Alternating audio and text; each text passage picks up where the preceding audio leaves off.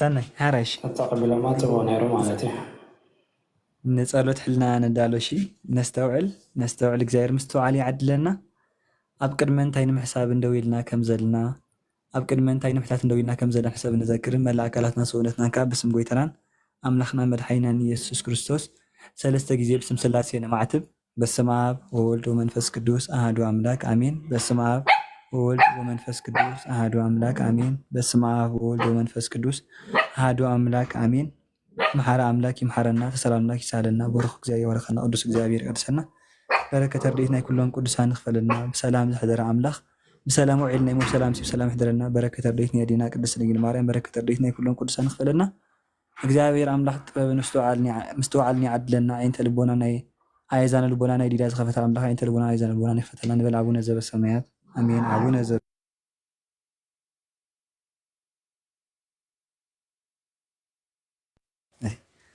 አቡነ ዘበሰማያት ይትቀደስ ስምከ ትምጻእ መንግሥትከ ወይኩን ፈቃድከ በከመ በሰማይ ከማሁ በምድር ሲሳየን ዘለለዕለትነ ሀበነ ዮም ህድግ ለነ አበሳነ ወጀጋየነ ከመ ንሕነኒ ንህድግ ለዘአበሰ ለነ ኢታብአነ እግዚኦ ውስተ መንሱት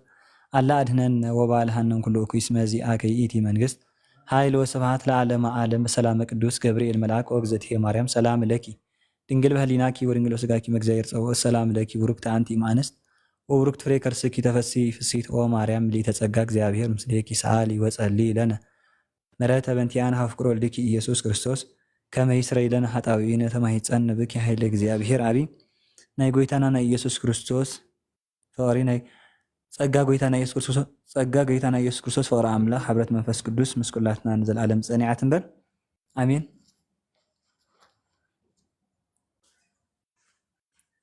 የቆማችሁ ተቀመጡ ነው።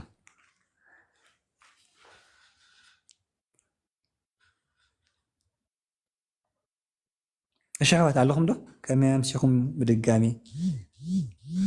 ሰላም ናይ እግዚአብሔር አምላኽ ምስ ኩላትኩም ይኹን። ከመይ ኣምሲኹም ቋዕ ሰላም መጻኹም ስማዕ ኣሎ ሕዋት እግዚአብሔር ይመስገን ይስማዕ ኣሎ ዲያቆን ሀይና እግዚአብሔር ጸሎት ቅዱሳን ተቀበለ ጸሎትና ይቀበለልና አሜን አሜን። ቋዕ ሰላም መጻኹም ቋዕ ሰላም አራኸበልና አሜን አሜን። ቋዕ ሰላም ጸናሕኩም ቋዕ ሰላም አራኽበና እግዚአብሔር አምላኽ ትምህርትና ባሪኽን ቀዲስን ካብ ሰላም ክንፍጽምና ተሰናይን ቅዱስን ፍቃድ ይኹነልና። ምናልባት ምስጢረ ጥምቀት ዝሓለፈ ሰሙን ስለዝተምሃርና ሕቶ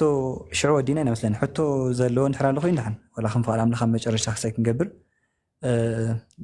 ቀጻሊ ሰሙን ካብ ብዛዕባ ምስጢረ ቁርባን ክንርአ ማለት እዩ። ስለዚ ከም ፍቃድ አምላኽ ክንጅምር ኢና። ምናልባት ኣነ ካብ ጀመርኩ ድሓን ኣነ ክቐጽለልኩም ማለት እዩ። በስመ አብ ወወልድ ወመንፈስ ቅዱስ አሐዱ አምላክ ብድጋሚ ናይ ክርስቶስ ጸጋን ሰላም ምስ ኩላትኩም ይኹን። ከመይ ቀኒኹም ኣሕዋት ኣሓት ኣብ ላዕሊ ብታሕቲ ዘለኹም ኩላትኩም ማለት እዩ ህዝበ ክርስቲያን ብእግዚአብሔር ፍጹም ሰላም ከመይ ቀኒኹም አሜን። እግዚአብሔር አምላኽ ብሰላም ስለዘረኸበና ክብሪ ምስጋና ንዕኡ ይኹኖ። ምናልባት ቀዳሚ ሰንበት ያው ግዜ ሕሊፍና ክኸውን ንኽእል ናይ ዕረፍቲ ንበል ድሓን ናይ ዕረፍቲ እኳ ይበሃለኒ ግን ብሓፈሻ ቀዳሚ ሰንበትን ኣብ ቤተ እግዚአብሔር ወይ ኣብ ቤተ ክርስቲያን ክንህሉ ስለዝግባአና ያው ኣብ ቤተ ክርስቲያን ከይድኩም ቃል እግዚአብሔር ሰሚዕኩም ቅዳሴ ቀዲስኩም ምስ ክርስቶስ ሕብረት ጌርኩም ንኽትማት እታ ግዜ ንመንፈሳዊ ግዜ ክትህቦ ወይ ከዓ ቤተ ክርስቲያን ከይድኩም ምስ እግዚአብሔር ንኽትዛረብሉ ካብ ዝብል ሓሳብ እዩ ማለት እዩ። ኩላትና ያው ትምህርቲ ኣለና ኣገልግሎት ናይ ማሕበሮም ስለ ዘሎ ግዜን ቅዳሴ ኣሎ ናይ ጽጌ ግዜ ስለ ዝኾነ ካብ ማህሌት ጽጌ እውን ኣሎ ማለት እዩ። ናይ እመቤታችን ስደታ ንዝክረሉ ግዜ ስለ ዝኾነ ያው ናይ ብናይ ቦታትና ትምህርቲ ወይ ከዓ ብናይ ቅዱስ ያሬድካ ናይ ማህሌት ጽጌ ኣለና ማለት እዩ። ብዙሕ ዓይነት ኣገልግሎት ኣሎ ማለት እዩ። ስለዚ ቀዳም ሰንበትን ያው ንመንፈሳዊ ኣገልግሎት ክኸውን ተባሂሉ እዩ። ኣይንኣቱን ማለት ግን ኣይኮነን ዝሮ ዝሮ ክንኣቱ ንኽእልና ግን ዝያዳ ንዕኡ ክንህቦ ተግባራዊ ዝኾነ ክርስትና ሂወትና ክንነብረሉ ተባሂሉ እዩ ማለት እዩ። ጽቡቕ ዝኾነ ግዜያት ናይ ቀዳም ሰንበትን ሕሊፍኩም ክትኮኑ ተስፋ ንገብር ማለት እዩ። እግዚአብሔር አምላኽ ድማ ነዚ ዕለት እዚ ብሰላም ስለዘረኸበና ብድጋሚ ስሙ ዝኸበረን ዝተመስገነን ይኹን። ምናልባት ዝሓለፈ ሰሙን ምስጢረ ጥምቀት ኢልና ካብ ትርጉማት እዩ ጥምቀት ማለት እንታይ ምዃኑ ትርጉም ወይ ከዓ ባፕቲዝም ወይ ከዓ ባፕታይዝድ ዝብል ትርጉም እንታይ ምዃኑ ካብኡ ጀሚርና ብብሉይ ኪዳን ጥምቀት ከመይ ከም ዝነበረ ብሓድሽ ኪዳን ጥምቀት እንታይ መስል ከም ዝነበረ ናይ ጥምቀት ጥቕምታቱ እንታይ ምዃኑ ርኢና ተመሊስና ከዓ በቦታት ማለት እዩ ናይ ቦታት ትምህርቲ ኸ ስለ ጥምቀት እንታይ ይመስል ርኢና ነርና ከም ፍቃድ እግዚአብሔር ማለት ብጣዕሚ ሰፊሕ ዝኾነ ግዜ ሂብና ማለት እዩ። ኣብ መጨረሻው ናይ ህፃናት ጥምቀት ርኢና ነርና ከም ፍቃድ አምላኽ ያው በታ ዘላትና ድኽምቲ ዓቕሚ ወይ ከዓ በቲ ዘለና ድኹም ዝኾነ ኣእምሮ ወይ ከዓ ትሑት ዝኾነ ዓቕምን ፍልጠትን ኣቦታትና ዝመሃሮ ቤተክርስትያን ዘፅንሓትና ትምህርቲ ብንእሽተይ ንምትሕልላፍ ወይ ከዓኒ ኣብ ኮልና ይህን መቸም ኣብዚ ያው ኩላትና ተምሃሮ ኢና ማለት እዩ እና ብናይ ተምሃሮ ደረጃ ወይ ከዓ ከም ክርስቲያን ኩላትና ከም ጀመርቲ ክርስቲያን መጠን ንእሽተይ ነገር ሓሳባት ጨቢጥና ክንከውን ወይ ከዓ እንደ ንፈልጦ ነበርና ሓድሽ ነገራት ፈሊጥና ክንከውን ወይ ከዓኒ ዘይሓዝናዮ ነበርና ትምህርቲ ይኹን ጥቕስታት ሒዝና ክንከውን ተስፋ እንዳገበርኩ ማለት እዩ ያው ያእኽሎ ኢልና ሓደ ሰሙን ግዜ ስለ ዝሃብና ኢሎም ዓንቲኻ ምስጢረ ቁርባን ማለት እዩ ክንርኢና ከም ፍቓድ ኣምላኽና ብዝሓለፈ ግዜኦም እንታይ ኢልና ነርና ዓበይቲ ዝኾኑ ናይ ቤተክርስትያን ትምህርትታት ዝበሃሉ ክልተ ነገራት ወይ ከዓ ክልተ ፒላር ኣለዉ ኢልና ወይ ከዓ ክልተ ኣዕኑድ ኣለዉ እሶም ከዓ ኣፖስቶሊክ ትራዲሽን ኣፖስቶሊክ ሳክሴሽን ዝብሉ ናይ ሃዋርያት ትምህርትን የሃዋርያዊ ክህነት ወይ ከዓ ናይ ሃዋርያት ቅብብል ናይ ክህነት ሰንሰለት ወይ ከዓ ሃዋርያዊ ቅብብል ዝበሃል ነገራት ኢና ነርና ካብ ኣፖስቶሊክ ትራዲሽን ከዓኒ ወይ ከዓ ናይ ሃዋርያት ትምህርቲ ካብ ዝበሃል ከዓኒ ጥምቀትን ቁርባን ከዓ መሰረታዊ ነገር እዩ ጥምቀትን ቁርባን ናይ ክርስትና መሰረት እዩ ማለት እዩ ሰብ እዚ ክሳዕ ዝኣመነ ድሕነት የብሉ ማለት እዩ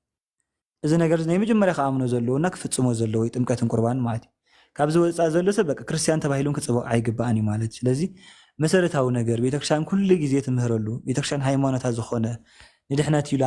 እትሰብከሉ ትምህረሉ እትፍፅሞ ኣገልግሎት ሳክራመንታል ሚስትሪ ወይ ከዓ ቅዱስ ምስጢር ወይ ከዓ ቅዱስ ጥምቀት ማለት እዩ ያው ቅዱስ ቁርባን ከምኡ ማለት እዩ ስለዚ እዚ ትምህርቲ እዚ ክንፈልጦ ኣለና በቃ ናይ ዕለታዊ ትምህርቲ ዕለታዊ ንደግሞ ዕለታዊ ንመሃሮ ኩሉ ግዜ ብልብና ክኸውን ዝግባእ እዩ ማለት እዩ ብጥምቀት ክርስቶስ ንወሃሃደሉ ኣብ ናይ ክርስቲያን ሕብረት ሓደ ንኾነሉ ኣካል ናይ ክርስቶስ ንኾነሉ እዩ ስጋዊ ደሙ ከዓኒ በቃ ምስ ክርስቶስ ንነብረሉ እዩ ማለት እዩ ክርስቶስ ኣባና ክነብር ተኮይኑ ብቅዱስ ስጉን ብክቡር ደሙን እዩ ማለት እዩ በቃ ኪዳን ሓድሽ ኪዳን እዚ ሓድሽ ኪዳን ተመስረተ ብናይ ክርስቶስ ስጋን ደምን ክሳዕ ዝኾነ ኪዳኑ በዚ ይፀንዕ ማለት እዩ ስለዚ ክልተ ምስጢራት ኣገዳሲ ስለ ዝኾነ ክንፈልጦ ኣለና በቃ ደጋጊምና ተማሂርና እውን ክንፈልጦ ኣለና ብነቢያት ብሃዋርያት እግን ብናይ ኣቦታት ትምህርቲ እንታይ ተባሂሉ ወይ ከዓ ኣቦታት ከእንታይ ሰሚኹም ዝብል ሓሳብ ክንርኢ ይግባኣና ካብ ዝብል ማለት ስለዚ ስለ ምስጢረ ጥምቀት ያው ልዕሊ ሳምንት ዝኸውን ወላ እኳ ተዘይተወደእ ግን ብዙሕ ግዜ ሂብና ክሰጊርና ኢና ማለት እዩ ያው ሓደ መሰረት ይሱ ሎማዓንትኻ ካልኣይ መሰረት ክንተክል ኢና ማለት እዩ እስኻ ምስጢረ ቁርባን ዝብል እዩ ኣርእስቱ ስለተፃሒፉ ዘሎ ያው ግልፂ ይመስል ሓሳብ ድሓርካ ኣሕዋት ክውስኽሉ እዮም ሓሳብ ማለት እዩ ስለ ምስጢረ ቁርባን ክንጅምር ማለት እዩ ያው ከም ትፈልጥዎ ያው ቅዱስ ቁርባን ይብላ ኣሎ ቅዱስ ማለት ፍሉይ ማለት እዩ ቀደሰ ኣመሰገነ ፈለየ ኣኽበረ ኣንፅሀ ኣኽበረ ስለ ዝብል ወይ ከዓ ኣንፅሀ ስለ ዝብል ንሓደ ነገር ክፍለ ከሎ ወይ ከዓ ንሓደ ነገር ኣኽቢርና ክንሕዞ ከለና ወይ ከዓ ንሓደ ነገር ንዝተፈለየ ዕላማ ክንጥቀመሉ ከለና ወይ ክንሰርሓሉ ከለና ቅዱስ ዝብል ቃል ይዋህቦ ማለት እዩ ለምሳሌ ቅዱስ ብዙሕ ዓይነት ዘርፍ ኣሎ ቅዱስ ንወዲ ክኸውን ከሎ ቅድስቲ ከዓ ንሰበይቲ ማለት እዩ እና ቅዱስ ማለት ፍሉይ ማለት እዩ ፍሉይ ንፁህ ክቡር ማለት እዩ እና ቅዱስ ቁርባን ፍሉይ ዝገብሮ እንታይ እንድሕዳ ኢልና ኮይንና ቅዱስ ቁርባን ናይ ጎይታ ስጋ እንደምን ስለ ዝኾነ ፍሉይ ማለት እዩ ምናልባት ኣብ ብሉይ ኪዳን ድሕሪ ኢኹም ኮንኩም መስዋዕትታት ነይሩ ናይ እንስሳት መስዋዕቲ ነይሩ ናይ እኽሊ መስዋዕቲ ነይሩ ናይ ወይኒ ናይ ቁርባን መስዋዕቲ ነይሩ ናይ ስርየት ሓጢኣት መስዋዕቲ ብዙሕ ዓይነት መስዋዕቲ ነይሩ ብሉይ ኪዳን ማለት እዩ እዚ ኩሉ መስዋዕቲ ተቐሊሉ ዝተረኸበ ሓድሽ ኪዳን ግን ክርስቶስ እዩ ማለት እዩ ለልዩ ሰዋኢ ወለልዩ መስዋዕት ከም ዝበለ ቅዱስ ያሬድ ማለት እዩ ክርስቶስ ናይ ሓድሽ ኪዳን ኩሉ ነገር ጠቕሊልዎ እዩ ማለት እዩ ኣብ ብሉይ ኪዳን ሰለስተ ነገራት ነይሩ ማለት እዩ ኩሉ ሻዕ ልቢ ክንብሎ ዝግባኣና ስለ ምስጢረ ቁርባን ክንሓስቦ ዝግባኣና ብሉይ ኪዳን ድሕሪ ኢኹም ኮንኩም ኣብ ብሉይ ኪዳን ሰለስተ ኣካላት ነይሩ ማለት እዩ ናይ መጀመርያ መስዋዕቲ ካህን ነይሩ ማለት እዩ ወይ ከዓ መስዋዕቲ ዘቕርብ ስርየት ዘቕርብ ናብ እግዚኣብሔር ጸሎት ዝገብር ወይ ከዓ መስዋዕቲ ናብ እግዚኣብሔር ዘቕርብ ካህን ኣሎ ሊቀ ካህን ማለት እዩ ብዓመት ሓንሳይ መስዋዕቲ ዘቕርብ ስለዚ ካህን ኣሎ ማለት እዩ ካልኣይ ሓጢኣት ዝሰርሕ ኣካል ኣሎ ሳልሳይ ከዓ ስለ ሓጢኣት ዝቐርብ መስዋዕቲ ኣሎ ማለት እዩ ለምሳሌ ሓደ ሰብ ሓጢኣት እንድሕር ሰሪሑ ካብ እንስሳት ለምሳሌ በጊዕ ሒዙ ይኸይድ ናብ ቤተ መቅደስ በጊዕ ሒዙ ይኸይድ ስለ ሓጢኣቱ ማለት እዩ ከዛ እቲ ካህን እንታይ ይገብር ነቲ በጊዕ ተቐቢሉ መጀመርያ ኢዱ ኣብ ርእሲ እቲ ሰብ ወይ ካብቲ ሓጢኣት ሰሪሑ ይመፅእ ዘሎ ሰብ ኢዱ ኣንቢሩ ይፅልየሉ ማለት እዩ ብኣእምሮ ትወድ ጸሎት ይገብረሉ ማለት እዩ ጸሎት ምስ ገበረሉ ሽዑ ኢዱ ከዓ መሊሱ ካብቲ ሰብ ናብቲ በጊዕ የቐምጦ ማለት እዩ ኣብ ልዕሊ በጊዕ ጌርካ እንታይ ይገብር ጸሎት ይገብር ማለት እዩ ኣብ ልዕሊ በጊዕ ኮይኑ ጸሎት ይገብር ማለት እዩ ሽዑ እንታይ ይኾን ካብቲ ሰብቲ ሓጢኣት ናብቲ በጊዕ ይሓልፍ ማለት እዩ ኣብ ክንዲ ሰብ ሽዑ እቲ በጊዕ ይሕረድ ማለት እዩ እና ሰለስተ ኣካላት ኣለዎ ካህን ኣሎ መስዋዕቱ ዝሕደገሉ መስዋዕቱ ዝስረየሉ ሰብ ኣሎ ወይ ከዓ መስዋዕቱ ዝነፅሓሉ ሰብ ኣሎ መስዋዕቲ ዝኸውን ከዓ በጊዕ ኣሎ ማለት እዩ ሰለስተ ኣካላት ክህልውዎ ኣብ ብሉይ ኪዳን መስዋዕቲ እንድሕር ዳኣ ክፍፀም ኮይኑ ማለት እዩ ዝገርመኩም ከዓ እቲ ካህን ጸሎት ዝገብር ከሎ ኢዱ ዘርጊሑ ጸሎት ዝገብር ናብ ሰማያት ኢዱ ዘርጊሑ ብትእምርተ መስቀል ኣምሳል ኢዱ ዘርጊሑ ጸሎት ዝገብር ማለት እዩ ብከምዚ ዓይነት ስርየት ይፍፀም ነይሩ ብሉይ ኪዳን ማለት እዩ ልክዕ እዛ መንገዲ እዚኣ ካብ ሓድሽ ኪዳን ክትመፅእ ኣለዋ ምክንያቱ ብሉይ ናይ ሓድሽ ፀላሎት ወይ ከዓኒ ኣምሳል መርገብ ስለዝኾነ ወይ ከዓ ምሳሌ ስለዝኾነ ብሉይ ምሳሌ እንድሕር ኮይኑ ኣማናዊ ኣካል ከዓ ሓድሽ ኪዳን እዩ ማለት ስለዚ ናይ ብሉይ ኪዳን ምሳሌ ብሙሉእ ክፍፀም ክትርጎም ስለ ዘለዎ ክርስቶስ ከዓ ፈፃሚ ሕጊ እዩ ማለት እዩ ክርስቶስ ፈፃሚ ሕጊ መፅሓፋውን ሕጊ ጠባያዊ እንዳፈፀመ ዓብዩ ክርስቶስ ማለት እዩ ሕጊ ጠባያዊ ዝበሃል በብንእሽተይ ምዕባይ ማለት እዩ በብህቅ ልህቀ ሓቂ መፅሓፍ ቅዱስ በብህቅ ልህቀ እንዘይትእዘዝ ለኣዝማዲሁ ወለይእቲ እሙ እንተይእቲ እሙም ይብል ማለት እዩ ክርስቶስ በብቁርተይ ዓበየ ዝብለና ማለት እዩ ብሓንሳብ ወዲ 30 ዓመት ክኸውን ኣይበለን 1 ዓመት 2 ዓመት እንዳበለ እዩ ዓብይ ክርስቶስ ማለት እዩ በብንእሽተይ በብህቅ ዝብሎ ዘሎ በብንእሽተይ ዓብይ ክርስቶስ ማለት እዩ እዚ ሕጊ ጠባያዊ በሃል ክርስቶስ ሕጊ ጠባያዊ እንዳፈፀመ ዓብይ ማለት እዩ ልክዕ ግእዘ ህፃናት ከም ህፃናት ክውለድ ከሎ እንዳበኸይድ ክርስቶስ ተወሊዱ ልክዕ ከም ህፃናት ማለት እዩ ምክንያቱ ፍፁም ሰብ ስለዝኾነ ማለት ስለዚ ሕጊ ጠባያዊ ፈፂሙ ዓብይ ሕጊ መፅሓፋዊ ዝተባሃለ ከዓኒ ብሻምናይ መዓልቲ ቤተ ግዝረት መኻዲ በርባዓ መዓልቲ ካ ቤተ መቅደስ ኬድካ መስዋእቲ እጉለ ርግብና ዘውገማ ይነቅ ናይ እንስሳታት ናይ ኣዕዋፍ መስዋእቲ ምቕራብ ፈፂሙ ማለት እዩ ኣብ 12 ዓመቱ ካ ቤተ መቅደስ ከይዱ ማለት እዩ እዚ ሕጊ መፅሓፋዊ ይበሃል ስለዚ ክርስቶስ ሕጊ ጠባያውን ሕጊ መፅሓፋዊ እንዳፈፀመ ይኸይዱ ማለት እዩ እነና ምንታይ ክመልሰኩም ኢለ ክርስቶስ ፈፃሚ ሕጊ እዩ እንጂ ክርስቶስ ሰዓሪ ሕጊ ይኮነን ሰዓሪ ሕጊ ይኮነን ክርስቶስ ፈፃሚ ሕጊ እዩ ኩሉ ነገር ፈፂሙ እዩ ኣፅኒዕዎ ማለት እዩ ኦሪት ተፈፂመ ኦሪት ለተፈፀመት ሓድሽ ኪዳን ሰሪዕልና ማለት እዩ ክርስቶስ ዘይፈፀሙ ሕጊ የለ ማለት እዩ ኩሉ ናይ ኦሪት ሕጊ ፈፂሞ እዩ ማለት እዩ እዚ ፈፃሚ ሕጊ ስለ ዝኾነ ክርስቶስ ናይ ብሉይ ኪዳን ዘሎ ብምሳሌ ከዓ ብምሉእ ንክርስቶስ ዝወስድ ወይ ከዓ ናብ ክርስቶስ ስለ ዝወስድ ብክርስቶስ ፍፃሜ ረኺቡ ብሙሉእ ናይ ብሉይ ኪዳን ንባብ ተሪእኽሞ ብክርስቶስ ወይ ከዓ ብቤተ ክርስቲያን ክትርጉሞ ተዘይኪልና ምንም ትርጉም ኣይህብን እዩ ሚኒንግለስ እዩ ዝኸውን ማለት ብሙሉእ ዝትርጉም ብሙሉእ ናይ ብሉይ ኪዳን ናይ ጦርነት በልዎ ናይ መቕታል በልዎ ናይ ምጥፋእ በልዎ ናይ ዕንወት ብሙሉእ እቲ ዘስካሕክሕ ነገራት ብዘይ ክርስቶስ ወይ ከዓ ብዘይ ቤተ ክርስቲያን ትርጉም ክህልዎ ተዘይክኢሉ በቃ ሕማቕ ታሪክ ክኸውን ናይ ብሉይ ኪዳን ታሪክ ማለት እዩ ግን ብሙሉእ ታሪክ ናብ ክርስቶስ እዩ ትርጉም ማለት እዩ ናብ ክርስቶስ ናብ ቤተ ክርስቲያን ናብ ድንግል ማርያም ስለ ዝትርጎም ማለት እዩ ሓሳቡ እናንተ ክብል እዚ ታሪክ ክነገርኩም ኣብ ቀዳማ ኣቢለ ናይ ስርየት ሓጢኣት ብሓድሽ ኪዳን ክፍፀም ነይርዎ ማለት እዩ ስለዚ ክርስቶስ ክፍፅሞ ከሎ ግን እንታይ ገይሩ ንሰለስቲኡ በዓል ፈፂሞ ማለት እዩ ናይ ብሉይ ኪዳን እንታይ ኢልና ሊቀ ካህን ነይሩ ከም ዝበልና ክርስቶስ ሊቀ ካህንና እዩ ማለት እዩ ሊቀ ካህንና ክርስቶስ እዩ ስለ ዝብል ማለት ስለዚ ናይ ብሉይ ኪዳን ሊቀ ካህን ክርስቶስ ከም ዝኾነ ናይ ብሉይ ኪዳን ሊቀ ካህን መስዋዕት የቅርብ ከም ዝነበረ ክርስቶስ ካኒ ሓድሽ ኪዳን ሊቀ ካህን እዩ ማለት እዩ ሊቀ ካህን እዩ ወይ ከዓ ሜድያተር መካከለኛ ወይ ከዓ ማእኸላዊ ክንብሎ ንኽእል ኢና ማለት ስለዚ ናይ ሓድሽ ኪዳን ሊቀ ካህን ክርስቶስ እዩ ማለት እዩ ኣብ መንጎ እግዚኣብሔርን ኣብ መንጎ ሰብን ኮይኑ ዝመፀ ክርስቶስ እዩ ማለት እዩ ስለዚ ሊቀ ካህን መን እንተኢልና ክርስቶስ እዩ ማለት እዩ ስለዚ እታ ናይ ሊቀ ካህን ሓንቲ ስራሕ ክርስቶስ ሒዝዋ ማለት እዩ ካልኣይ ስራሕ እንታይ ነይሩ ሓጢአተኛ ሰብ ነይሩ ሓቂ ምሽ እቲ ሓጢአት ገይሩ በጊዕ ሒዙ ዝመፅእ ሰብ ነይሩ ማለት እዩ ናይቲ ሓጢአተኛ ከዓ ንባዕሉ ወኪሉ ዝመፅእ ከዓ ክርስቶስ እዩ ማለት እዩ ክርስቶስ ኣብ ክንዲ ኩላትና ሓጢአተኛ ስለ ዝኾነ ወይ ከዓ ናይ ኩላትና ሓጢአት ኣብ ዝባኑ ስለ ዝተሰከመ እቲ መስዋዕቲ ሒዙ ሓጢአት ክስረየሉ ዝመፅእ ዝነበረ ሰብ ከዓ ክርስቶስ ወኪልዎ ማለት እዩ ማለት ናይ ዓርቢ ውዳሴ ማርያም እንታይ ዝብል ዘዚኣነ ሞተ ነስአ ሂወተ ወሃበነ ዘሎቱ ክብሪ ወስብሃት ክርስቶስ ይብል ክርስቶስ ናትና ሞት ወሲዱ ናቱ ሂወት ይብልና ይብል ማለት ቅዱስ ኤፍሬም ኣብ ናይ ዓርቢ ውዳሴ ማርያም ክርስቶስ ናትና ሞት ወሲዱ ናቱ ሂወት ይብልና ክርስቶስ ናትና መከራ ወሲዱ ናቱ ዕረፍቲ ይብልና ክርስቶስ ናትና ምጥማይ ናትና ምፅባቅ ወሲዱ ናቱ ዕረፍትን ናቱ ፅጋብን ይብልና ማለት እዩ ስለዚ ኩሉ ናትና ነገራት ወሲድልና እዩ ክርስቶስ ማለት እዩ ስለዚ እቲ ሊቀ ካህን ዝበልና ክርስቶስ እዩ እቲ ሓጢአት ዝሕደገሉ እውን መን ኮይኑ መፅኡ ማለት እዩ ክርስቶስ ኮይኑ መፅኡ እቲ ሓጢአት ናይ ኩላትና ዝሽከም ሓጢአተኛ ኮይኑ ክርስቶስ መፅኡ ማለት እዩ እቲ ሳልሳይ ከዓ መስዋዕቲ እዩ ማለት እዩ ዝስዋዕ በጊዕ ከዓ ነይሩ እቲ ዝስዋዕ በጊዕ እውን ንሱ ኮይኑ ክርስቶስ መፅኡ ማለት እዩ ቅዱስ ዮሃንስ መጥምቕ እንታይ ይብል ዮሃንስ ወንጌል ምዕራፍ 1 ክርስቶስ ብርሑቕ ክመፅእ ከሎ ምስ ራእየ እንታይ ኢልዎ ነዋ በጉ ለእግዚአብሔር ዘይኣትት ወያስየስል ሓጢአት ዓለም እንሆ ገንሸል ኣምላኽ ወይ ከዓ እንሆ ሓጢአት ናይ ዓለም ዘርሕቕ ገንሸል በጊዕ ኣምላኽ ኢልዎ ማለት እዩ ክርስቶስ ሓጢአት ዓለም ዘርሕቕ ገንሸል ተባሂሉ ማለት እዩ ራእይ ዮሃንስን ከምኡ ዝተሓርደ በጊዕ ኣብ ዝፋን ተቐሚጡ ረኣኹ ብል ማለት እዩ ራእይ ዮሃንስ ምዕራፍ 9 ተሪኹም እቲ ተሓርደ በጊዕ ብሎ ተሓርደ በጊዕ ተባሂሉ ዘሎ ክርስቶስ እዩ ማለት እዩ ስለዚ ክርስቶስ ሰለስቲኡ ሸፊኖ ማለት እዩ ባዕሉ ካህን ኮይኑ ባዕሉ መስዋዕቲ ኮይኑ ባዕሉ ከዓ እንታይ ኮይኑ ተቐባሊ መስዋዕቲ ኮይኑ ማለት እዩ ልክዕ ለሊሁ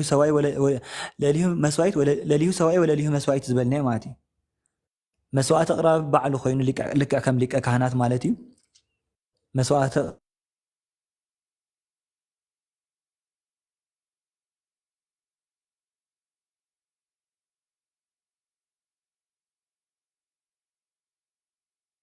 ቅራብ ሞተ ዘዕረገኻ ክርስቶስ እዩ እግዚኣብሔር ኮይኑ መስዋዕቱ ዝተቐበለኻ ክርስቶስ እዩ ማለት እዩ ንሱ እንታይ ገይርልና መስዋዕትና ተቐቢልልና ወይ ከዓኒ ተዘቕረብናዮ ነገር ኣብ ቅድሚ እግዚኣብሔር ቅቡል ንክኸውን መስዋዕትና ዝገበረልና ንሱ እዩ ግን መስዋዕት ዝተቐበሉ ከዓ ንሱ እዩ ማለት እዩ ብዙሕ ግዜ እንታይ ክብል ንሰምዕ ካባና ወፃእ ዘሎ ካብ ክርስትና ወፃእ ዘሎ ክርስቶስ መስዋዕቱ ናብ ኣብ ይቕሪቡ ዝብሉ ኣለዉ ማለት እዩ እዚ ግን ስሕተት እዩ ናብ ኣብ ጥራይ ኮነ ኣቕሪቡ ማለት ልክዕ ኣብ እግዚኣብሔር ስለ ዝኾነ ናብ ኣብ ጭምር ይቕሪቡ ግን መስዋዕቱ ዝቐረበ ግን ናብ እግዚኣብሔር እዩ እግዚኣብሔር ክንብል ከለና ኣብ ወልዲ መንፈስ ቅዱስ ማለት እዩ እንተዮም ዝብሉ ቦታትና አንሰ እብል እግዚአብሔር በእንተ አብ ወወልድ ወመንፈስ ቅዱስ አነስ እግዚአብሔር ክብል ከለኹ ስለ አብ ስለ ወልድ ስለ መንፈስ ቅዱስ ይብል ማለት ምናልባት መጽሐፍ ቅዱስ ሓስኩም ካልኣይ ቆሮንጦስ ምዕራፍ 5 ካብ 16 ተውፅእሉ ትኽእሉ ትኾንኩም ማለት እዩ ከም ፋድ ኣምላክ ክንሪኣ ሙሳ ኣነ ሾ ነዞም ብሩኻት ኣሕዋት ትምህርቲ ክገድፈሎም ማለት እዩ ዝሓዘ መጽሐፍ ቅዱስ ዝሕግዘኒ ኣነ ሒዘልካ ኣለኹ መርጌታ እሺ ካልኣይ ቆሮንጦስ 5 ካብ 16 ሓና ንብበልና ምናልባት እሱ ጥቕስክሳዕ ዘወፀልና ማለት እዩ እንታይ ብሓፈሻ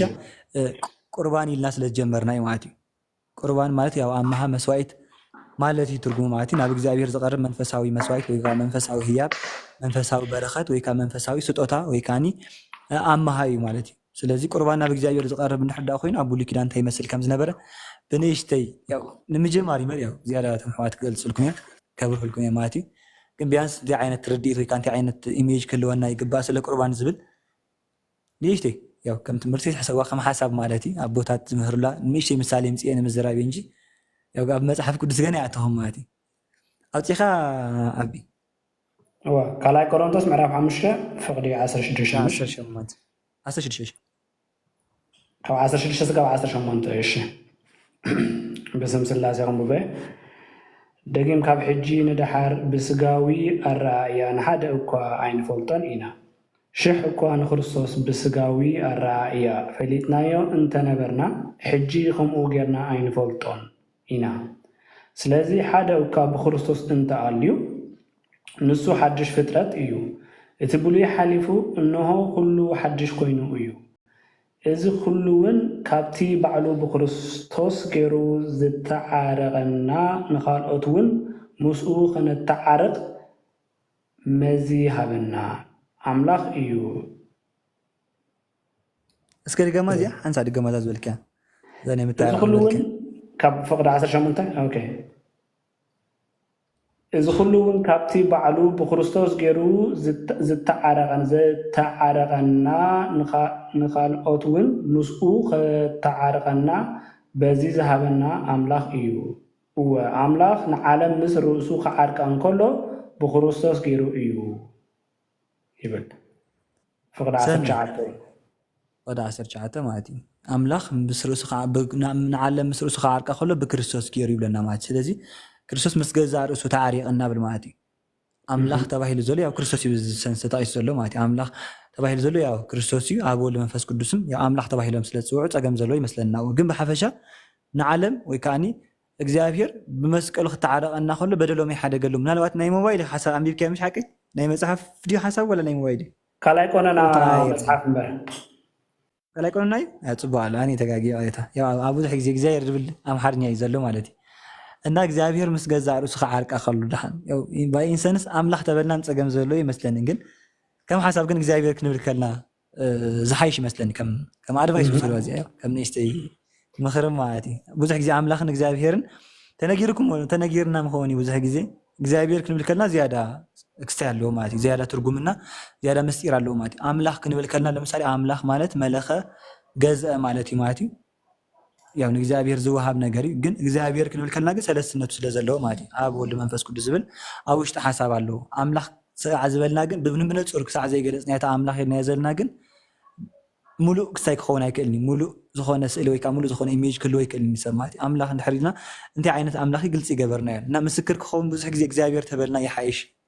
ዝብል ናይ ቦታት ሓሳብ ኣሎ እግዚኣብሔር ክኸውን ከሎ ናይ ኣብ ናይ ወልድ ናይ መንፈስ ቅዱስን ብውሽጡ ስለ ዘለዎ ዝያዳ እግዚኣብሔርነቱ ወይ ከዓ ናይ እግዚኣብሔር ኩሉ ከኣልነቱና ሰለስትነቱን ሓድነቱን ዝገልፅ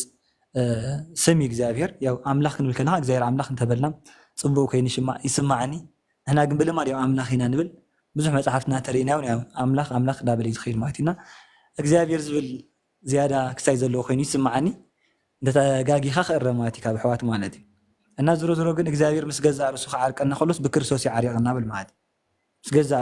ርሱ ባይል ዘሎ እግዚአብሔር እሱ ማለት እዩ ስለዚ ምስ ገዛ ርሱ ከዓርቀና ከሎ ብመንጌሪ ብክርስቶስ ገይሩ ዓሪቅና ማለት እዩ ስለዚ ክርስቶስ መስዋዕቱ ዘቕረቦ ናብ እግዚአብሔር ማለት እግዚአብሔር ማለት ከአብ ወልድ መንፈስ ቅዱስ ማለት እዩ በሌላ ባህላ መስዋዕቱ ዘቕረበ ባዕሉ ክርስቶስ ክኾን ከሎ መስዋዕቱ ተቐቢሉ ከዓኒ ስርየት ሓጢአት ዝሃበ ወይ ከዓ ድሕነት ዝሃበ ንዓለምካ ባዕሉ ክርስቶስ እዩ ማለት እዩ ምክንያቱ ክርስቶስ እግዚአብሔር ስለ ዝኾነ ማለት እዩ ክርስቶስ እግዚአብሔር ስለ ዝኾነ መስዋዕቱ ዝተቐበለ ባዕሉ እዩ መስዋዕቲ ዘቕረበን ባዕሉ ክርስቶስ እዩ መስዋዕቲ ዝኾነውን ባዕሉ እዩ ማለት እዩ ሰለስቲኡ ነገራት ክርስቶስ ፈፂሞ ማለት እዩ ስለዚ ናይ ሓድሽ ኪዳን ብጣዕሚ ዝገርም ነገር ኩሉ ነገር ብክርስቶስ ተፈፂሙ ማለት እዩ ሐዋርያ ቅዱስ ጳውሎስ ናፍቲ ጀማርን ደምዳምን ናይ እምነትና ዝኾነ ኢየሱስ ክርስቶስ ንጠምት ይብል ማለት እዩ ስለዚ መሰረትና ክርስቶስ እዩ ማለት እዩ ካብቲ ክርስቶስ ዝበለና ነገር ንየማን ኮነ ንፀጋም ክነብል ኣይንኽእልና ማለት እዩ ማንም ተመፀ ማለት እዩ ማንም ጳጳስ ይኹን ካህን ይኹን ዲያቆን ይኹን ወላ ዝኾነ ይኹን ናይ ሰማይ መልአኽ ሐዋርያ ቅዱስ ጳውሎስ ከምኡ እዩ ዝብል ማለት ንገላትያ ካብቲ ንሕና ሰበኽናልኩም ወንጌል ናይ ሰማይ መልአኽ እኳ መፂ እንተሰበኽልኩም ንሱ ውጉዝ ይኹን ብሎ ማለት እዩ ኣይመፅን እዩ ሚካኤል እኳ ተኾነ ገብርኤል እኳ ተኾነ ቅዱስ ሚካኤል ተኾነ ቅዱስ ገብርኤል እኳ ተኾነ ካብዚ ንሕና ሰበኽናልኩም ወንጌል ካልእ ወንጌል ኣይሰብኩልኩም እዮም ዳ እምበር እንተዳ ሰቢኸምልኩም ግን ንሶም ውጉዛት ይኹን ኢልዎ ማለት እዩ ስለዚ ወንጌልና መን እዩ ክርስቶስ እዩ ማለት እዩ ስለ ክርስቶስ ካብቲ ተሰበኸልና ካብቲ ዝተነገረና ነገር ወፃእ ዝመፅእ ንሕዳእ ኮይና ይንቕበለና ማለት እዩ ምክንያቱ ባዕሉ እግዚኣብሔር ስለ ዝገለፀልና ናይ ሓድሽ ኪዳን ፍሉይ ዝገብሮ ፍሉይ ምግላፅ ዘብሎ እንታይ እዩ ቃላዊ ጥራሕ ኣይኮነ ኣካላዊ ማለት እዩ ክርስቶስ ብኣካል እዩ ተገሊፅልና እንጂ በቃል ይኮነን ልክዕ ከምቲ ነቢያት ይቤ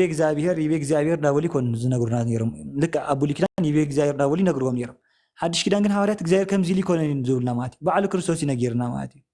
ምሳሌ ስለ ቁርባን ድሓር ክንመፅኦ ንኽእልና ማለት እዩ ስለ ቁርባን ክዛረብ ከሎ ክርስቶስ ተዛረቡ እዩ ማለት እዩ ማንም ፍጡርካ ክልውጦ ይክእልን እዚ ማለት እዩ ናይ ክርስቶስ ቃል ማለት እዩ ስጋይ ዝበልዐ ደመይ ሰትዩ ናይ ዘለኣለም ሂወት ኣለዎ ዝብል እዚ መለኮታዊ ቃል እዩ ማለት እዩ ናይ ፍጡር ቃል ክቀይሮ ዶ ይክእል ማለት እዩ ኣብ ክንዲ ክርስቶስ ኮይኑ ነዚ ሓሳብ ዝኽዕር ነዚ ሓሳብ ዝኽቀይር ዝኽእል የለን ማለት ስለዚ ናይ ሓድሽ ኪዳን መሰረትና ክርስቶስ እዩ ሐዋርያ ቅዱስ ጳውሎስ መኒሱ ኣብ ቀዳማይ ቆሮንጦስ እንድሕር ኢኹም ኮንኩም እንታይ ዝብል እቲ ንምህሮ ወንጌል ስውር እንድሕዳእ ኮይኑ ወይ ከዓ እቲ ንሰብኮ ወንጌል ክድኑ እንድሕዳእ ኮይኑ ኣብቶም ጠፍኡ ጥራሕ ዝተኸደነ ብል ማለት እዩ ናይ ቤተክርስትያን ትምህርታ ግልፂ እዩ ግልፂ ዝኸውን ግን ንመን እዩ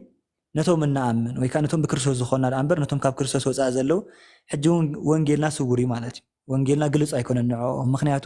እቲ ንሕና ንዛረቦ ትምህርቲ ወይ ከዓ እቲ ንሕና ንሰብኮ ስብከት ብክርስቶስ ወይ ከዓ እግዚኣብሔራዊ ዝኾነ ካብ ክርስቶስ ተቐበልናዮ ማለት እዩ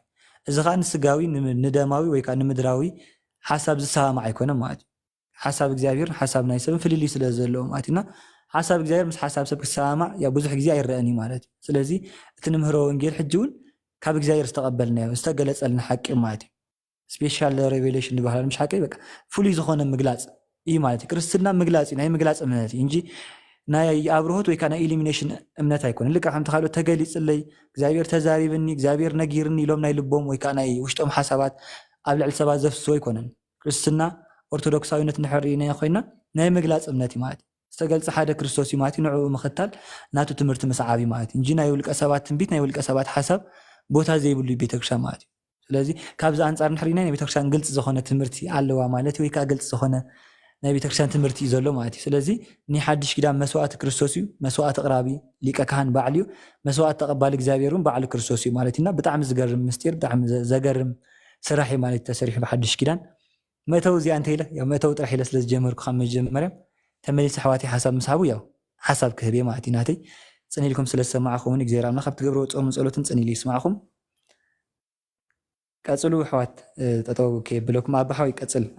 ክሳይ ግበሮም በዕላ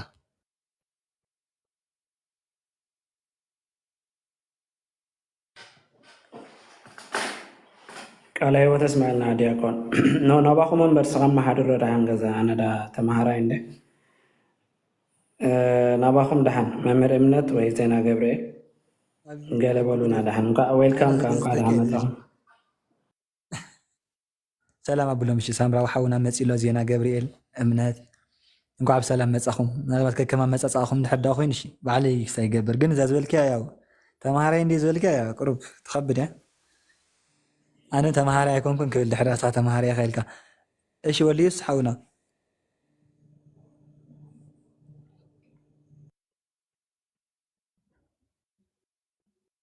ቀይሕ አይደል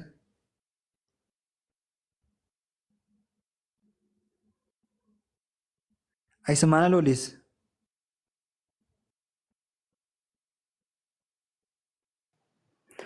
ይስማዕ ኣሎ እንስማዕ ኣሎ ሰላም كتزارب صنعك راغي تكون دياكون حوي نادي كم زراعة قياس هاي حسب تزاربكن عقل أنسي سمعكم أي تاسمع تزاربكن أنا لا أزارب على لوكس قاعد شجرك كويدي في اللسان أي تاسمع بموتات يطرح بارو مبر تاسمع ينبر أرى طرح سمع مدة ثماني شجري لين تعطون كتسلو لا تخمو كك كونكشن يشجرن لا نو أرى لما هلو ليك هلو تحتي ما مهرانا أنا بس قصلو از جزاز اللي تحتنا بك أولي تحتنا يبك ضايعكم داخل تخون بملاهم إيش بل زين حاولنا كتسلو الدحنش أو جوسي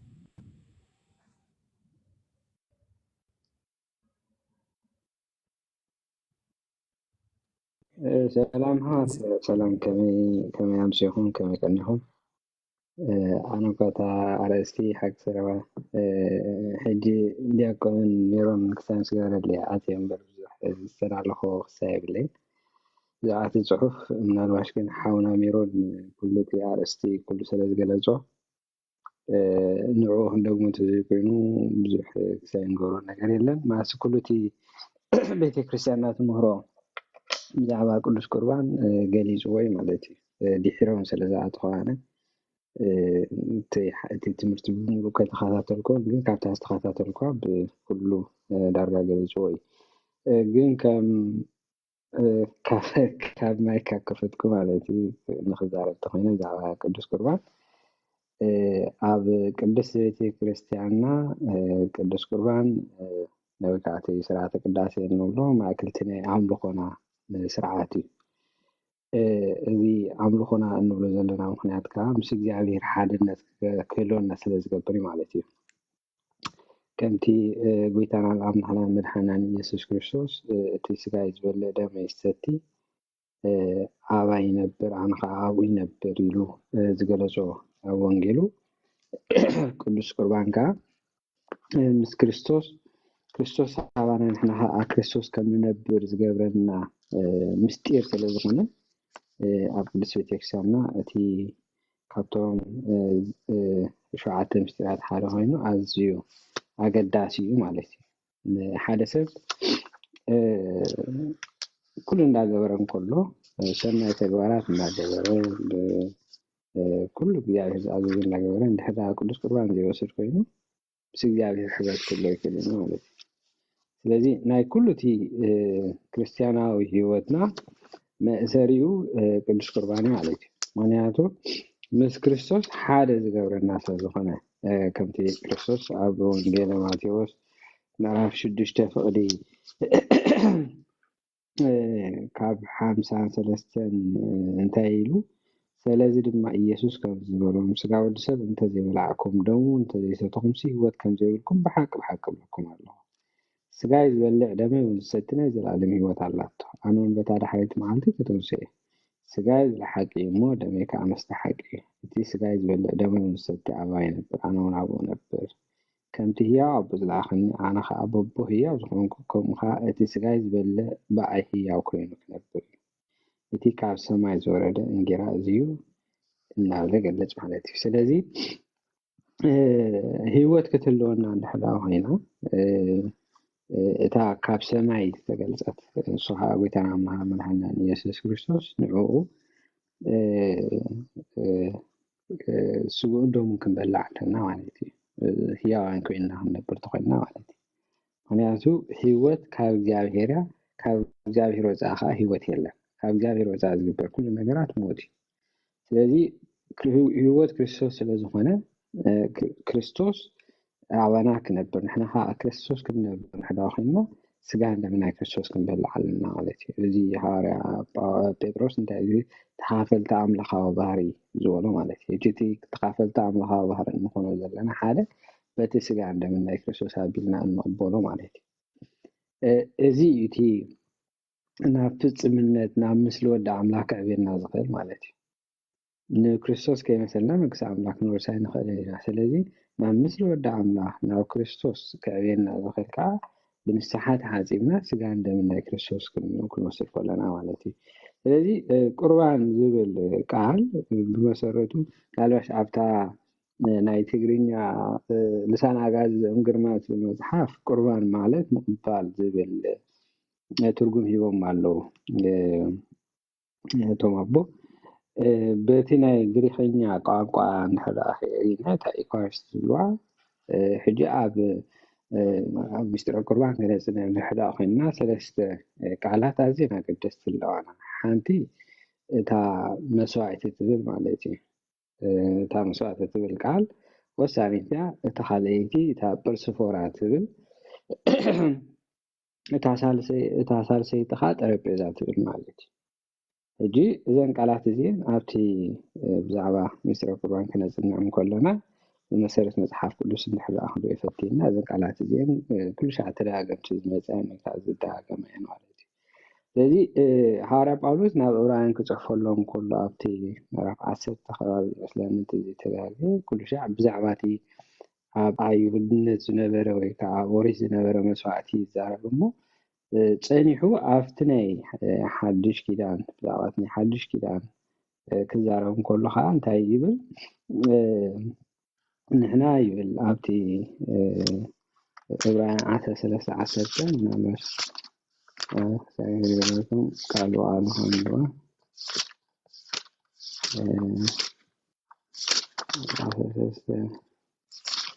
ዓሰርተ እንታይ ይብል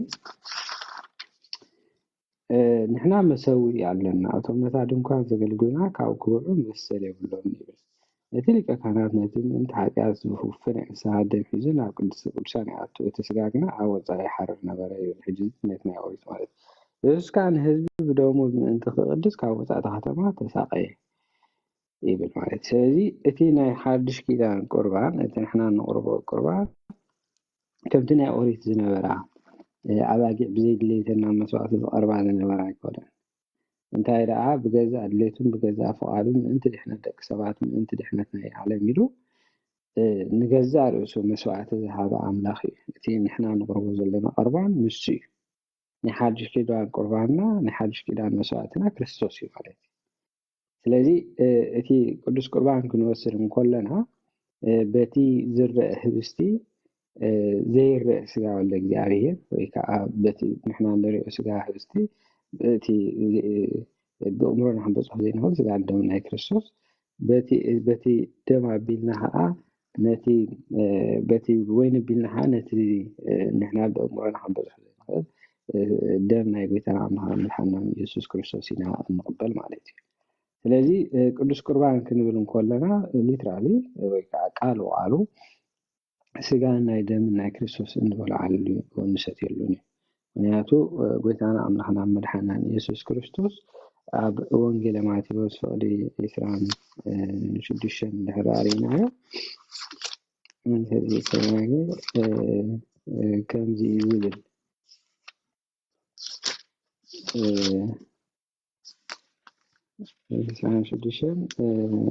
ፅዋዕ ኣልዒሉ ክበልዑ ከለዉ ኢየሱስ እንጌራ ኣልዓለ መስኪኑ ቆሪሱ ነቶም ደቂ መዛሙርቲ እዚ ስጋ እዩ እንኩም ብልዑ እናበለ ሃቦም ፅዋዕ ኣልዒሉ ድማ ኣመስኪኑ እዚ ምእንቲ ብዙሓት ንሕድገት ሓጢኣት ዝፈስስ ዘሎ ናይ ሓድሽ ኪዳን ደመ እዩ እሞ ካብዚ ኩልኩም ስተዩ እናበለ ሃቦም እናበለ ይዛረብ ማለት ስለዚ ከምቲ ጎይታ ባዕሉ ዝበሎ እዚ ስጋ እዩ እንኩም ብልዑ እዚ ደመ እዩ ካብዚ ኩላኻትኩም ስተዩ ዝበሎ ቃል ሕዳሪናዮ እዚ ቃል በቃሉ ኢና ቤተክርስቲያን እናትገልጾ ማለት ቃል በቃሉ እያ ትረድኦ ወይ ቃል በቃሉ እያ ትርጉሞ ማለት እቲ ስጋን እቲ ህብስትን ወይንን ስጋን ደም ናይ ክርስቶስ ዝኾነሉ ምስጢር ማለት እዩ እዚ ሕጂ መሰረታዊ ናይ ቤተክርስቲያንና ትምህርቲ ማለት እዩ ስለዚ እቲ ቁርባን ዝብል ምናልባሽ ኣብቲ ትግርኛ መስዋዕት ወይ ብግእዝ መስዋዕት እዚ ምቕባል ተባሂሉ ኣሎ በቲ ብናይ ግሪክ እንድሕር ኣሪእናዮ ግና ምስጋና ወይ ከዓ መስዋዕቲ ተባሂሉ ተገሊፁ ኣሎ ማለት እዩ ስለዚ ንሕና በቲ ስጋን ደምን ናይ ክርስቶስ ኣቢልና ምስ እግዚኣብሔር ኣምላኽ ሕብረት እንገብረሉ ማለት እዩ ሕብረት ክንብል ከለና ከዓ ፍፁም ዝኾነ ኣምልኾ እንፍፅመሉ ማለት እዩ ስለዚ ቅዱስ ቁርባን ማእከል ናይ ስርዓተ ኣምልኾ ናይ ቤተክርስቲያንና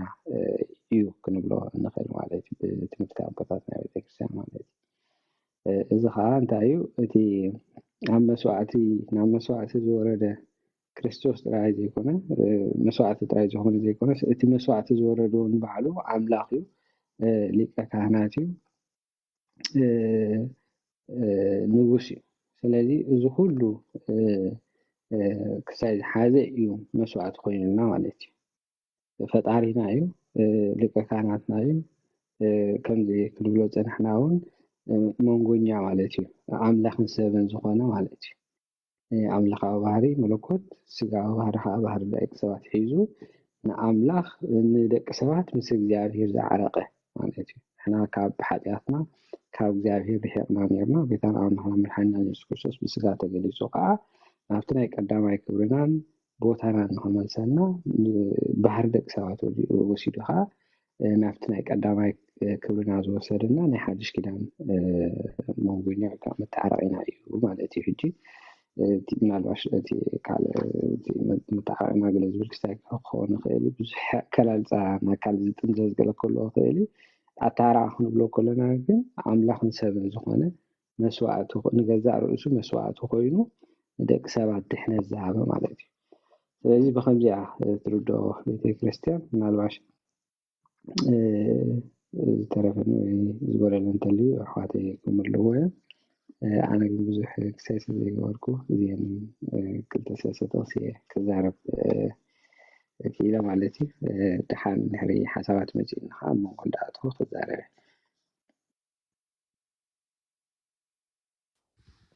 ቃለ ሕይወት ይስማዓልና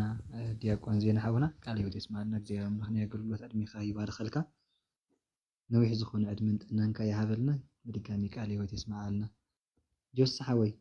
ምናልባት ኣብ ወጢ ስለ ፀንሐ ንዓኻ ክበካ ዕድል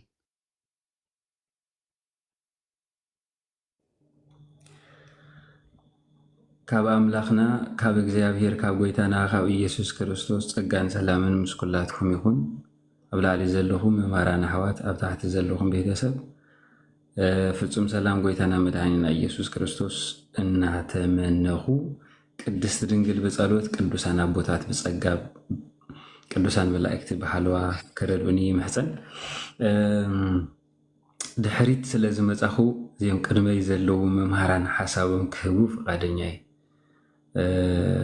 መምሃራን ከለዉ ጥልቅ ውጥም ምባል ከዓ ጽብቕቲ ኣይኮነትን ቃል የተስማዓልና ነቶም ቀዲምኩም ቃል እግዚአብሔር ዘካፈልኩም ምና መምሃራን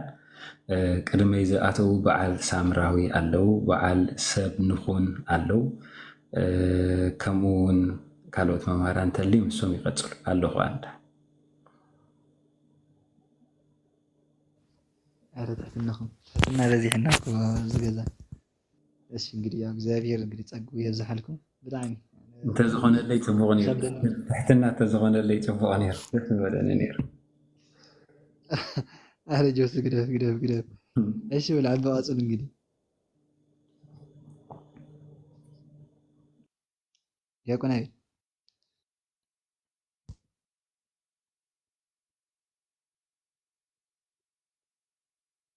ቃለ ሕይወት የስማዓልና ኣሕዋት ሰላም እግዚአብሔር ምስ ኩላህና ይኹን ደጊመ ሰላም ክብል ፈልጡ ኣሕዋት ዓበይቲ ኣለዉ ዲያቆን ሜረን ሓወይ እሶም ይመሃሩና እሞኒ ንሰምዕ ንእሽተ እቶም መምሃራን ይመሃሩና ኧረ ግደፍ በማርያም መን ይተዓቢ እኮ ጠፊኡና ሕጂ ድምፂ መምሃራን ምሽ የለን ፃሚዕና ድሓን በልበል ኣባ ሓወይ ሽግር የለን መቕፃዕቲ ዶ ክንገበረላ እዚኣ እሺ ድሓን ሳምራዊ ቀጽል እሺ ሕጂ በጃኹም ሓደ ሰብ ንድሕሪት ከይመልስ ዘለና ክስታይ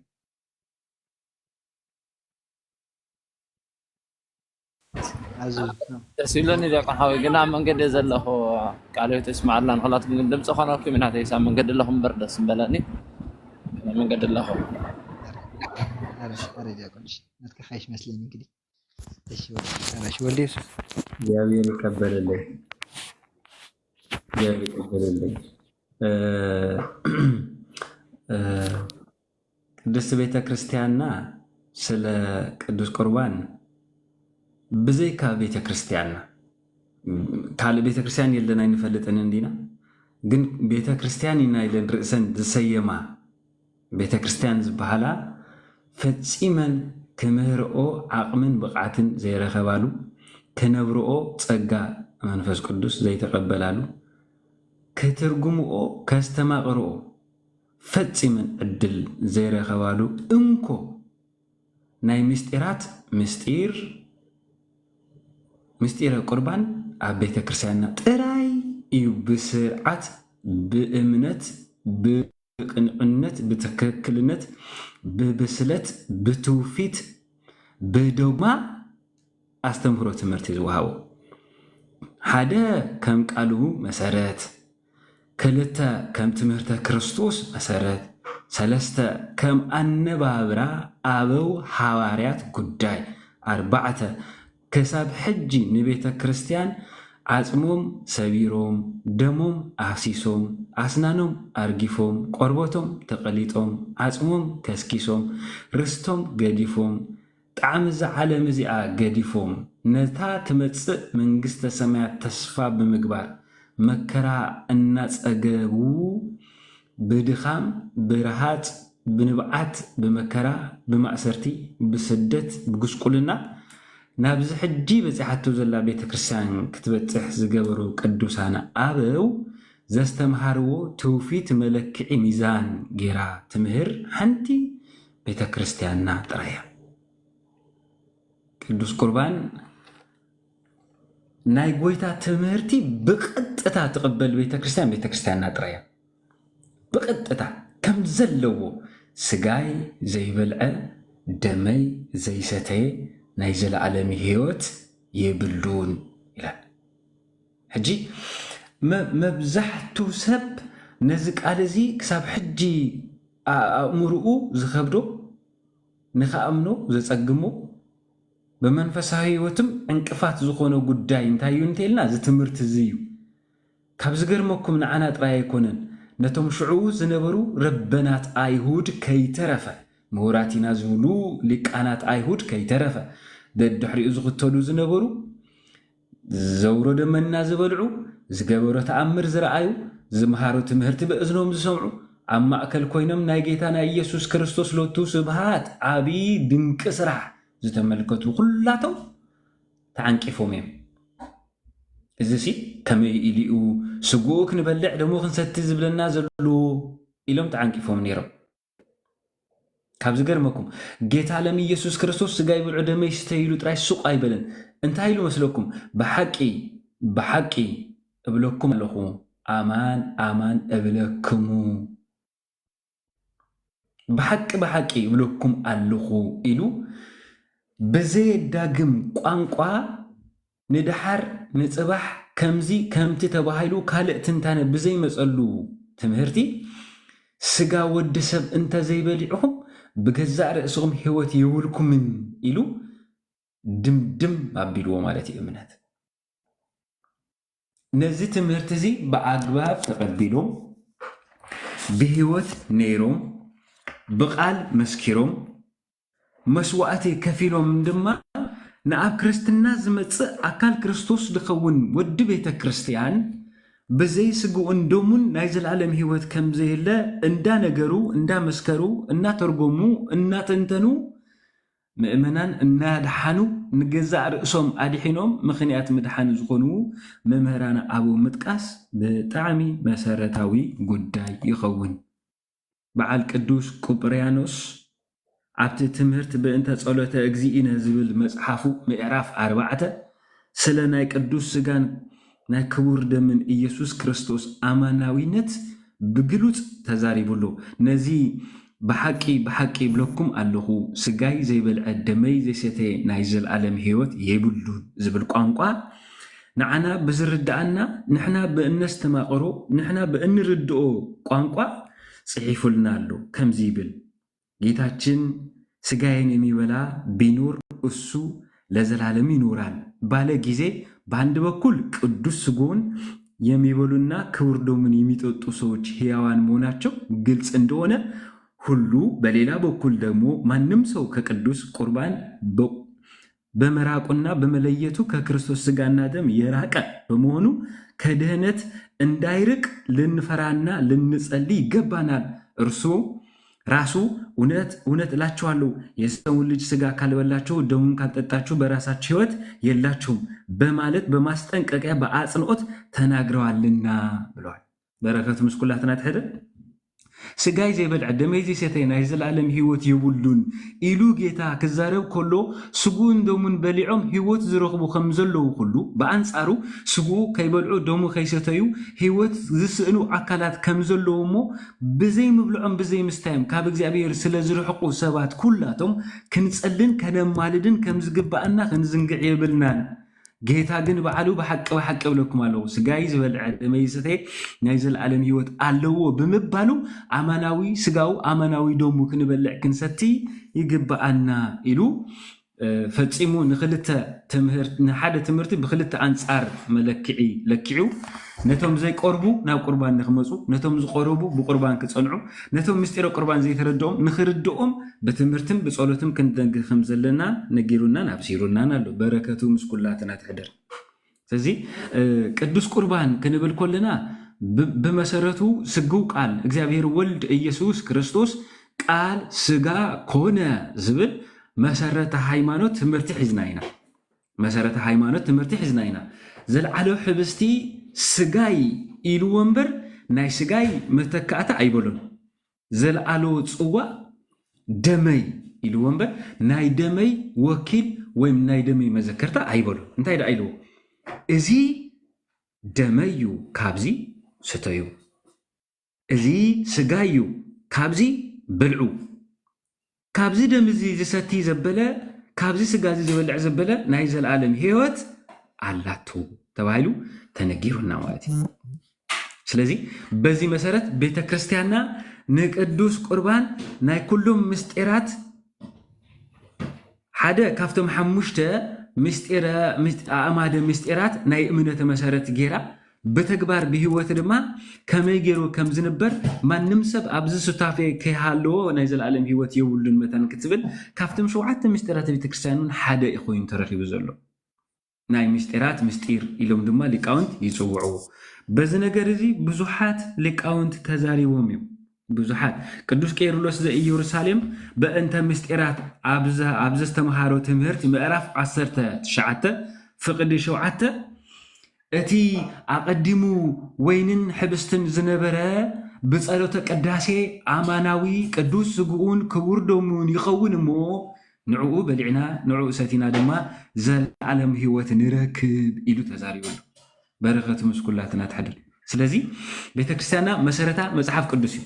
ትምህርታ መጽሐፍ ቅዱስ እዩ ምንጫ መጽሐፍ ቅዱስ እዩ ምዕረፊኣ መኸሪኣ መጽሐፍ ቅዱስ እዩ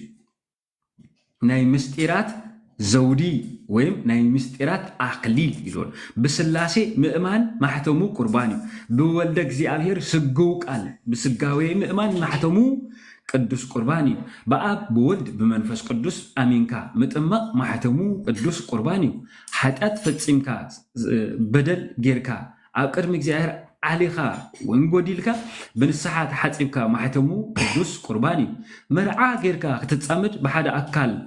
ዘለዓለማዊ ምንባር ጽምድና ሓድነት ክትረክብ ማሕተሙ ቅዱስ ቁርባን እዩ ሓሚምካ መድኃኒተ ስጋ መድኃኒተ ፈውስ መድኃኒተ ስጋ መድኃኒተ ነፍስ ቅዱስ ቁርባን እዩ ተጨኒቅካ ርግኣት ኣእምሮ ዓቕልኻ ጸይብካ ምልኣት ተስፋ ዓለም ጸልሜታትካ ፍጹም ምንጭ ብርሃን ቅዱስ ቁርባን እዩ ስለዚ ቅዱስ ቁርባን ኣብ ቤተክርስቲያንና ናይ ኩሎም ምስጢራት ኣክሊል ናይ ምስጢራት ምስጢር ተባሂሉ ብእንቅበሉ ኣስተምህሮ ብእንመሃሮ ትምህርቲ ህይወትና ብምቕያር ኣገልግሎትና ብምዕባል ቤተክርስቲያንና ትምህሮ እዝንና ልቦና ከፊትና ብምስማዕ ብምርኣይ ህይወትና ክንቅይር እግዚአብሔር ንዑ ንቐርብ መንፈሳዊ ጸጋ ኣብ ቅድሚኡ ዝቀውም መንፈሳዊ ኣቋም ክህበና ቅዱስ ፍቃድ ይኹን ምናልባት ጊዜ ንዘይ ምውሳድ ኢለምበር ብሉጻት መምሃረን ኣብዚ ኩልኩም ክዘረብ ኣይግባአንን እዚ ኮይኑ እቲ ግን ናይ ቅዱሳን ኣቦታትና በረኽት ናይ ቅዱሳን መላእክቲ ጸጋ ናይ መላእክቲ ሓለዋ ምስ ኩላትና ይኹን ናይ ቦታትና እምነት ኣባና ብዘይጎደሎ ጸኒዓት እምበር ወስዋት ለእግዚአብሔር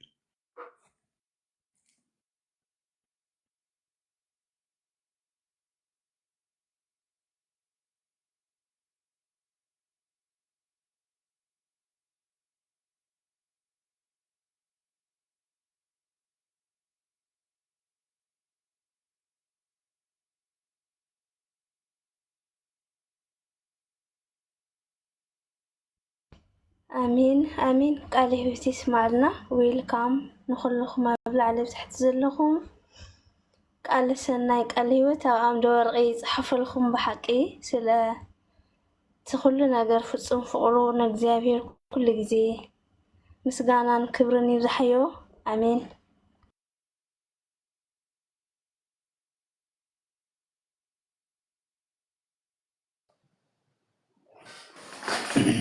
ዲያቆን ሜራን ኣለኹም ዲኹም መምህር زارب ጸኒሐ ለሲ ዛረብ ዘለኹ መሲልኒ ቅሬታሽ ለከሚት ጸኒሐ ብዙሕ ዛረብ ጸኒሐ እንደማ ዝመንጎ ዝኣተወት መሲላት ኒራ ለካ እኔ ሰቂለ ጸኒሐ ቅሬታሽ እና ናይ እግዚአብሔር ጸጋን ሰላምን ምስ ኩላትኩም ይኹን ብድጋሚ ማለት እዩ ቃለ ሕይወት ይስማዓልና ቃለ ሕይወት ይስማዓልና ጆስሓውና ብጣዕሚ ካብ ማዓርን ካብ ፀባን ዝጥዕም ቃል ኣምላኽ ይኸስሚዕኻና ማለት እዩ እና ብጣዕሚ ደስ ዘብል ናይ እግዚአብሔር ጸጋ ዝረኣናሉ ነገር እዩ ምናልባት ሓደ ሰብ ጥራሕ ተዛሪቡ ትኸውን ሓደ ሓሳብ ጥራሕ ምሰማዕና ማለት እዩ ናይ መንፈስ ቅዱስ ኣሰራርሓ ግን ብዙሕ እዩ ማለት እዩ ልክ ከምቲ ሃዋርያ ቅዱስ ጳውሎስ ዝበሎ መንፈስ ቅዱስ ሓደ እዩ ናይ መንፈስ ቅዱስ ሃብቲ ናይ መንፈስ ቅዱስ ጸጋ ብዙሕ እዩ ከም ዝተባሃለ ዝተፈላለየ ዓይነት ኣሕዋት ክግለጽ ከሎ እዚኣ ብዙሕ ነገራት ብዙሕ ምስጢራት ንፈልጠሉ ወይ ከዓ ንርዳእ ኣለና ማለት እዩ ካብ ብሓደ ጥራሕ ብብዙሕ ክግለጽ ከሎ ዝሓሽ ኮይኑ ይስማዓልና ብዙሕ ተማሂርና ድጋሚ ቃለ ሕይወት የስማዓልና ኣቡና ጆሲ ሓፍትና ኣዙም ያው ካልኦት ተዛረብኩም ኣሕዋትና ኩላትኩም ቃለ ሕይወት የስማዓልና ብጣዕሚ ደስ ዘብል እዩ እና ንቤተ ክርስቲያን እግዚአብሔር ኣምላኽ ከማኹም ዓይነት መምሃራን ኣሕዋት ስለ ዝሃበና ማለት እዩ እግዚአብሔር ኣምላኽ ክብሪ ምስጋና ንዕኡ ይኹኖ ብድጋሚ ቃለ ሕይወት የስማዓልና በቃ ጥራሕ ክትእዘዙ ከለኹም ሓራይ ምባል እያታ ተሪፋ ዘላ ብልሓንቲ ከም ድፍረት ኣይንቁፀሩ በቃ ችግር የለን ግዜ ንዘይምቕታል ካልኣይ ነቲ ሰብ ምእንቲ ከይነስልቹ በቃ ናበት መራሒ መደብ ለማዓንታ ኣነ ስለ ዘለኹም ይእዘዘኩም እየ ዘለኹ ድፍረት ተኮይኑ ቅሬታ እና ቀጽል ሕጂ ድሓንሽ ናወሰና ይቀጽል በሉሽ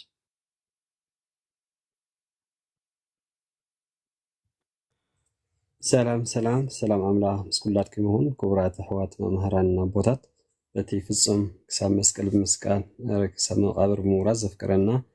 በፍጹም ሰላምታ ናይ እግዚኣብሔር ከመይ ይቀኒኹም ያው ዲያቆን ሓወይ ብእውነት ብዘይቀላ ዓለም ካብ መስዋዕቲ ምእዛዝ ስለ ዝበልፅ ከምቲ ቤተ ክርስቲያን ትምህረና ቦታትና ማለት እዩ ብዙሓት መምሃራን ነቲ ቃል ኣርቂቖም ነቲ ምስጢር ኣስፊሖም ዝገልፁ ኣቦታት ኣሕዋት ኣለዉ እዮም ብዝኾነ ግን ያው ወኪል መምህርካ ትወፅእ ኩሉ ግዜ እናተኣረምካ ስለትኸይድ ሓሳበይ ክገልፅ ስፋሕ ቢሎም ገሊፆም እዮም እቶም ክትምህሩና ፀናኹም እግዚኣብሔር ኣምላኽ ኣብ ኣንደ ወርቂ ይፅሓፈልኩም ኩሉ ግዜ ኣብ ቤቱ እንዳገልገልኩም ድማ ሓስቢ ቅዱሳን ይሃብኩም ማለት እዩ ብሓፈሻ ቅዱስ ቁርባን ቃሉ ትርጉሙ ክንሪኦ ከለና ካብ ዘበና ኣበው ኣትሒዙ ብምሳሌታት እንዳኸደ ፀንሐ ቁርባን ማለት ናይ ቃሉ ስሪስ ዓረብ ኮይኑ ትርጉሙ ከዓ ንኣምላኽ ዝቐርብ ህያብ ወይ ድማ ኣመሃ መንፈሳዊ ኣመሃ ማለት እዚ ኣብ ዘበና ኣበው ተዳሪእና ብምሳሌታት እንዳተዋሃበ ወይ ድማ እንዳተሰርሐሉ ፀንሐ ካብ ኣቦና ኣብርሃም ተዳሪእና መስዋዕቲ ወይ ድማ ንካህን መልከ ጸዲቅ ዝህቦ ዝነበረ ዕሽር ኣመሃ ወይ ድማ ህያብ ተባሂሉ ዝፅዋዕ ከም ዝነበረ ኣብ ዕብራውያን ሃዋርያ ቅዱስ ጳውሎስ ጽሒፉ ኣሎ ኣብ ኦሪት ዘፍጥረት ምዕራፍ 14 ካብ 18 ዘሎ ታሪክ ተሪእና እውን ብስፍሕ ዝበለ ኣቦና ኣብርሃም ንፀላእ ተዋጊኡ ክሰግድ ከሎ መወዳእታ ንኣብርሃም ያሬታ ኣቦና ኣብርሃም ንመልከ ጸዲቅ ማለት እዩ ሕብስ ወይኒ ሒዙ ተቐቢዶ እዩ ስለዚ እዚ ብምሳሌታት እንዳተገብረ ፀኒሑ እዩ ከምኡውን ኣብ ኦሪት ተዳሪእና ብእንስሳታትን ዝተፈላለየ ጠለበጊዕን መስዋዕቲ ንእግዚአብሔር ኣምላኽ ይዕርጉ ከም ዝነበሩ ኣቦታትና ኣብ ዘበነ ኣበው ዝነበሩ ኣብ ዘበነ ኦሪት ማለት እዩ ረጋቢት ዝተፈላለየ እንስሳታት እዚ መስዋዕቲ ተባሂሉ እቲ ኣዝርእቲ ከዓ መባእ ተባሂሉ ከም በዓል ስርናይ ዝተፈላለየ ጥረምረ ሒዞም ይቐርቡ ከም ዝነበሩ ኣብ ዘበነ ኦሪት እዩ ብሓፈሻ እስራኤላውያን እውን 430 ዓመት ዝኣክል ኣብ ትሕቲ ባርነት ኣብ ትሕቲ መግዛእቲ ፈርዖን ፀኒሖም ኣብ መወዳእታ ግና ብምሳሌ ማለት ክርስቶስ ብሓያል ቅልፅሙ ባሕሪ ሳጊሩ ብመሪሕነት ሊቀ ነቢያት ሙሴ ተረዳነት ቅዱስ ሚካኤል ሊቀ መላእክቲ ካብ ባርነት ካብቲ ዝነበርዎ ናይ መግዛእቲ ፈርዖን ክወፅእ ከሎ ኣብ መወዳእታ ቅድሚ ምውፅኦም እንታይ ኢሎም ሓደ ገንሸል ክሓርዱ ከም ዘለዎም እቲ ገንሸል ከዓ ናይ ሓደ ዓመት ዝኸውን ምንም መንቅብ ዘይብሉ ጎደለ ዘይብሉ ሓሪዶም ናቱ ደም ድማ ኣብ ኣፍልዳቶም ቀቢኦም ክወፁ ከም ዘለዎም ብሓይሊ እግዚኣብሔር እዚ ዶ ናይ ምንታይ ምልክት ተዳኢልና እቲ ምንም መንቅብ ኣበር ዘይብሉ ናይ ሓደ ዓመት ገንሸል ዝተባሃሎ ነቲ ኣመናዊ ዝኾነ ክርስቶስ ምሳሌ እዩ ማለት እዩ እንሆ ገንሸል ፋሲጋና ተሰዊኡ ከም ዝበለ ሃዋርያ ቅዱስ ጳውሎስ ኣብ ሮሜ ኣብ ቀዳማይ ቆሮንቶስ ምዕራፍ 5 ቁጥር 7 ዘሎ ማለት እዩ ኣቀዲሙ ዝነበረ በጊዕ ናቱ ምሳሌ እዩ እቲ በጊዕ ሓደ ዓመት ይኸውን ዝበሎም ድማ ምንም መንቅብ ዘይብሉ ኣበር ዘይብሉ ንጹህ ዝኾነ በጊዕ ቅዱስ ዮሃንስ ነዚ ኣማሳጢሩ ኣብ ዮሃንስ ወንጌል ምዕራፍ 1 ፍቅዲ 29 ገንሸል እንሆ ሓጢአት ዓለም ዘርሕቕ ገንሸል ኢሎ እዚ ገንሸል እዚ ኣቀዲሙ ኣብ ኦሪት ኣቦታትና ዝሓረድዎ ማለት ንግዚኡ ካብቲ መግዛእቲ ባርነት ፈርዖን ናይ መግዛእቲ ፈርዖን ኩሉ ግዜ ሊቃውንቲ ቦታት ከስተምሩ ከሎ ግብፂ ናይ ሲኦል ምሳሌ እዮም እቶም ሰራዊት ፈርዖን ካ ናይ ኣጋንንቲ እዮም ፈርዖን ብዓቢብ ናይ ዲያብሎስ ይምሰል ማለት እዩ ኣቦና ሙሴ ብክርስቶስ ይምሰል እስራኤላውያን ደሞ ብእስራኤል ዘነብስ ማለት እዩ እቲ ባሕሪ ናይ ሓጢአት ወይ ድማ ናይ መርገም ስለዚ ንዑ ተሳጊሮም ምድረ ከነዓን ከም ዝወረሱ ንሕና ከዓ ብርግፅ ብክርስቶስ ኣሚንና ብማይ ተጠሚቕና ብቅዱስ ቁርባን ተሃቲምና መንግስቲ ኣምላኽ ከም ንኣቱ ደሞ ኣቦታትና ኣማሳጢሮም ኣብ መፅሓፍቲ ኣሚጦምና ኣለዉ ማለት ስለዚ ሕፅር ከብሎ ግን ኣቦታትኩም ኣብ ምድረ በዳ መና በልዑ እንተኾነ ግና እቲ መናቲ ንግዚኡ መርወይ ወይ ድማ ንግዚኡ ዳ ነበረ እምበር ዘለዓለም ህይወት ዘውርስ ኣይነበረን እቲ ኣነ ዝበኩም ስጋ ሰማያዊ ዝኾነ ስጋ ሓንሳብ በሊዕኻዮ ዘይትጠሚ ሓንሳብ ሰቲኻዮ ዘይትፀምእ ዘለዓለማዊ ህይወት ዘውርስ ኣነ ናይ ካብ ሰማይ ዝወረድኩ ናይ ህይወት ይረአየ እንዳበለ ክርስቶስ ንብዙሓት ህዝቢ ክሰብኽ ከሎ ብዙሓት እዮም ተዓንቂፎም በዚ ቃል እዚ ኣብ ዮሃንስ ምዕራፍ 6 ፍቅዲ 37 ዘሎ ተዳሪና ብዙሓት ኣይሁዳውያን እቶም ምሁራት ኢና ዝብሉ ብናይ ስጋ ሊቃውንቲ ዝነበሩ ብምሎም እንታይ ኮይኖም ተዓንቂፎም እዮም እዚ ትንፈልጦ ወዲ ዮሴፍ ደይኮነን እዚ ኣዲዮ ማርያም ትበሃል ደይኮነትን ስግኡ ከመይ ገይሩ ንኩሉ ህዝቢ ዓለም ክኸውን ይኽእል ኢሎም ተዓንቀፉ ብናይ ረኣያ ስጋ ጥራሕ ስለ ዝሓሰቡ ሎሙን ኣብ ቅዱስ ቁርባን ብዙሓት ዝጠራጠሩ ብዙሓት መዘከርታ እምበር ኣመናዊ ኣይኮነን ኢሎም ዝጠራጠሩ መናፍቃን ወይ ደሞ ጎደሎ ልቢ ዝኾኑ ሰባት ብዙሓት እዮም ኣብቲ ሰዓት ግና ጎይታ ብእውነት እሱ ናይ ምሕረት ኣምላኽ ስለ ዝኾነ ንሃዋርያት እንታይ ኢሎም እስኻትኩም ክትምለሱ ዶ ትደልዩ ኢኹም ናይ ፍቃድ ኣምላኽ ስለ ዝኾነ ማለት ኦ ጎይታይ ንስኻ ናይ ዘለዓለም ሂወት ኣለካ ካባኻ ሞ ናበይ ክንከይድና ብምባል ሃዋርያ ቅዱስ ጴጥሮስ ወይ ድማ ሃዋርያት ብምሎም ክሳብ ፍጻመ ዝሰዓብዎ ሃዋርያት እዮም ማለት ብዘይ ጥርጥር ብምልኣት ልቢ መጀመርታ ብእግሪ ድሕር ከዓ ብግብሪ ማለት ዝተኸተልዎ ሃዋርያት 120 ስድራ ቤት ማለት ስለዚ ብሓፈሻ እቲ ኣመናዊ ዝኾነ ቅዱስ ጎን ክቡር ደሙን ዝተመስረተሉ ዕለት ግና ያው ኣሕዋትና ገሊፆም እዮም ማቴዎስ ምዕራፍ 26 ፍቅዲ 27 ድሮ ዓርቢ ወይ ድማ ድሮ ዝተሰቐለላ መዓልቲ ኣብ ቤተ ስምዖን በዓል ጎይታ እንጀራ ኣልዒሉ ጽዋዕ ኣዳልዩ እዚ ምእንቲ ኩሉ ህዝቢ ዓለም ዝፈስስ ናይ ሓድሽ ኪዳን ደመ እዩ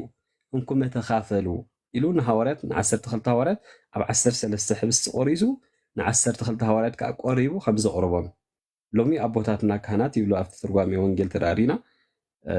ቆሪቦም ቀዲሶም ንምእመናን ዝቅድሱ ዘለው ጎይታ ኣቀዲሙ ከዓ ምታን እሶም ኣቦታትና ከምኡ ገይሮም ቀዲሶም ንምእመናን ምታን ከብሩ ናቱ ቅዱስ ቁርባን ቆሪቡ ከም ዘቕርቦም ይዘረድአና ማለት ምናልባሽ ሕጂ ንምንታይ ቆሪቡ ኣቅሪቦም ዝብል ዝያዳ ተተርጉሞ ወንጌል ተዳሪና ምክንያቱ ሎሚ ኣቦታትና ከምተ ዘይገብር ነይሩ ጎይታ ኣመናዊ መምህር ስለ ዝኾነ ከይቆረቡ ንህዝቢ መቕሮም ነይሮም ነገር ግና ካብኡ መምህር ስለ ዝኾነ ካብ ናይ ጎይታናን ኣምላኽናን ኢየሱስ ክርስቶስ ተማሂሮም ኣቦታትና ማለት ገዛእ ርእሶም ቆሪቦም ንምእመናን ከዓ እንታይ ገብሩ የቕርቡ ማለት እዚ ስርዓት ቤተክርስትያን ስለዚ ቅዱስ ቁርባን ኣመናዊ ዘለዓለማዊ ሂወት ዘውርስ እዩ ጥቕሚ ቅዱስ ቁርባን ኣዝዩ ብዙሕ ማለት እቲ ቀንዲ ግና ካብ ናይ ዘለዓለም ስቃይን ፍርድን ኣድሒኑ ናይ ዘለዓለም ሂወትን ዕረፍትን ሂወት ከም ዝርከብ ይገብረካ እዩ ማለት ከመይ ስጋይ ብላዕ ሓቂ ደመይ ደሞ መስተ ሓቂ ስጋይ ዝበልዕ ደመይ ሰቲ ናይ ዘለዓለም ሂወት ኣላቶ ፍጻመ ናይ ወዲ ሰብ ደሞ መደምደምታ ዝበሃል ቅዱስ እውን ክቡር ደምን ሰብ ብዘይ ቅዱስ ቁርባን መንግስቲ ኣምላኽ ይኣትን 4 ነጥቢ ዮሃንስ ወንጌል ምዕራፍ 6 ፍቅዲ 54 ስጋይ ዘይበልዐ ደመይ ዘይሰተየ ናይ ዘለዓለም ሂወት የብሉን ኢሉ ምክንያቱ እዚ ሓቂ ቃል ጎይታ እዩ ማለት እዩ ስለዝኾነ ከዓ ንሕና ደቂ ሰባት ኣብዚ ምድሪ እዚ ከዓ ከምቲ ኣቦታትና ዝምሁሩና ምናልባሽ ብምሕረት ኣምላኺ ኩላሃና ሕጂ ስጋይ ብልዕ ሓቂ ደመይ መስተ ሓቂ ስጋይ ዘይብልዕ ደመይ ዘይሰት ናይ ዘለዓለም ሂወት የብሉን ስለዝብል ቃል ጎይታ ቃል ሓቂ ስለዝኾነ ብዙሓት ሰባት ካብ ቅዱስ ቁርባን እቲ ቅዱስ ንቅዱስ ስለዝተባሃለ ከመይ ገይረ ኣነ ዘይተቀደስኩ ቅዱስ ቁርባን ክወስድ ይኽእል? ምናልባሽ መጀመርታ ቅዱስ ቁርባን ናይ ዘለዓለም ሂወትን ካብ ዕረፍትን ዝህብ ምዃኑ ኣሚንና ካብ ልብና እንተደኣ ወሲድናዮ ናይ ዘለዓለም ሂወት እዩ ዘውርሰና። ነገር ግን ሰባት ስለዝኾና ኣብ ድኻም ኣብ ዝተፈላለየ ፈተናታት ክንህሉ ንኽእል ኢና። እግዚኣብሔር ብቸርነቱ ቅዱሳን ብፀሎቶም ነዚ ንክንበቅዕኻ ከም ምሕረትካ በከመ ምሕረትከ ኢልና ኢና ክንወስዶ ዝግበአና እምበር ከንግብርና ኣይኮነ። እግዚኣብሔር ኩሉ ግዜ ቸርን መሓርን እዩ። ስለዝኾነ ከዓ ኣብ ቅድስቲ ቤተክርስትያንና ናይ ዘለዓለም ሂወት ዘውህብ ኣመናዊ ዋጋ ዘይክፈሎ እኳ ብናፃን ብእምነትን ዝርከብ ናይ ቅዱስ ስጉን ክቡር ደምኒ እሞ ነዚ ተኻፈልቲ ክንከውን እግዚኣብሔር ኣምላኽ ብእውነት ኣብታ ትመፅእ መንግስቱ ንኩላህና ይዘከረና። ዘቕደቆ ዝተጋገሆ ብትጓን ቅዱሳን መላእክቲ ይተኣረመለይ ብሓፈሻ መምሃራን እውን ስለዘለው ቦታትና እውን ምሰቓ ስለዘለው ግዜ ከይንወስደልኩም ኣሕፀር ኣቢልና ያው ታሪክ ናይ ቅዱስ ቁርባን ኣዝዩ ሰፊሕን ኣመናውን እዩ እሞ ኣሕዋትና ድሓ ኣስፊሕ ኣቢሎም ክገልፅዎ እዮም። ቃል ሕይወት የስማዓልና። ኣሚን ኣሚን። ቃል ሕይወት የስማዓልና። እግዚአብሔር ፀጉ የብዝሓልኩም። ወሰኒ ሓውና ብድጋሚ ቃል ሕይወት የስማዓልና እዩ ስለተኣዘዝካን ያው ሽም እግዚአብሔር ኣምላኽ የመስክነካ ማለት እዩ።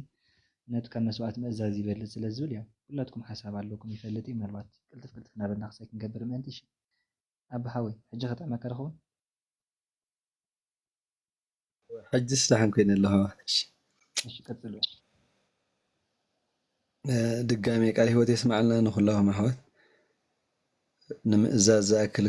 ናይ ቤተክርስትያን ትምህርቲ እሱ እዩ ኩሎም ኣሕዋትና ክምሩና ፀኒሖም። ነገር ግን ምእማን ከዓ ንሕና ከዓ ንምምስካር ዝኣክል ጥራይ ክልተ ተወሰኽቲ ሓሳባት ጥራይ ካብ ናይ ኣቦታት ትምህርቲ ኣልዒለ ከዛረበ እግዚኣብሔር ንቃላቱ ንክንዛረብ ትቅንዑ ዝኾነ ቃላት ወይ ከዓ እቲ መለኮታዊ ዝኾነ ቃላቱ ክንዛረብ ስለዝፈቀደልና ክብርን ምስጋናን ንዑ ይኹን። ናይ ቅዱስ ቄርሎስ ኢየሩሳሌም ብዛዕባ ቁርባን ዝበላ እንታይ ትብል ኣላ? ካብ ኣሳን ናይ ቅዳሴን ዘላ ክልቲአን ሓሳባት ጥራይ ኣልዒለ ክንርኢ ብሓባር ኮይና ክንመሃር ኢና ክንርኢና። እንታይ እዩ ዝብል ቅዱስ ቄርሎስ ኢየሩሳሌም? ስለዚ ብፍጹም ምእማንን ምትእምማንን ናይ ክርስቶስ ስጋን ደምን ንቕበል ብኣምሳል ሕብስቲ ንቕበሎ ናይ ክርስቶስ ስጋ ብኣምሳል ወይኒ ንቕበሎ ናይ ክርስቶስ ደም ምዃኑ በዚ ከዓ ካብ ክርስቶስ ስጋን ደምን ምቕባል ምስኡ ሓደ ስጋን ደምን ምዃን እዩ። በዚ ከዓ ንክርስቶስ ንስከሞ ምክንያቱ ስጉኡን ደሙን ኣብ ህዋሳትና ስለዝርጋሕ ቅዱስ ጴጥሮስ ከም ዝበሎ ናይ መለኮት ባህሪ ተኻፈልቲ እንኾነሉ ብከምዚ እዩ ኢሉ ቅዱስ ቄርሎስ ዘኢየሩሳሌም ብዛዕባ ቅዱስ ቁርባን ከምዚ ኢሉ ተዛሪቡ ኣሎ። ሕጂ ነዚ ክገልፀልና ከሎ ከዓ ሽዑ ጥቕሲ ናይ ቀዳማይ ካልኣይ መልእክቲ ጴጥሮስ ምዕራፍ 1:4 ዘሎ ሓሳብ ንስኹም ናይ መለኮት ባህሪ ተኻፈልቲ ኮንኩም ኢኹም ናይቲ መለኮታዊ ባህሪ ተኻፈልቲ ገበረና ዝብል ጥቕሲ እውን ናብዚ ይገልፀልና ካልኣይ ጴጥሮስ 1:4 ዘሎ ማለት እዩ። ሕጂ ናይ ጎይታና መድሓኒና ኢየሱስ ክርስቶስ ስጉኡን ደምን ልክዕ ከም ዘሕዋትና ማቴዎስ 26 ዘሎ 26-27 ከምኡ ዘሎ ኩሉ ክገልፁና ከም ፀንሑ ማለት እዩ። ሕጂ ኣብዚ ግን እንታይ ኢና እንኸውን ዘለና? ናይቲ መለኮታዊ ባህሪ ከዓ ተኻፈልቲ ንኸውን። ስጋ ናይ ክርስቶስ ምስ ስጋ ናህና ይዋሃድ። በዚ መሰረት ከዓኒ ናይቲ ሰማያዊ ስጋ ዘሎ ማለት እዩ ናይቲ ኣምላኽ ዝኾነ ስጋ ተኻፈልቲ ንኸውን ማለት እዩ። በዚ መለኮታዊ ባህሪ ድማ እንታይ ንገብር ኣለና? ንካፈል ኣለና። ማዕረ ክንዲ ዕብየት እዩ ዘለዎ ማለት እዩ። እቲ ስጋ ጎይታና መድሓኒ ክርስቶስ ካብ ስጋ ካብ ነፍሳ ነፍስና ዲና ቅድስት ድንግል ማርያም ወሲዱ ምስ ተዋሃደ እቲ ስጋ እንታይ ባህሪ ገይሩ እዩ? ናይ ኣምላኽ ባህሪ ናይ ገዛ ርእሱ ባህሪ ገይሩ ወይ እንቲ ቅዱስ ኣትናቴዎስ ድዩ ዝብለና ብዛዕባ እንቲ ኣሁለ ስጋ ኮነ ለመለኮት ወእንቲአሁ ለመለኮት ኮነ ለስጋ እትናይ መለኮት ንስጋ እትናይ ስጋ ከአነ መለኮት ኮነ እቲ ባህሪኦም ወሲዱ ሕጂ ነዚ ኣምላኽነት ዝረኸበ ስጋ ንሕና ከዓኒ ልክዕ ኣቦታትና ካህናት ብዝገበርዎ ጸሎት ካብ መጀመርቱ ስጋዕ መወዳእቱ ዘሎ እቲ ወይኒ ዝነበረ ተለዊጡ ኣመናዊ ናይ ጎይታና መድሓኒትና ኢየሱስ ክርስቶስ ደም ይኸውን እቲ ህብስቲ ከዓ ተለዊጡ ከዓኒ ኣመናዊ ናይ ጎይታናን መድሓኒናን ኢየሱስ ክርስቶስ እንታይ ይኸውን ስጉኡ ይኸውን ማለት እዩ በዚ ዋላ ሐዋርያ ጴጥሮስ እውን ቀዳማይ ቆሮንጦስ 6:15 ዘሎ እንታይ ይብልና እቲ ስጋኹም ኣካል ክርስቶስ ምዃኑ ኣይትፈልጡን ኢኹም ኢሉ እንታይ ኢልና ናይ ክርስቶስ ኣካል ከም ዝኾነ ስጋና ናይ ክርስቶስ ኣካል ገንዘብ ከም ዝገበረ ናይ ገዛእ ርእሱ ከም ዝገበረ እዚ ከዓ ገንዘብ ንገብረሉ ወይ ከዓ ናይ ገዛእ ርእስና ናህና ንገብረሉ ብምንታይ ብቅዱስ ቁርባን እዩ ማለት እዩ እግዚአብሔር ኣምላኽና ስጋዕ መፈፀምታ ህይወትና ነዚ ምስኡ ሓደ ዝገብር ናዚ ኣካሉ ክንከውን ዝፈቅደልና ምስጢር እንዳፈፀምና ህይወትና ንክንፈፅም ቅዱስ ፍቃድ ይኹነልና ካልአይቲ ሓሳብካ ናይ ቅዳሴ ዘላ በእንተ ቅድሳት ትብል ብጣዕሚ ደስ ትብለኒ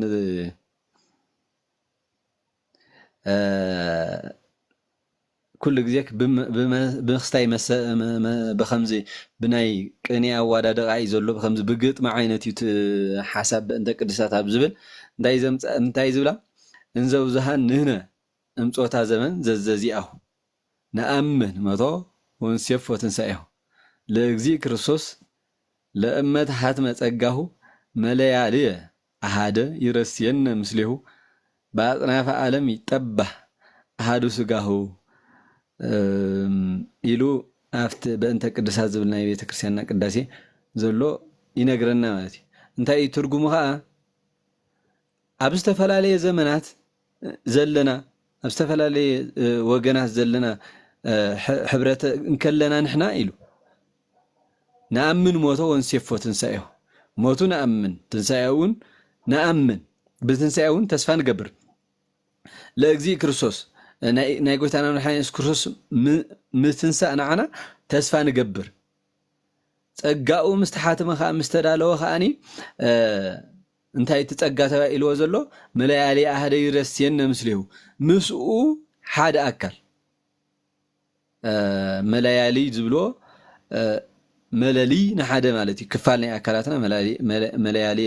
ይብሎ ዘሎ መለሊ ኢሉ ንሓደ ንብዙሓት ከዓ መለያሊ ይብሎ ካቶም ኣካላት ማለት እዩ ክፋል ናይ ኣካላትና ኣጻብዕ ኢድ እንዳበልና እግሪ እቶም በብሓደ ክፋላት ናይ ኣካላትና ዘለው መለያሊ ዝብሎም ብግዝ ሕጂ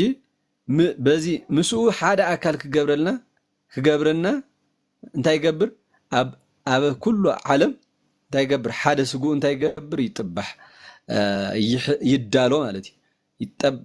በአጽናፈ ዓለም ይጠባህ ሃዱ ስጋሁ እቲ ሓደ ስጉኡ ሓደ ስጋ እንከሎ ሓደ ክርስቶስ እንከሎ ኣብ ሙሉእ ዓለም ግን እዚ ስጋ እዚ ይቁረስ እዚ ስጋ እዚ ሓደ እንከሎ ኣብ ሙሉእ ዓለም ከዓ እንተጠቢሑ ሙሉእ ዓለም ከዓኒ እንታይ ይኾኖ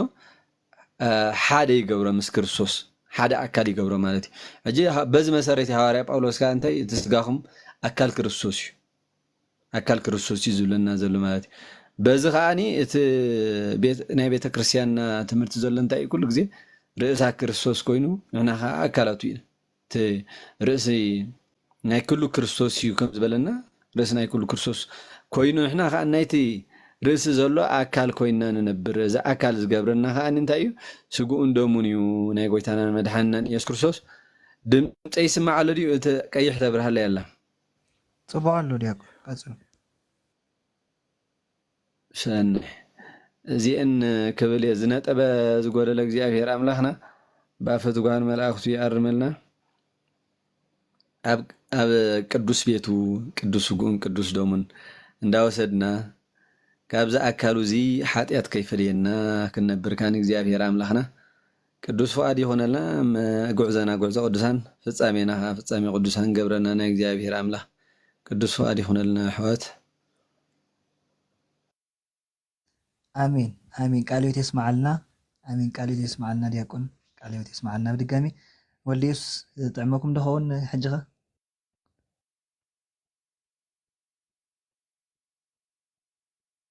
الو وليس سلام كمي صنعكم بدقامي كورات ممارنا أحواتنا كمونا بتاعت زلهم أحواتنا حاتن قالوا تسمع لنا أتي كبهال زلو تمسرتها وكنحزو زقبأنا تمرت بيت كريستيان كله إلكمو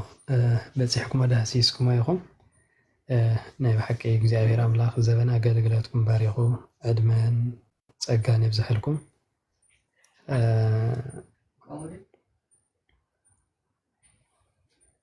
ሰፊሕ ትምህርቲ ተዋሂቢ ተወሳኺ ፍልይ ዝበለ ሓሳብ ክመፃልና ይከኣል እንታይ እዩ ዝበሃል ከምቲ ቅዱሳን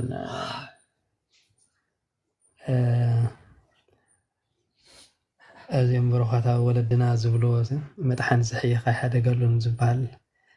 لا يقدفكم الله النعو مدقامون وعلو قن برخات من السداف سلازخون قدوس قربان انتاي مالتيو كامنا يقالو مفتات حن ترقامين تبقيسكم أسفيعكم نجيركمنا مسواتي مخانو كترقم نقولو اتسوأن اتمسواتن اتمنت مسوات تقبالن بعلو كريستوس مداني ألم مخانو بعبيو رقي دك سباتن فتارن زتخايدة بكبر دمو مفساسن بقدس سقو مقراسن بسغلتنا قويتا مداني ألم مخانو بزي مخنياتك اتزعبي ناي اقلقلوتنا مستيرات ناي مستيرات مستير ويكا اخليل ناي مستيرات تباهيلو كم زسماون اسفيكم كتقلصو صنيحكم مالتي اذا مخان اندحرا فليتنا حجي بزعبا زي كفلتناس كنقبرو زلنا كمي فليتنا يو طرح يدحننا ديو اندحرا إلنا كن حجينا بنفسنا خنمصو سلازلنا سلامنتاي እዩ ቤተ ክርስቲያን ክሳብ ክንዲዚ ትምህረሉ ስለምንታይ ምስቶም ዝዓበዩ ኣእማድ ምስጢር ኢላ ሰሪዓቶ ክመሃር ከእመን ከም ዘለዎ ኣማናዊ ስግኡን ኣማናዊ ደሙኡን እዩ ናይ ብሓቂ ስጋይ ከም ዝበለና ባዕሉ ኣብ ዮሃንስ ወንጌል ምዕራፍ 6 በቃ ከም ዝሕዋት ደጋጊምኩም ክትብሎ ፀናሕኩም ስጋይ ደመይ ካበለና ኣብ ማቴዎስ 26:26-27 ዘሎ በቃ ብልዑ ስጋዩ ስተዩ ደመይ እዩ በልዕኩም ሰቲኹም ካ ናይ ዘለዓለም ህይወት ተኻፈሉ ዝተባሃልናዮ ምዃኑ ከምኡ ምዃኑ ፈሊጥናኻ በእምነት ክንቅበሎ መጀመርታ ኣብ ኣማደ ምስጢራት ክንመሃሮ ክንፈልጦ ሰሪዓትና ቅዱስ ቤተ ክርስቲያን ፈሊጥና ግን ብዝፈለጥናዮ ጥራሕ ድሕነት ስለ ዘይንረክብካ ክንብሮ ክንወስዶ ክንበልዖ ክንሰትዮ ክንሳተፎ ክንቅደሰሉ ክንባረኸሉ ሓጢኣትና ክንስተስረየልና ምስ ክርስቶስ በሓድነት ክንነብረሉ ምክንያቱ ስጋይ ዝበልዕ ደመይ ዝሰቲ ናይ ዘለዓለም ህይወት ኣለቶ ኣነ ምስኡ ይነብር ንሱ ምሳይ ይነብር ከም ዝበለና ምስ ክርስቶስ ምህላውና ዘረጋግፀልና ሕብረትና ምስ ኣምላኽና ዘረጋግፀልና ክሳብ ዝኾነ ነዚ ፈሊጥና እንተረዲእናን ብግብሪ ክንነብሮ ከዓ ካብቶም 7 ኣእማደ ምስጢራተ ቤተ ክርስቲያን ኢላ ከዓ ብተግባር ክንነብሮ ከም ዘለና ሰሪዓትና ማለት እዩ ስለዚ ነዚ ፈሊጥና እንተረዲእናን ክንገብሮ ከም ዘለና ሓደራ ቀንዲ መልእኽቲ ክሕልፍ ዝደሊ ማለት እዩ ምክንያቱ ንምንታይ ክንገብሮ ዘድልየና ፍልጠት ጥራሕ ንበይኑ ኣብ ክርስትና እኹል ኣይኮነን ነቲ ትፈልጦ ትነብሮን ተፍቅሮን እንተደኣ ኮንኩም ትእዛዛት ይሓልው እዩ ስለዚ ንክንድሕን ምፍላጥ የድልየና ነቲ ዝፈለጥናዮ ኸ ምንባር የድልየና ስለ ዝኾነ ማለት እዩ ምስጢረ ቁርባን ኣዝዩ ካብ ዝገርመኒ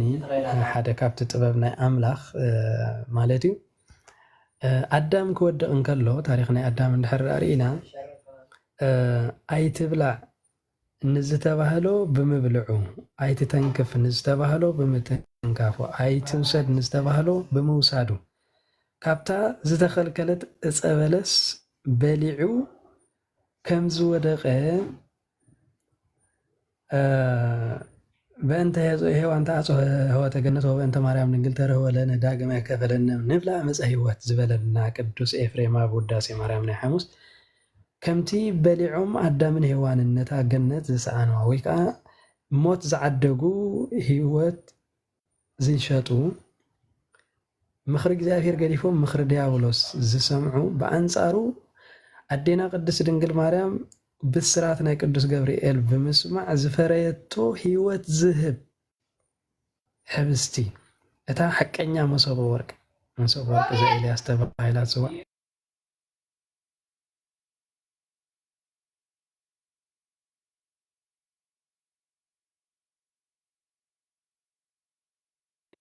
ይቕረታ ቅድስት ድንግል ማርያም ድማ ብናይ ቅዱስ ገብርኤል ብስራት ብዝሰምዐቶ እቲ ሓቀኛ ህይወት ዝህብ መግቢ ዳግማይ ዕፀ ህይወት ተባሂሉ ዝተፀውዐ ብዝሃበትና መጠን ክንበልዖን ክንሰትዮን ይግባአና። እግዚኣብሔር ኣምላኽ ብብልዒ ዝወደቐ ኣዳም ብብልዒ ክድሕን ስለ ዘለዎ ብብልዒ ብመስተ ቀሪቡልና ማለት እዩ። ብልዑ ስተዩ ይብለና ኣሎ። ስለዚ እቲ ቀዳማይ ኣዳም ኣይትብልዓዮ ንዝተባህለ በሊዑ ከም ዝወደቐ ንሕና ድማ ነቲ ብልዑ ዝተባሃልና ብዘይ ምብላዕና ክንጠፍእ ካብ ገነት ክንርሕቕ ካብ እግዚኣብሔር ዝኣክል ጎይታ ካብ ገነት ዘመስል ቦታ ክንርሕቕ ክንፍለ ከም ዘይግባአና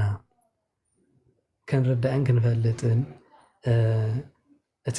ቀንዲ ቁም ነገር ናይዚ ምስጢረ ቁርባን ዝብል ንምንታይ እዩ ተሰሪዑ ዝብል ወይ ከዓ መን ሰሪትዎ ቤተ ክርስቲያንን መፅሓፍ ቅዱስን ከ ብዛዕባኡ እንታይ ይብሉ ክጠቕስዎ ስለ ፀንሑ እየ እዛ መልእኽቲ እዚኣ ወይ ዚ ሓሳብ እዚኣ ዝግደስ ዘለኹ ማለት እዩ። ምክንያቱ ብዓብዩ መፅሓፍ ቅዱስ ከምኡ ስለ ዝእዘና ጎይታ መድሃኒዓለም ክርስቶስ ፍለጥዎ ጥራሕ ዘይኮነ ኢሉና እንታይ ኢሉ እንኩ ብልዑ በቃ ደመ እዩ ስተዩ ስጋ እዩ ብልዑ እዩ ኢሉና እሞ ስጉእ ምዃኑ ካብ ኣመና ደሙ ምዃኑ ካብ ተቐበልናዮ ክንወስዶ ምስኡ ክንነብር ይግባአና እዩ። ነዊሕ ስለ ዝተዘርበ ወይ እውን ብዙሕ ስለ ዝመሃርኩም ኣሕዋትና ካብዚ ንላዕሊ ምውሳኽ ምስሊ ቻው መታን ከይከውን ኣብዚ ከኣኽለኒ ብድጋሚ ቃለ ህይወት የስማዓልና በረኸት ንምስትታፍ ዝኣክል ዳ እምበር ዓብይ መልእኽቲ ወይ ትሕዝቶ ኮይኑ ይኮንኩን ዝዛረቦ ፀናዕኩ ዝጎደለ ዝነጠበ ብኣፍቲ ጓን መላእኽቲ ተኣረመለይ ወስብሐት ለእግዚአብሔር። አሜን አሜን። ቃለ ህይወት የስማዓልና ቃለ ህይወት የስማዓልና ብድጋሚ ንኩናትኩም ናይ ህይወት ቃል የስማዓልና ብጣዕሚ ደስ ዝብል ትምህርቲ ኢና ተማሂርና ማለት እዩ። ምናልባት ናብቶም ካልኦት ኣሕዋት ቅድሚ ምስጋሪ ከይበዝሕም ክልተ ሓሳባት ክሳይ ክገብር እሞ ድሓር ኣብ መንገዲ ኣለኹ ዝበለ ሓውና እና ሳምራዊ ማለት ዲያቆን ሳምራዊ ሓድሽ ሓውናን ሓሳብ እንድሕረሎም ኮይኑ ክሳይ ክንገብር እንተነዊሑ ከዓ ምናልባት ከየሰልሹ ማለት እዩ። ዝዶር ሎማዓንቲ እንታይ ንሓሲብና ከም መእተዊ ቅዱስ ቁርባን ትርጉሙ እንታይ ምዃኑ ንምርኣይን ብብሉይ ኪዳን ዝነበረ ብዛዕባ ቅዱስ ቁርባን ዝምልከትን ሓሳብ እዩ ማለት እዩ። ተጠቂሱ እዩ። ኣነ እውን ሓድሽ ሓሳብ የብለኝ፣ ግን ሓንቲ ካብ ብሉይ ኪዳንን ሓንቲ ካብ ናይ ኣቦታት ትምህርቲ ብዛዕባ ናይ ቅዱስ ቁርባን ዝበልዎ ከም ፍቃድ ኣምላኽ ክሳይ ክገብር እሞኒ ክጠቅስ ከም ፍቃድ እግዚኣብሔር ያው ዝቐፅል ስለዝኾነ ሰሙን ዝቐፅል ኮይኑ ይስማዓኒ በዚ ትምህርቲ ማለት እዩ። መሰረታዊ ትምህርቲ ስለዝኾነ ያው ዝተደጋገመ ፀገም ዘሎ ይመስለንን ካልኣይ ናይ እግዚኣብሔር ቃል ሓድሽ ስለዝኾነ በብዕለቱ ሓድሽ ትምህርቲ ሓድሽ ሓሳብ እንዳኾነ ይመፅእ ኢለ ተስፋ ገብር። ካብቲ ዓንቲ ዲያቆን ናውሰኒ ሓውና ዝጠቐሳ ማለት እዩ ብዛዕባ ናይ ቅዱስ ቁርባን ምሳሌ ብብሉይ ኪዳን ማለት እዩ። ለምሳሌ ስለ ቅዱስ ቁርባን ብብዙሕ እዩ መቸም እግዚኣብሔር ኣምላኽ ብብዙሕ ነገር ብብዙሕ ምሳሌ ብብዙሕ ሕብረ ትንቢት ብብዙሕ ሕብረ ኣምሳል ገይሩ ስለ ሓድሽ ኪዳን ነገር ነጊርና ነይሩ። በተለይ ናይ ቁርባን ነገር ከዓ ካብ መጀመርያ እንዲያም ኣዳም ገና ካብ ገነት ከሎ ጀመሩ እዩ ማለት እዩ መስዋዕቲ ምቕራብ ንእግዚኣብሔር ማለት እዩ።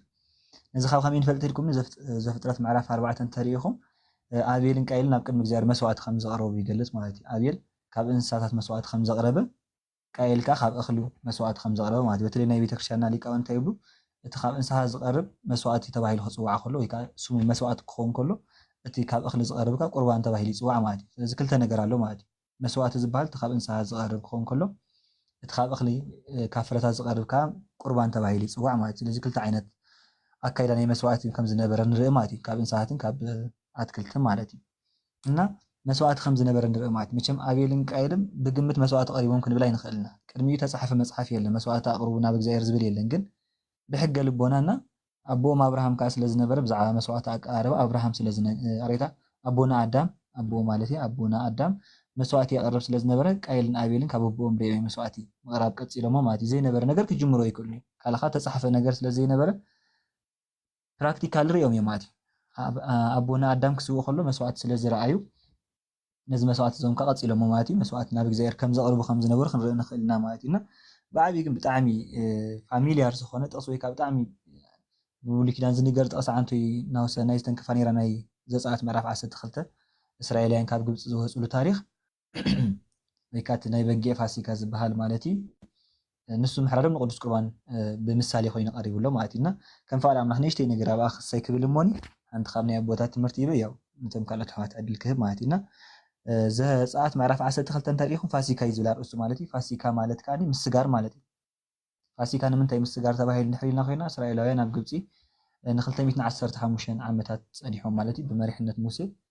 ካብ ግብፂ ናብ ከነኣን ተሳጊሮም ማለት እዩ። ስለዚ ካብ ግብፂ ናብ ከነኣን ዝወፅሉ ግዜ ስለዝኾነ ናይ መጨረሻ መዓልቶም ድማ ናይ ፋሲካ በጊዕ እዮም ሰዊኦም ማለት እዩ። በጊዕ ፋሲካ ተባሂሉ ይፅዋዕ። ናይ ሓድሽ ኪዳን ፋሲካ ከዓ ክርስቶስ እዩ ማለት እዩ። ቀዳማይ ቆሮንጦስ ምዕራፍ 5 ቁጥሪ 7 ተሪኢኹም እንታይ ይብል? ፋሲካና ክርስቶስ ተሓሪዱ ይብል ማለት እዩ ሃዋርያ ቅዱስ ጳውሎስ። ስለዚ ፋሲካ ናይ ሓድሽ ኪዳን ክርስቶስ እዩ ማለት እዩ። ግን ንክርስቶስ ምሳሌ ኮይኑ ቀሪቡ ዘሎ ግን ናይ ብሉይ ኪዳን ፋሲካ ተበጊዒ ማለት እዩ። ሁላትኩም ከም ትፈልጦ ያው እግዚኣብሔር ኣምላኽ ብመሪሕነት ሙሴን ኣሮን ናብ እስራኤል 9 ዓበይቲ ተኣምራት ገይሩ ነይሩ። መበል 10 ሞተ በኽሪ እዩ። መበል 11 ከዓኒ ስጥመተ ባሕሪ ኤርትራ እዩ ማለት እዩ። መበል 10 እንተሪኢኹም ኮንኩም እግዚኣብሔር ኣምላኽ ያው ፍርዖን ልቡ እንዳተረረ ክመፅእ ከሎ መጨረሻ ዘምፅኦ ተኣምራት ወይ ከዓ ዝገበሮ ያሬታ ዝገበሮ ስራሕ እንታይ ነይሩ? ናይ ሞተ በኽሪ ናብ ግብፂ ምምፃእ እዩ ማለት እዩ። ስለዚ ኣቐዲሙ ንሙሴ እንታይ ኢልዎ? ሞተ በኽሪ ኣብ ግብፂ ከም ዝኸውን ነጊሩ እዚ ካብዚ ክከላኸልዎ ዝኽእልካ ብምንታይ ምዃኑ ነጊሮም ማለት እዩ? በጊዕ ፋሲካ ብምሕራድ ማለት እዩ። ነፍሲ ወከፍ እስራኤላዊ ማለት እዩ በጊዕ ሓርድ ከም ዘሎ ይነግር ማለት እዩ። ከም ፈቃድ ኣምላኽ ከም በበልኩሞ ተመሊስና ሓሳብ ክንሪኦ ዘፀአት ምዕራፍ 12 ፈቅዲ 1 ማለት እዩ። እግዚኣብሔር ድማ ንሙሴን ንኣሮንን ኣብ ምድሪ ግብፂ ከምዚ ኢሉ ተዛረቦም እዛ ወርሒ እዚኣ ንኣኻትኩም መጀመርታ ማለት መጀመርታ ወርሒ ናይ ዓመት ትኹንኩም ንኩሉ ህዝቢ እስራኤል ከዓ ከምዚ ኢሉም ተዛረቡ ብ10 መዓልቲ ናይዛ ወርሒ እዚኣ ነፍሲ ወከፍ ኣብ ስድራ ሓደ ገንሸል ይውሰድ። እቶም ስድራ ሓደ ገንሸል በሊዖም ክውድኡ ዘይክእሉ ውሕዳት እንተኾኑ ምስቲ ቀረባ ጎረቤቶም ኮይኖም ሓደ ገንሸል ይውሰዱ። እቶም ሰባት ይቆፀሩ ነፍሲ ወከፍ ዝበልዖ መጠን ተመቒሉ ከዓ ነቲ ገንሸል ብሕብረት ይብልዕዎ። እቲ ትመርፅዎ እንስሳ ዓመት ዝገበረ ጎሉሎ ኣካል ዘይኮነ ተባዕታይ ጤል ወይ ከዓ በጊዕ ይኹን። ክሳብ መበል 14 መዓልቲ ናይዚ ወርሒ እዚ ከዓ ሓልውዎ። ሽዑ ህዝቢ እስራኤል ኩሉ ፀሓይ ክትዓርብ ከላ ነናቶም ይሕረዱ። ክልቲኡ ቀዋሚ ልዳት ነቲ ላዕላይ ልዳት ናይቲ ዝበልዑላ ቤት ካብቲ ደም ወሲዶም ይልከይዎ። ነቲ ስግኡ ድማ ብሓዊ ጠቢሶም ብቅጫን ብመሪር ሓምልን ገይሮም በተለይትያ ይብልዕዎ። ርእሱን ኣእጋሩን ናውቲ ከብዱን ብሓዊ ጠቢስኩም ብልዕዎ እምበር ካብቲ ዝሕላ ዝኾነ ካብቲ ብማይ ዝበሰለ ኣይትብልዑ። ካብኡ ድማ ክሳዕ ንጉህ ገለ እኳ ኣይተትርፉ። ካብኡ ክሳዕ ንጉህ ገለ እኳ ኣይተትርፉ፣ ግን ብሓዊ አንድድዎ። ክትበልዕዎ ከለኹም ከዓ ሕቆኹም ተዓጢቅኩም ኣሳእንኩም ኣብ ኣእጋርኩም ኣእቲኹም ኣብ ኣትርኩም ኣብ ኣእዳውኩም ሒዝኩም ቅልጥፍ ቅልጥፍ እናበልኩም ብልዕዎ። እዚ ንዓይኒ እግዚኣብሔር በዓል ፋሲካ እዩ። እዛ ለይቲ እዚኣ ብምድሪ ግብፂ ክሓልፍ እየ። ንኩሉ በኹሪ ሃገር ግብፂ ካብ ሰብ ክሳዕ እንስሳ ክቐትል እየ። ንኩላቶም ኣማልክቲ ግብፂ ከዓ ክቐፅዖም እየ። ኣነ እግዚኣብሔር እየ።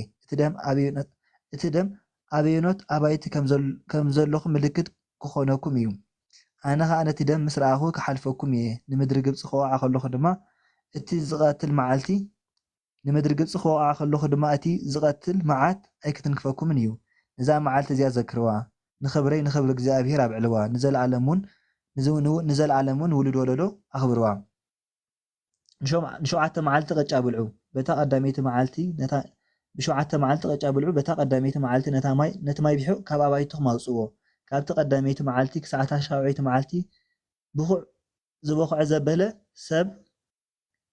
ዘበለ ሰብ ካብቲ ህዝቢ እስራኤል ይፈለ ብቀዳሚት መዓልቲ ብሳልሸይቲ መዓልትን ቅዱስ ኣኼባ ግበሩ በዞም መዓልታት እዚኣተን ነቲ ነፍሲ ወከፍ ዝኣክል መግቢ ዕለት ምቕራብ እንተዘይኮይኑ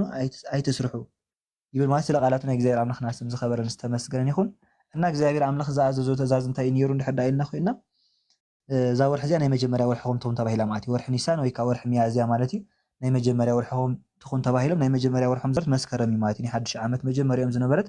እስራኤላውያን ቅድሚ ዛ መዓልቲ እዚኣ መስከረም ነይሩ ካብዚ ግዜ ዝንድሓር ግን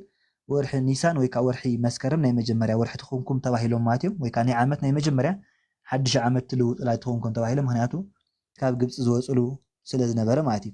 ስለዚ ነፍሲ ወከፍ ሰብ እንታይ ይግበር ገንሸል በጊዕ ወይ ከዓ ካብ ጤል ተባዕታይ ዝኾነ የዳሉ ተባሂሉ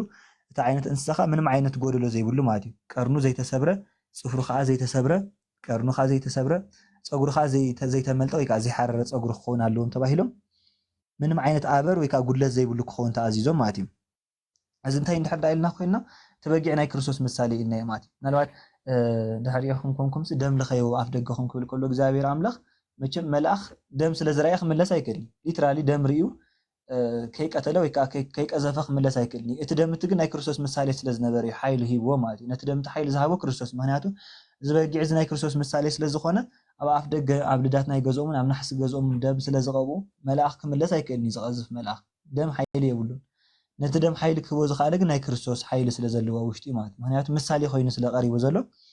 ደም ልኸይ ተባሂልዎ ማለት እዩ እና ብጣዕሚ ዝገርም እንታይ ኢሎም ስድራ ቤት ሓደ በጊዕ ክውድእ ዝኽእል ይኹን ድሕዳ ዘይኮይኑ ምስ ጎረቤት ይኹን ተባሂሎም ማለት እዩ ኩሉ እዚ ንሓድሽ ኪዳን ምሳሌ የተርጉም እዩ ማለት እዩ ኩሉ እዚ ንሓድሽ ኪዳን ዘተርጉም ኢና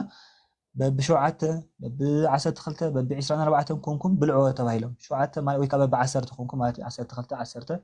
24 ማለት እዩ 7 ናይ ፍጹማን ቁጥሪ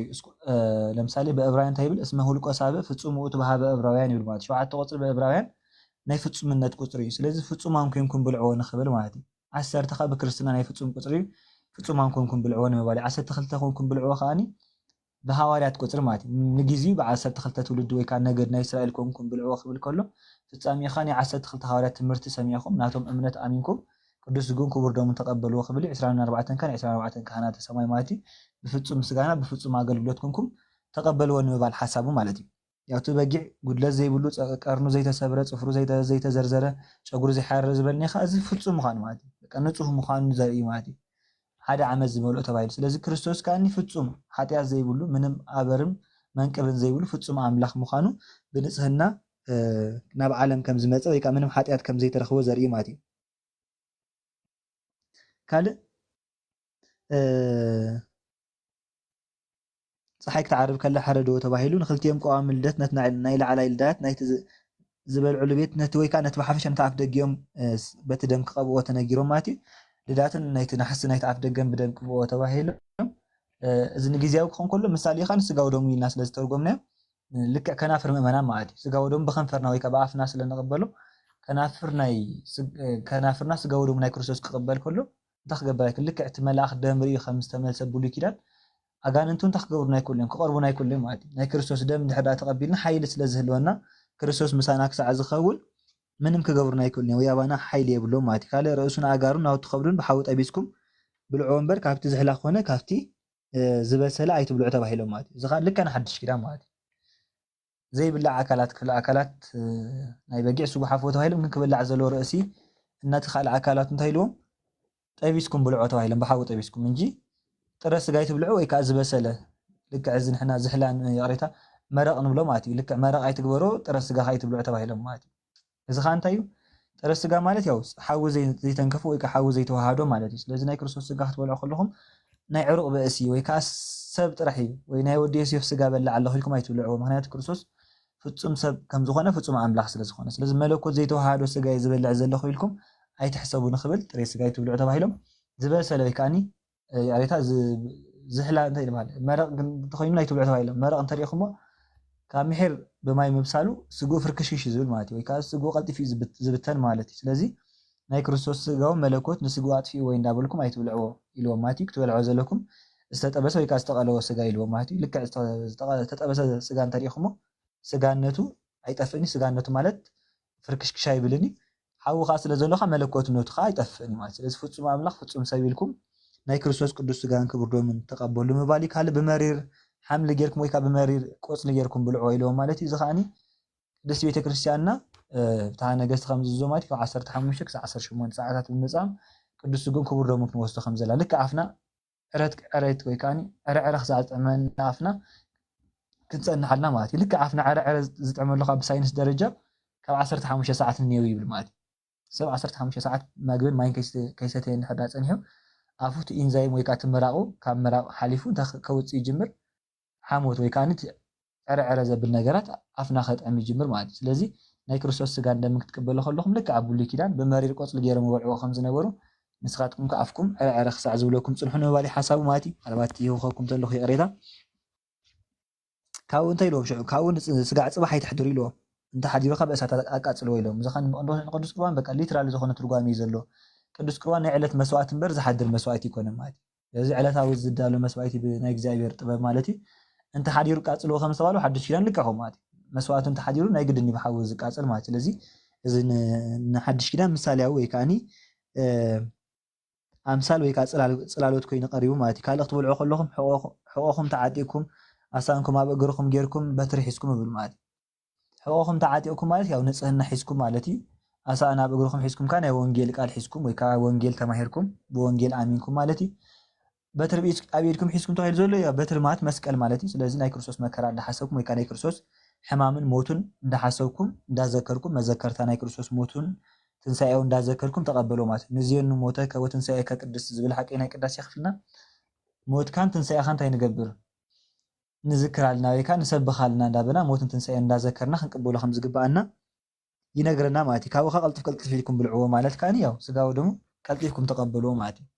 ስጋው ደሙ እንዳይ ቤተክርስቲያን ተኸይሉ ሳምንታዊ ሰብ ክቅበል እንተ ዘይክኢሉኻ በርባዓ ክወስድ ካብኡ እንተ ሓሚኡኻ ያን 70 ዓመት 3 ግዜ ክወስድ ፍታ ነገስ ይዝዝ ማለት እዩ ንስኻኒ ናይ ልደት ዕለት ናይ ትንሳኤ ዕለትና ናይ ጥምቀት ዕለት ማለት እዩ ልደት ጥምቀት ትንሳኤ በዘን ዓበይቲ በዓላት ግዴታ ስጋው ደሙ ሓደ ክርስቲያን ክወስድ ኣለዎ ዝብል ሓሳብ ኣሎ ካልእ ማይ ቢሑ አይትብልዑ ወይ ካኒ ዝበኹዐ ቅጫ አይትብልዑ ወይ ካ ዝበኹዐ ሕምባሻ ኢና ብናትና ዝበሃል ምሽ ዝበኹዐ ሕምባሻ አይትብልዑ ተባሂሎም እሱኻ ምብካዕ ማለት ያው ልክ ቂም በቀል ወይ ካኒ ክፍኣት ሒዝኩም ኣብ ልብኹም ስጋው ደሙ ኣይትቀበሉ ዝብል ሓሳብ ኣለዎ ማለት እዩ ስለዚ ኣቦታት ብብሉይ ኪዳን ነዚ ምሳሌ እዚ ገሊፆም ኣቐሚጦምልና ኣለዎ ስለ ስጋው ደሙ ምናልባት ኩሉ ገለጽኩም ክኾን ይኽእል ንእሽተይ ክትንክፋ ስለ ዘለኹ ሓሳብ እዩ ማለት እዩና ስለ ምስጢረ ቁርባን እዚ እንድሕዳ ኢልና ኮይና ካብ ኣቦታት ትምህርቲ ከዓኒ ሓንቲ ነገር ክነግረኩም ምናልባት ጽባሕ ስለ ንቐጽል ኣብኡ ክቐጽሎ ማለት እዩ ሓንቲ ናይ ቅዱስ አግናጢዮስ ምጡል አንበሳ ማለት ወይ ካ ሴንት ኢግናቲዮስ ሊቀ ጳጳስ ናይ አንጾኪያ ዝነበረ ማለት እዩ ካብተን 7 መልእኽታቱ መልእኽት ናብ ሰሜርኔስ ዝነበሩ ክርስቲያን ማለት እዩ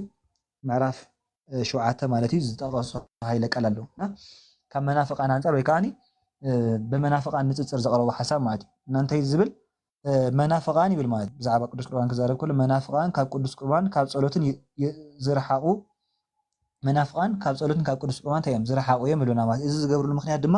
በምስጢረ ቁርባን ዝቀርብ ሕብስቲ ስለናትና ኃጢያት መከራ ዝተቀበለ ካብ ሞት ተንሰ ናይ ጎይታና መድኃኒትና ኢየሱስ ክርስቶስ ስጋ ምዃኑ ስለዚ ኣምዮም ይሉና ማለት እንታይ ይልና ኣሎ መናፍቃን መቸም ቅዱስ ቁርባን ይብሉም በጣም ዛዕም ዝገርም ማለት እዩ መናፍቃን ተሪእኹሞም ወይ ካኒ ፕሮቴስታንት ብልማድያው ፕሮቴስታንት ኢሎም ንገዛእ ርእሶም ዝጽውዑ መስዋዕት የብሉም አንተ ዜና እንታይ ይልና ነይሩ ናይ ሓድሽ ኪዳን መሰረት ኣሎ ማለት ወይ ካኒ ስለ ቅዱስ ቁርባን ሓስብ ከለና ሰለስተ ነገራት ክንሓስብ ኣለና ይልና ናይ መጀመርያ እንታይ መስዋዕት እዩ ሓደኻ መሰውኢ እዩ ሓደኻ መስዋዕት ኣቅራቢ ኢልና ማለት ለምሳሌ ናይ ሓድሽ ኪዳን መስዋዕት ክርስቶስ እዩ ማቴዎስ ወንጌል ምዕራፍ 26 ቁጥሪ 26 እንታይ ዝብል ሕብስተ አልዕለ ባሪኹ ድማ እዚ ምንተኻትኩም ዝቁረስ ናይ ሓድሽ ኪዳን ስጋ እዩ እዚ ናይ ሓድሽ ኪዳን ስጋ እዩ ጽዋዕ አልዕለ ከዓኒ ባሪኹ እዚ ምንተኻትኩም ዝፈስስ ናይ ሓድሽ ኪዳን ደመ እዩ ስለዚ ናይ ሓድሽ ኪዳን እንታይ ደመ እዩ ናይ ሓድሽ ኪዳን ስጋ እዩ ስለዚ ሓድሽ ኪዳን ዝተመስረተ ብናይ ክርስቶስ ቅዱስ ስጋኡን ክቡር ደሙን እዩ ማለት ናይ ሓድሽ ኪዳን ማእከሉ ናይ ክርስቶስ ስጋን ደምን እዩ ማለት ስለዚ ስጋው ደሙ ዘይብላ ቤተክርስቲያን ኣይትበሃል እያ ማለት ስለዚ ስጋው ደሙ ድሕር ክህልዋ ኮይኑ መስዋዕቲ ክህልዋ ኮይንካ መሰውእ ናይ ግድን ክህልዋ ኣለዎ ዕብራውያን ምዕራፍ 13 ንሕሪእኹሞ እንታይ ዝብል ንሕናስ መሰውእ ኣለና ይብል ማለት ሐዋርያ ቅዱስ ጳውሎስ መሰውእ ኣለና ይብል ማለት መሰውኢና ከዓ እንታይ እዩ አልታር ወይ ከዓኒ ሆሊ ቴብል ወይ ከዓኒ ታቦት ተባሂሉ ተገሊጹሉ ታቦት ማለት መሰውእ ማለት እዩ ወይ ከዓ አልታር ማለት ወይ ከዓ ሆሊ ቴብል ማለት ካኒ መሰውእ ማለት እዩ ተፈላለየ ዓይነት ቃላት ክንጥቀም ንኽእል ኢና ዞሮ ዞሮ ኩሉ መሰውእ እዩ مسوء زلوا بيتكريستيان مسوات خلوا قدناتي مسوات زلوا بيتكريستيان كان مسوء خلوا ناي قدني مات مسوء مسوات زي بيتكريستيان كان بيتكريستيان يكون ناي منافق انا دراش تاريخ موجن مسوات يبلون مسوون يبلون مات كل شيء عن ريب قدميهم زيو باستر تراي باستر مصحف حزين ببولو مات ياو بسمعوا قانقا ويكا بترفلتوا قانقا ينببولم ياو امين يلوم مخار تزيكون ولا حنت يلا مات مس كريستوس مستاف مس كريستوس منبار زبحال يلا ا بروتستانت كريستوس ايديالي ويكا حساب تراي انجي አካላዊ ኮነን ክርስቶስ በአካል ዘሎ ክርስቶስ በመላእ ዘሎ ቤተ ክርስቲያን አመናፈቃን ዘሎ በሐሳብ ወይካ በቃል ጥራይ ዘሎ ማለት እና ክርስቶስ ኢየሱስ ጎይታ ይጥራህ ይኮና እንብል ጎይታ ዝኾነ ኢየሱስ ክርስቶስ በስጋም በደምን ተቀቢልና ምስ አካላትና ያነዋህዶ ማለት ስጋይ ዝበልዐ ደመይ ሰቲ ናይ ዘላለም ህይወት አለው መስለት አይዘል ስጋይ ዝበልዐ ደመይ ሰቲ አነ ወክነብር ንስኻ ባይ ክነብር ስለዚ በመላእ ክርስቶስ ነቢሮም ዝነብሩ ክርስቲያን ጥራህ ማለት መናፍቃን ክርስቶስ ይብለው ስሙ ይንበር ክርስቶስ አካል ይለና በመናፍቃን ማለት እና በጣም ዝገርም ቅዱስ ኢግናሺየስ ወይ ቅዱስ አግናጢዮስ እንታይ ዝብል ዘሎ መናፍቃን ይሉ ካብ ቅዱስ ቁርባን ጸሎት ዝርሕቁ ብለናል ማለት መቼ መናፍቃን ቅዱስ ቁርባን ይብሎም ማለት ካብ ቅዱስ ቁርባን ዝርሕቁ ንምንታይ ምክንያት ይብሉ ወይ ካብ ናይ ቅዱስ ቁርባን ጸሎት ካብ ናይ ቅዱስ ቁርባን መስዋዕት ዝርሕቁ ንምንታይ ይብሉ ቅዱስ አግናጢዮስ እዚ ዝገብርሉ ምክንያት ድማ ይሉ በመስጢረ ቁርባን ዝቀርብ ሕብስቲ ማለት በመስጢረ ቁርባን ዝቀርብ ሕብስትን ወይንን ናይ ክርስቶስ አማናዊ ዝኾነ ስጉን ደሙን እዮም ኢሎም ታይ ስለ ዘይገብሩ ስለዚህ አምኑ ማለት ስጉ ናብ ናይ ወልደ እግዚአብሔር ስጋ ይልወጥ እዩ ወይኑ ኻ ናብ ናይ ወልደ እግዚአብሔር ደም ይልወጥ ኢሎም ወይካ በዚ ቅዱስ ምስጢር ስለዚህ አምኑ ወይካ በጸሎት ቁርባን ስለዚህ አምኑ ኩሉ ሸዕ ኻ ይርሕቁ ኢልና ካብ ምስጢረ ቁርባን ይርሕቁ ማለት ስለዚህ ካብ ምስጢረ ቁርባን ዝርሕቁ ዋና ምክንያት ስለዚህ አምኑ ወይ ማለት ክርስቶስ ቅዱስ ስጋይ ክቡር ደመይ ዝብላ ያምኑዎን ስለዚህ ክርስቶሳውያን አይኮኑን ክርስቶሱን አይፈልጥዎን ማለት ዞም ሰባዚም ጸረ ክርስቶስ ማለት በእውነት መናፍቅ ሙኻን ፕሮቴስታንት ሙኻን ታይ ጎዳ አካቴልኩም ካብ ክርስቶስ ትፍለ ወይ አንጻር ክርስቶስ ተሆም ማለት ክርስቶስ ዝብል ሐሳብ ገዲፍካ አንጻር ክርስቶስ ይኻ ትኸይድ ማለት ክርስቶስ ቅዱስ ስጋይን ክቡር ደመይን ይኽብል ከሎ አራ ይኮነ ክርስቶስ ተጋቢ ያኻለኻ ቅዱስ ስጋይን ክቡር ደመይን ዝብልካ ስጋኻን ደምካን ዘይኮነ ያው ስጋ ዝተባለ ቃልዩ ደሙ ዝተባለ ቃልዩ እና ማለት ሓደ መጽኻ ስጋይ ዝተባለ መንፈስ እዩ ደመይ ዝተባለ መንፈስ እዩ እዚ ስጋይ ብልዑ ደመይ ዝተባለ መንፈስ ይብልዑ ቃልይ ብልዑ ማለት እዩ ማለት እና ክርስቶስ በሃም ዝገብሩ ወይ ከዓ ሎቱ ስብሐት ክብርና ይኾነ ንክርስቶስ ናይ እምሮ ጸገም ከም ዘለዎ ገይሮም ያው ቃሉ ዝእርሙ ናይ ሰባት እዮም ማለት እና ዘንሷዚም ካብ ክርስቶስ ዝረሓቁ እዮም ማለት ልክ ሓምት ቅዱስ አግናጢዮስ ዝበሎ አያምኑልን እዮም ማለት ክርስቶስ ዝበሎ ቃል አይቀበሉንም ናይ ክርስቶስ ትምህርት አያምኑልን ብኡን ክኸዱ ይደልንም ማለት ካብ ንክርስቶስ ንላዕል ንፓስተር እዮም ሰምዑ ማለት ፓስተር ስጋውን ደሙን አይኮነን እንተይሎ ንክርስቶስ አሜን ምባል ገዲፎም ንፓስተር አሜን ዝብሉ ሰባት እዮም ማለት እና ኤንጤ ሙኻን ወይ ከዓ ፕሮቴስታንት ሙኻን ካብ ክርስቶስ ምፍላይ ካብ ክርስቶስ ምቁራጽ ማለት እዩ ሓፈሻ ስለዚህ ነዚ ቅዱስ አግናጢዮስ እንታይ ኢሉ ካብ ቅዱስ ቁርባን ጸሎት ካብ ናይ ቅዱስ ቁርባን መስዋዕቲ ካብ ናይ ቅዱስ ቁርባን ተሳትፎ ዝርሕቁ ቅዱስ ቁርባን ስለዚህ አምኑሉ እዮም ኢልና ማለት ካብ ሽዑ ቀፂሉ እንታይ ይብል ካብ ቀፂሉ ሽዕብ እንታይ ይብል ስለዚህ በዚ ክርክሮም ብለና ማለት ስለዚህ በዚ ክርክሮም ኣብ ዝኾነ ናይ እግዚአብሔር ምስጢረ ቁርባን ዘይግባእ ዘረባ ዝዛረቡ ሰባት ንሳቶም ኣብ ክርክሮም ማእከል ሞት ኣብ ልዕሊኦም የምጽኡ ስለዚህ ብዛዕባ ቅዱስ ቁርባን ዘይግባእ ዘረባ ጽዩፍ ዝኾነ ዘረባ ብጣዕሚ ዝገርም ማለት እዩ ብዛዕባ ቅዱስ ቁርባን ጸያፍ ዝኾነ ወይ ከዓ ነውራም ዝኾነ መልሓሶም ገይሮም ኣብ ልዕሊ ቅዱስ ቁርባን ዝዛረቡ እንታይ ስለዚህ ይኮኒ ስለዚህ አምኑ ይብለና ማለት እዩ እዞም ሰባት እዚኦም ኩሉ ግዜ ኣብ ምንታይ እዮም ዝነብሩ ኣብ ሞት እዮም ዝነብሩ ኣብ ልዕሊኦም ካ እንታይ ኣብ ልዕሊኦም ካ ሞት ዝእክቡ እዮም እንዳተኸራኸሩ ካ ይሞቱ ይብለና ማለት ኣብ ልዕሊኦም ሞት ዝእክቡ ኣብ ልዕሊኦም መዓት ዝእክቡ ሰባት እዮም መጨረሽቶም ካ ሞት ይብለና ማለት ኣብ ልዕሊ ቅዱስ ቁርባን ሕማቅ ዘረባ ኣብቲ ልዕሊ ናይ ጎይታ ምስጢር ክፉእ ዘረባ ዝዛረቡ መጨረሽኦም እንታይ ሞት እዩ ማለት እዩ ስለዚ እንዳተኸራኸሩ ክፉእ ዘረባ እናተዛረቡ መጨረሻ እንታይ ዝኾኑ እዮም ልሳኖም መልሓሶም ብሞት ዝተሓዚ ማለት እዩ መቸም ሚመጠን ግርምት ዛቲ ዕለት ሓቂ ይብል ኣብ ቅዳሴ ምብል እዩ መጨረሻ ዘላ ዘመንካ ብጣዕሚ ግርምቲ ዝኾነት ዕለት እያ ማለት እዩ ኩሉ ሰብ ቅድሚ ክርስቶስ ዝቐርበሉ ግዜ መልሓሱ ዝእሰረሉ ግዜ ክመጽእ ማለት ስለዚ መናፍቃን ክሳዕ ሽዑ ክዛረቡ ይኽእሉ እዮም ማለት ሽዑ ግን ኣፎም ዝእሰረሉ ግዜ ክመጽእ ማለት ኣብ ቅድሚ ክርስቶስ ቀሪቦም ነቲ ናይ ክርስቶስ ምስጢር ዘቃልሉ ኣካላት ማለት ኣብ ቅድሚ ክርስቶስ ኣፎም መልሓሶም ዘዕፀወሉ ግዜ ክመጽእ እዩ ግን ከይፈለጡ ኣብ ርእሲኦም እንታይ ዝገብሩ እዮም እዚኦም ሞት ዘእክቡ ወይ ከዓኒ ሞት ናብኦም ዝፅውዕ ሰባት እዮም ማለት ኢና ካብዚኦም ሰባት ክንጥንቀቕ ኣለና ማለት እዩ ሽዑ እንታይ ብል ነገር ግን ብክብሪ እንተዝርእይዎ እንተዝኣምንዎም ይሕሾም ነይሩ ማለት እዩ ብጣዕሚ ደስ ዘብል ቃል እኮ ይብነት ብክብሪ እንተዝርእይዎ እንተዝኣምንሉ ግን መሓሾም ነይሩ ካብ ንዕኡ ዘቃልሉ ወይ ካብ ንዕኡ ዝፃረፉ እንተዝኣምንዎ ነይሮም ወይ ከዓ እናብኡ እንተዝቐርቡ ነይሮም ወይ ከዓ ብክብሪ እንተዝርእይዎ መሓሾም ነይሩ ይብል ማለት ካብ ቀፂሉ ሽዑ እንታይ ብል ስለዚ ከምዚኦም ዝዓይነቶም ሰባት ክትርሕቁ ግቡእ እዩ ስለዚህ ካብ ከምዚኦም ዝዓይነቶም ሰባት እንታይ ክትገብሩለኩም ክትርሕቁለኩም ምስ ከምዚኣቶም ሰባት ብገለ ኮነ ብግሊ ኮነ ይቀሬታ ምስ ከምዚኣቶም ሰባት ብግሊ ኮነ ብማሕበር ርክብ ኣይሃለኹም ለና ማለት እዩ መጨረሻ ካብ ከምዚኦም ሰባት ረሓቁ ምስ ከምዚኦም ዓይነት ሰባት ካ ብማሕበር ይኹም ብግሊ እንታይ ሃለኹም ሕብረት ኣይሃለኹም በቃ ምክንያቱ እዚኦም አንጻር እግዚአብሔር አንጻር ክርስቶስ ዝኾኑ ሰባት ኣብ ገዛ ርእሶም ሞት ዝእክቡ ኣብ ገዛ ርእሶም ሞት ዝፅውዑ ሰባት መጨረሻኦም ከዓ ፍርዶም ተዳሊሎም ዘሎ ሰባት ስለ ዝኾኑ ካብ ከምዚኦም ሰባት እንታይ ግበሩ ብለና መጽሓፍ ቅዱስ ረሓቁ ከም ተቀዳ መልእኽቲ ዮሐንስ ምዕራፍ ካልኣይ መልእኽቲ ዮሐንስ ምዕራፍ 1 ቁጽሪ 10 ተሪኹሞ እንታይ ዝብል ሓደ እኳ ናይ ክርስቶስ ቃል ሒዙ ኣብ ቤትኩም እንተመፀ ብል ኣብ ቤትኩም ናይ ክርስቶስ ናይ እግዚአብሔር ቃል ሒዙ እንተመፀ እንታይ ትገብሮ ኣይትቀበልዎ ሰላሙን ኣይትበልዎ እቲ ንሱ ኣብ ማዕዲ ዝሓብር ንሱ ኣፍትናቱ ክፍኣት ኣፍትናቱ ዓመፅ ይተሓባበር ይብለና ማለት ስለዚህ እዚኦም ፀረ ክርስቶስ ፀረ መጽሓፍ ቅዱስ ዝኾኑ ሰባት እንተ ክንገብር ይብና ምስ ከምዚኦም ዓይነት ሰባት ብኣምልኮ ይኹን ብጸሎት ከኣኒ ብናይ ክርስትና ኣገልግሎት ሕብረት ክልወና ይብል ካብዞም ሰባት እዚኦም ኣዝና ክንርሕቕ ይግባአና ምክንያቱ እዞም ሰባት እዚኦም ናይ ሰይጣን ናይ ዲያብሎስ ኣገልገልቲ ስለ ዝኾኑ ካብቶም ናይ ሰይጣን ናይ ዲያብሎስን ኣገልገልቲ ዝኾኑ ሰባት ብ10,000 ሜትሮ እንተ ክንገብር ይግባአና ክንርሕቕ ይግባአና ማለት ክርስቶስ ኣብ ዘይብሉ ቦታ ክንህሉ ስለ ዘይግባአና ኣብ ኣዳራሻት ከኣኒ ወይ ኣብ ናይ መናፍቃን ጉባኤታት ክርስቶስ የለም ማለት ስለዚህ ክርስቶስ ኣብ ዘይብሉ ቦታ ክንደሊልና ናብቲ ዘይብሉ ቦታ ኣይንኺድ ማለት እዩ ስለዚህ ኣብ ቤትና ፀኒዕና በቲ ክርስቶስ ዝሃበና ቃል በቲ ዝተዋሃበና ኪዳን ክንፀንዕ ናይ እግዚአብሔር መክሰናይ ቅዱስን ፍቃድ ይኹነልና ብሓቂ ያው ትክክለኛ ትምህርቲ ዘሎ ኣብ ቤተክርስትያን እዩ ትክክለኛ እምነት ዘሎ ኣብ ቤተክርስትያን እዩ ማለት እዩ ግን ትክክለኛ እምነት ትክክለኛ ኣስተምህሮ ስለ ዘሎ በይን እኮ ስለ ዘይኮነ ብሓቂ እዚ ምስጢር እዚ ክንዛረበሉ ጥራሕ ደይኮና ክንሳተፉ ይግባአና ማለት እዩ ብእውነት ካብቲ በቃልና ክንዛረበሉ እንኽእል ወይ ካብቲ በቃልና ክንገልጾ እንኽእል ንላዕሊ ብህይወት ብተግባር ክንሳተፉ ከለና ትዝበለፀ ነገር እዩ ቅዱስ ቁርባን ሲቡነት ክርስቶስ እንታይ ኢልና ቅዱስ ዳዊት ጣዕም ወታእምሩ ከመሄር እግዚአብሔር ጣዕምዎ እሞ ሰናይን ጥዑሙን ምዃኑ ከዓ እንታይ ክትገብሩ ኢኹም ክትፈልጡ ኢኹም ለና ማለት ስለዚህ እግዚአብሔር መቸም ልዕሊ ዳዊት ስለ እግዚአብሔር ተዛረበ የለን እግዚአብሔር ሕያዋይ እግዚአብሔር ፈቃሪ እግዚአብሔር ቸር እግዚአብሔር ፈቃሪ እግዚአብሔር አቦይ እግዚአብሔር ለዋሂሉ ስለ እግዚአብሔር ገር ከም ዳዊት ተዛረበ የለን ግን ኣብ መጨረሻ እንታይ ኢሉ ዳዊት ዝኹሉ ተዛሪቡ ማለት እዩ ጣዕም ወታእምሩ ከመሄር እግዚአብሔር ጣዕምዎ እሞ ሰናይን ጥዑሙን ምዃኑ ክትፈልጡ ኢኹም ለና ማለት እግዚአብሔር ዝብላዕ እዩ እግዚአብሔር ዝቕመስ እዩ ማለት ስለዚህ ጥዒምና ቀሚስና እግዚአብሔር ጣዕሙ ንፍለጦ ዳ እምበር እግዚአብሔር ከምዚ ተባሂሉ ዝኸይድ ኣይኮነ ስለዚህ ካብቲ ዝዓበየ እግዚአብሔር ክንጥዕመሉ እግዚአብሔር ክንወሃደሉ ንኽእል ጋ ምስጢረ ቁርባን እዩ ማለት ንማንም ዘይተዋሃበ ፀጋ ንቤተክርስትያን ዝተዋሃባ ፀጋ ካብዛ ቤተክርስትያን እዚኣ ተወፂኹም እትስእንዎ ፀጋ እትስእንዎ በረኸት ቅዱስ ቁርባን እዩ ማለት ካብ ቅዱስ ቁርባን ርሒቑ ሰብ ህይወት የብሉ ማለት ህይወት ዘሎ ቤተክርስትያን እዩ ምክንያቱ ቅዱስ ቁርባን ዘሎ ቤተክርስትያን እዩ ስለ ዝበልናዮ ማለት ኢና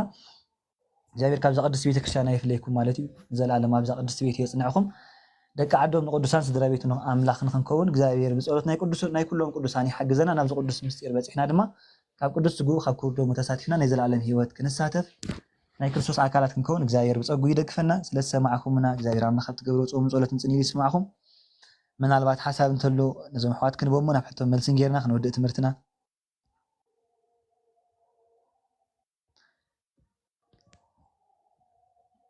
ሳምራዊ ሓውና እሺ ምናልባት አንተ ያ መንገድ ለኹ ስለ ዝበልካ ድሕርዳ ሓሳብ ኣሎ ኮይኑ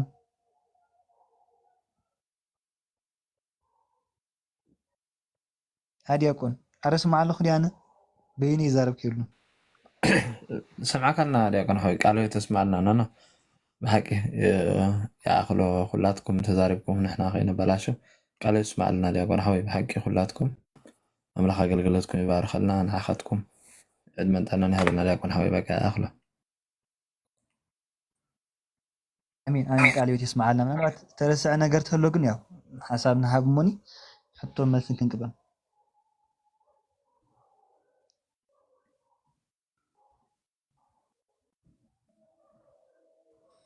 ቃል ህይወት የስማዕና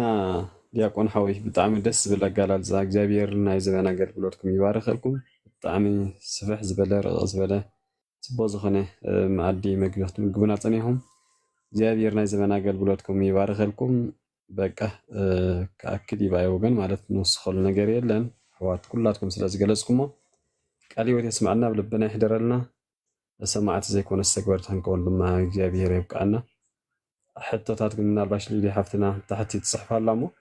ديبا تحتت ويكالو تحوات زحتت هاليومون كحتو عدلنا حبهم كوين يسمعنا مالك قال يسمعنا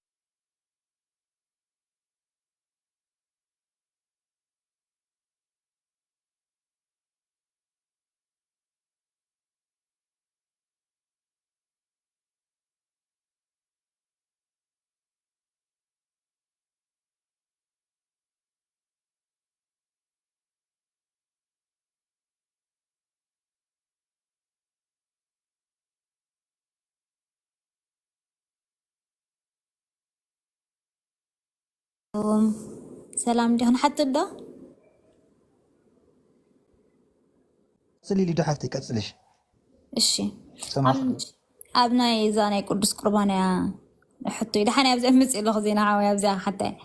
ኢለኩም ሲ ኣብ በዓል ግብፂ ሲ ሰብ ሓዳር እንድሕር ኮይኖም ስ በበይኖም ቅዱስ ቁርባን ክወስዱ ይኽእሉ እዮም ሕጂ ኣባና እዩ ዶ ይፍቀድ ስለምንታይ እሺ ኣብ ግብፂ ሰብኣይን ሰበይትን በበይኖም ክወስድዎ ይኽእሉ እዮም ቅዱስ ቁርባን ኣባና ግን ንምንታይ ዘይፍቀድ እያ ትሓቶ ምሽ ሓቀይ እዎ ሜራ ሓወይ እሺ ቀፅሉ ዜና ሓወይ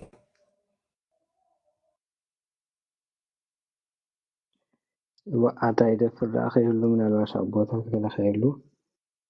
كان هذا اليوم تزميل شاطئ وانيرو ቀፅል ኣቦና ሰይሆን ዘለኹም والله وخابت هذه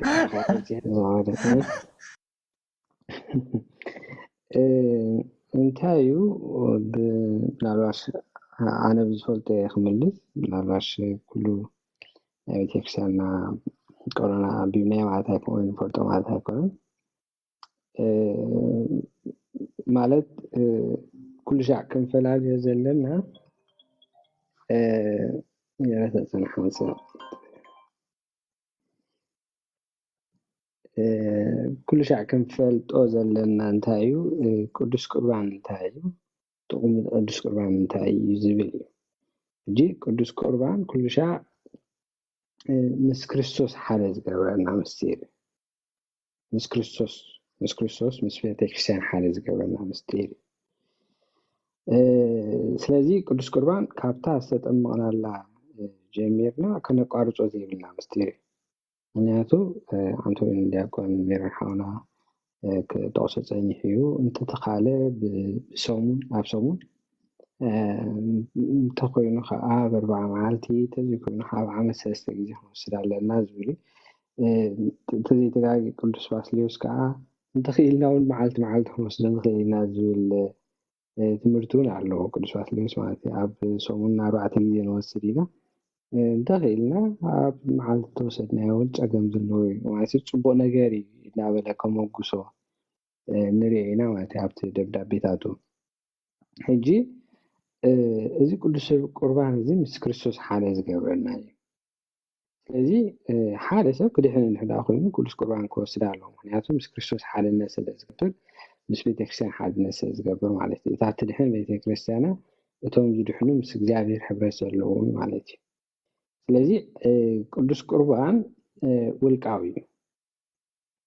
ሕጂ ሰብኣይን ሰበይትን ኣለካ ሞት ሰብኣይ ኣይቆርብን እንድሕር ኢልዋ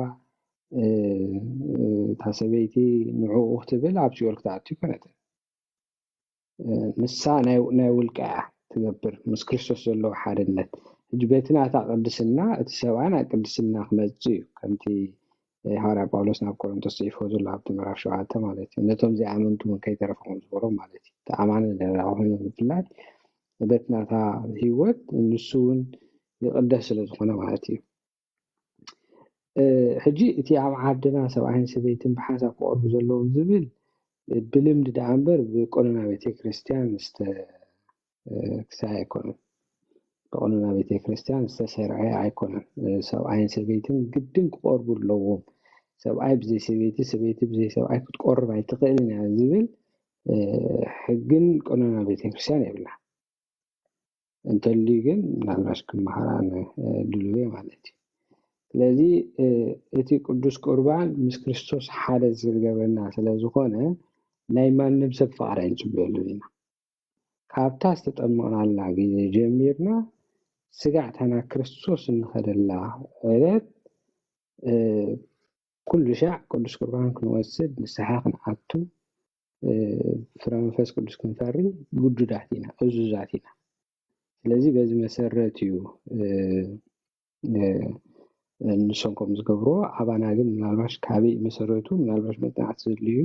ከምኡ ዓይነት ዝብል ክስታይ ኣሎ ማለት ልምድታት ኣሎ ሰብኣይ ከይመፅእ ይተቆርበኒ ሕጂ እቲ ሰብ መጀመርታ ክገብሮ ዘለዎ ንስሓ ኢዳ እምበር ካልእ ናይ ካልእ ሰብ ፍቓድ ትፅበየሉ ይኮነን ምክንያቱ ናይ ውልቅኻ ምስ ክርስቶስ ዝሕብረካ ምስጢር ስለ ዝኾነ ማለት እንታይ ተክሊል ሰብኣይን ሰበይትን ሓደ ዝገብር እዩ ቁርባን ግን ኣምላኽን ሰብን ሓደ ዝገብር እዩ እዚ ክንፈላለዩ ኣለና እቲ ምስጢራት ትክልቲኡ ሲ ብተክሊል ሰብኣይን ሰበይትን ሓደ እዮም ዝኾኑ ሓደ ኣካል ዝኾኑ ማለት እዩ በቲ ምስጢር ተክሊል ማለት እዩ ውህደት ይገብሩ ውህደት ይፍፅሙ ማለት እዩ ደጊም ሓደ ኣካል እምበር ክልተ ኣይኮኑን እቲ እግዚኣብሔር ሓደ ዝገብሮ ሰብ ኣይፍለዮኹም ዝበለ ልክዕ ሓድነት ኣለዎ ቅዱስ ቁርባን ከዓ ምስ እግዚኣብሔር ሓድነት ዝገብረካ ስለዚ ሰብኣይን ሰበይትን ክልቲኻ ኮይንካ እንትቆረብካ ፅቡቅ ነገር ኣብኡ ተቃውሞ የለን ግን ሰብኣይ ብዘይ ሰበይቲ ሰበይቲ ብዘይ ሰብኣይ ክትቆርብ ኣይትኽእልን እያ ዝብል ግን ቀኖናዊ ውሳኔ የለን ኣቦታት ቤተክርስትያን ዝወሰኑ የለን ብልምዲ ግን ከምኡ ባህሊ ካብ መሰረቱ ግን መፅናዕቲ ዘድልዩ ምናልባሽ ኣሎ ከምኡ ዝብል ተልዩ ግን ማለት ተማራይ ተዝኾንኩ ባዕለይ ንክመሃር ድልው እየ ማለት እዩ እታ ኣነ ዝበፅሕኳ ዝፈልጣ ግን እዚኣ ትመስል ፅቡቅ እንዲሃለካ ዜና ሓወይ ቃል ሂወት የስምዐልና እሞ ሓደ ግዜ እንታይ ሰሚዐ ነይረስ ኣብዛ ቲክቶክ እንኳን ከም ኣኽብሉ ሰሚዐ እዮም ሓደ ካህንሲ ብሰንኪ ከምኡ ምግባሩ ነታ ሰበይቲ ጥራይ ምቁራባ ምፍቃዱ ወይ ከዓ ነቲ ሰብኣይሲ ተሰጊጉ ካብቲ ክህነቱ ገለ ሰሚዐ ነይረ ሕጂ ማዕረ ከምዚ ኣረኖ ኣነ ኣይርዳእንን እዩ ማለት እዩ ሕጂ ፀገም የለን እንድሕር ሕራይ ሰብኣያ ወይ ቆሪቡ ወይ ታ ሰበይቲ ቆሪባስ ብሓንስብ ክቕፅሉ ትኽእሎ ኣሎ ድዩ ከም ሰብ ሓዳር ማለት እዩ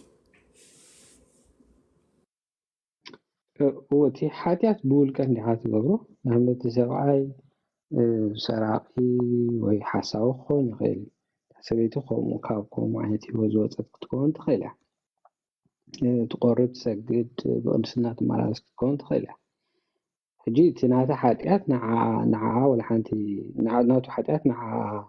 ወላ ሓንቲ ተሳ ይብሎ ምክንያቱ እሱ ብሓጢኣት እዩ ክፍረድ ንስኻ ብሓጢኣት እያ ክትፍረድ ምክንያቱ እንታይ ዝብል ንስኻ ካቲ ፆርካ ትፀሮ ኣነሰ ሓጢኣተይ ናተይ እዩ ሓጢኣተይ ንውልደይ ኣይገብሮን እዩ ኣይትንክፎን እዩ ንካልእ ሰብ ንሓወይ ንሓፍተይ እውን እዩ ኣነ ብሓጢኣተይ ዝፍረድ ስለዚ እግዚኣብሔር ኣምላኽ ከዓ ካብ ሓጢኣት ክንወፀሉ ንክእል ዝሃበና ፀጋ ከዓ ንስሓን ቁርባንን እዩ ሕጂ ብፀጋ ከም ዘይሓንኩም ዝብለና ሃርያ ጳውሎስ እቲ ፀጋ እንታይ እዩ እንድሕር ኢልና ንስሓን ቁርባንን እዩ ስለዚ ብኡ ጌርና ኢና ካብ ሓጢኣትና ንጠባሃ ከለለለትኩ ዓንቶይ ክብሎ ፀኒሖም ሰብኣ ከዚኦ በደም ከነሓፅብ ጌጋየ ይብሉ ሓቀ ብደምካ ጌርናስ ሓጢኣትና ንሓፅብ እዩ ዝብል እቲ ዘማራይ ኣብቲ መዝሙሩ ዝምር ከሎ ኣብቲ መልክዕ ቁርባን ኢልና ንደግሞ ቤተክርስትያንና ማለት እዩ ስለዚ ንምንታይ ከምኡ ኢሎም ሞ ከመይ እንታይ እቲ ጉዳይ ፐርሰናል ያህለ ዝፈልጣ ነገር የብለኝ ኣነ ግን ብቀኑና ብሓፈሽ ብዛዕባ ቤተክርስትያን ኢና ንዛረብ ዘለና ብቀኑና ቤተክርስትያን ኢና ክንምልስ ዘለና ከዓ ሕጂ ተን ቀኑናት ቤተክርስትያን ተን ጉባኤታት ዝተገበራ ዓለምለኻውያንን ዞባውያንን ጉባኤታት ኣለዋ ስለዚ ኣብዘን ጉባኤታት እዚአን ኣቦታት ቤተክርስትያንና እንታይ ኢሎም ብዛዕባ ኣገባብ ኣቆራርባ ወይ ከዓ ስርዓተ ቁርባን ንመን እዩ ዝግብኦ ንመን እዩ ዘይግብኦ ኢሎም ወሲኖም ኢልና ክምርምር እዩ ዘለና ማለት እዩ ኣነ ብወገነይ ማለት ሕጂ ዘይኮንካዮ ዘይትፈልጦ ፈሊጠ ገሌልካ ክትዛርብ ፅቡቅ ኣይኮነን ብዛዕባ እዚ ብዝተወሰነ መልክዕ ኣንቢቤን ኣለኹተን ቀኑናት ብዛዕባ እዚ ግን ኣየንበብኩም ምናልባሽ ብድኹም ኣእምሮይ ከዓ ዝሓለፈኒ ክኸውን ክህሉ ክእል ማለት እዩ ስለዚ ኣብቲ ቀኑናት ተበጊስና ኢና ዋላ እቶም ኣቦታት እቶም ጳጳሳቶም ክህነት ዝሕዙ ዋላ ገለ ዝሕዙ ኣብ ቀኑናት ተመርኪሾም እዮም ንኣብነት ኩለን እኳ ኣይኮናን ተን ዝበዝሓ ቀኑናት ኣብ ፍትሐ ነገስት ተኣኪበን ኣለዋ ሕጂ ኣብ ፍትሐ ነገስት ብዛዕባ እዚ እንታይ ይብል ኢልና ክንዘራርብ ንኽእል ኢና ማለት እዩ ክንፍትሽ ንኽእል ኢና ወይ መርሚርና እውን ክንመፅእ ንኽእል ኢና ግን ክንፈልጣ ዘለና ቅዱስ ቁርባን ምስ እግዚኣብሔር ምስ ቤተክርስትያን ሓደ ዝገብረና ምስጢር ስጋዕ ዝኾነ ውልቃዊ እዩ ንሕና ብውልቅና ኢና ቅዱስ ቁርባን ሓላፍነት ንወስደሉ ማለት እዩ ንሰብኣይና ወይ ንሰበይትና ተባሂልካ ክሳይ ዝግበር የለን ማለት እዩ ብሓንሳብ እንተቆረብካ ፅቡቅ ኩላትካ መንግስቲ ኣምላኽ ስለ ዝኾንካ ማለት እዩ እቲ ሓድነትካ እውን ዝያዳ ይሰጥም ይተርር ይድልድል ግን ሰብኣይ ክተዘይቆርቡ ስኻ ኣይትቆርብን ይኽልልካ ንሓን ሰበይቲ ምክልካል ግን ከቢድ እዩ ምናልባሽ ኣገለገለ እዋናት እንታይ የጋጥም እዩ እቲ ሰብኣይ ናብ ካልእ እምነት ይኣቱ እሞ እታ ሰበይቲ ከዓ ኦርቶዶክስ ዝፀንሕ ንኣብነት ከም ኣብነት ኣነ ዘጋጠሙ ዝፈልጦ ሰብ ዘሎ ማለት እዩ ሕጂ ነታ ሰበይቲ ፍትሕዮ ቅዱስ ቁርባን ክትወስዲ ትኾንኪ ተባሂሉ ክሳይ ዝገበረሎ ብዛዕባ እዚ ምናልባሽ ማለት ማሲክ ዝያዳ መፅናዕቲ ዝደሊ ኮይኑ ይስምዓኒ ማለት እዩ ምናልባሽ ኣብቲ ናይ በዓል ቅርጣግና ውሳኔታት እንታይ ሎም ወሲኖም በዓል ቅዱስ ጎርጎርዮስ ገለገለ ኣብኡ ምፍታሽ ከድሊ እንተዘይኮይኑ ግን ክልቲኦም ኣመንቲ ክልቲኦም ኣብ ቤተክርስትያን ዘለዉ እንድሕር ዳ ኮይኖም ሰብኣይኪ ስጋዕ ዝቆርብ ስኺ ክትቆርቢ ትኽእልን ሓልካ ምክልካል ኣብቲ ቅኑና ቤተክርስትያን የለን ኣነ ካብ ዝፈልጦ ማለት እዩ እንድሕር ኣሎ ዝብል ኮይኑ ግን ክምህረኒ ድልው ኣነ ክመሃር ድልው ማለት እዩ ከይሕዘልኩም እቲ መድረክ ኣቦና መፅኦም ስለ ዘለዉ ዝያዳ ኣቦና ሓልተመለስኩም ኣትሓቶ ፅቡቅ እያ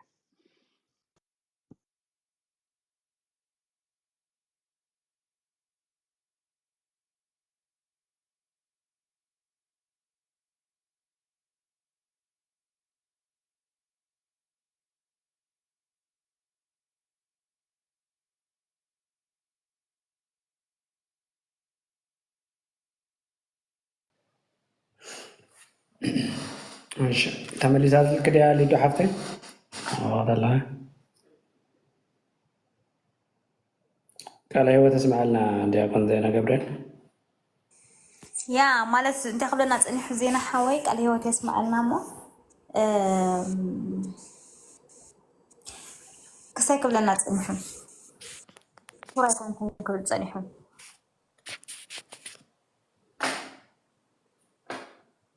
أبيك أشنقو سمقات تقول صنها تبونيرو يا أبونا مزيوم الله ودحن كم حسب مالتي قال يودي يسمعنا يكون زينا جبريل بتعمل دس بلا قالزا من على باش كنا أبونا مسألك كم بيلان كيل صعيدنا أنا كم حافظ شاوي أنا نوع عليه حق مزراب كابهم بزحهم مهر زفلت أزنا وركو مالتي من الباش تقندي كم زبالو زينا جبريل تدحنت من الباش مس كريستوس حدا أكل زجبر سلز هنا بزي قدس قربان كدحنا سلزيله ያው ኣብ ሂወት ካሁሉ ግዜ ኣብ ትናይ ትርጉም ቃል ኪዳን ወይ ትናይ ተክሊል ተዳጋጊፍካ መንግስቲ ኣምላኽ መውራስ ስለዝኾነ ካብቲ ሓደ ትርጉሙ ማለት እዩ እና ሰብኣይ ቤኑ ጥራሕ እንተዳ ተጓዒዙ ሰበይቲ ከዓ ዘይትድግፎ ትረኣ ኮይና በኣንጻሩ በታ ሰበይቲ ገይሩ ነቲ ሰብኣይ ክፍትኖ ይኽእል እዩ ሰብኣይ ጥራሕ ሂወቱ ናብ ቅድስና ዝተኻኸል ትረኣ ኮይኑ ማለት ስለዚ ትቐንዲ ነገር ምድግጋፍ ስለዝኾነ ሰብኣይ ክደክም ሰበይቲ ክድግፎ ሰበይቲ ክደክም ከለኻ ሰብኣይ ክድግፋ ክልቲኻ ሓደ ኣካል ሆንካ ምስ ክርስቶስ መንባር ስለዝኾነ ከምቲ ኣዳም ብዘይ ሂዋን ኣይኮነልካኒ ከም ዝበሎ ሰብኣይ ካብ በይኑ ጥራሕ እንተተጓዓዘ ሰበይቲ ዘይትድግፎ ተኮይና ውድቀቱ ማለት ጥንካሬኡ ኣብ ክርስቶስ ዘለዎ ሓድነቱ ከቢድ ስለዝኾነ ብዓብዪ ግን ከም ነጥቢ ዝጥቀሙላ ገለገለ ማለት እታ ዮሃንስ ወንጌል ምዕራፍ 4 ካብ ፍቕዲ ሓደ ዘለያ እሞ 16 ተመልኪትና እያ بزعبا قويتا مسا سامراوي سبيت نويح زرب مسكبر التاريخ سلت فلطو عمو داتا كابت سخا مايكو تاسين مسبلا سخا سامراوي انا اهيداوي لامس نغرتو انا سامراوي تسخا دما اهيداوي انتي حبرتا لنا لامس بلطو مو داتا كابت انا زبك ماي من مخاني تتفلتسي انا زبك ماي تتستيس نزل على ماي مصما اخن زل على ما هيوت زو سيدي لمس نغرا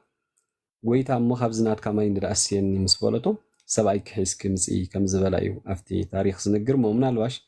أسفح بيلكم نزيعون مستحساب مبزحتي أون كم مرجاوي كم حساب زبلا نزيعهم كم نتبو ما نالواش عبونا كمون زينا جبريل لحونا كالو تحواتون نزيع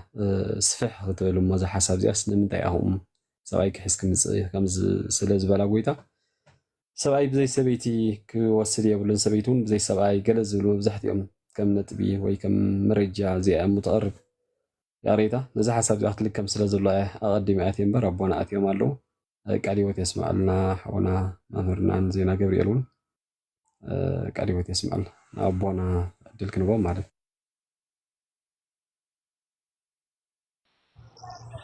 سلام كورات هوات كما ويلكم أبتعد خوينا سمعوا إلى بتعام بقى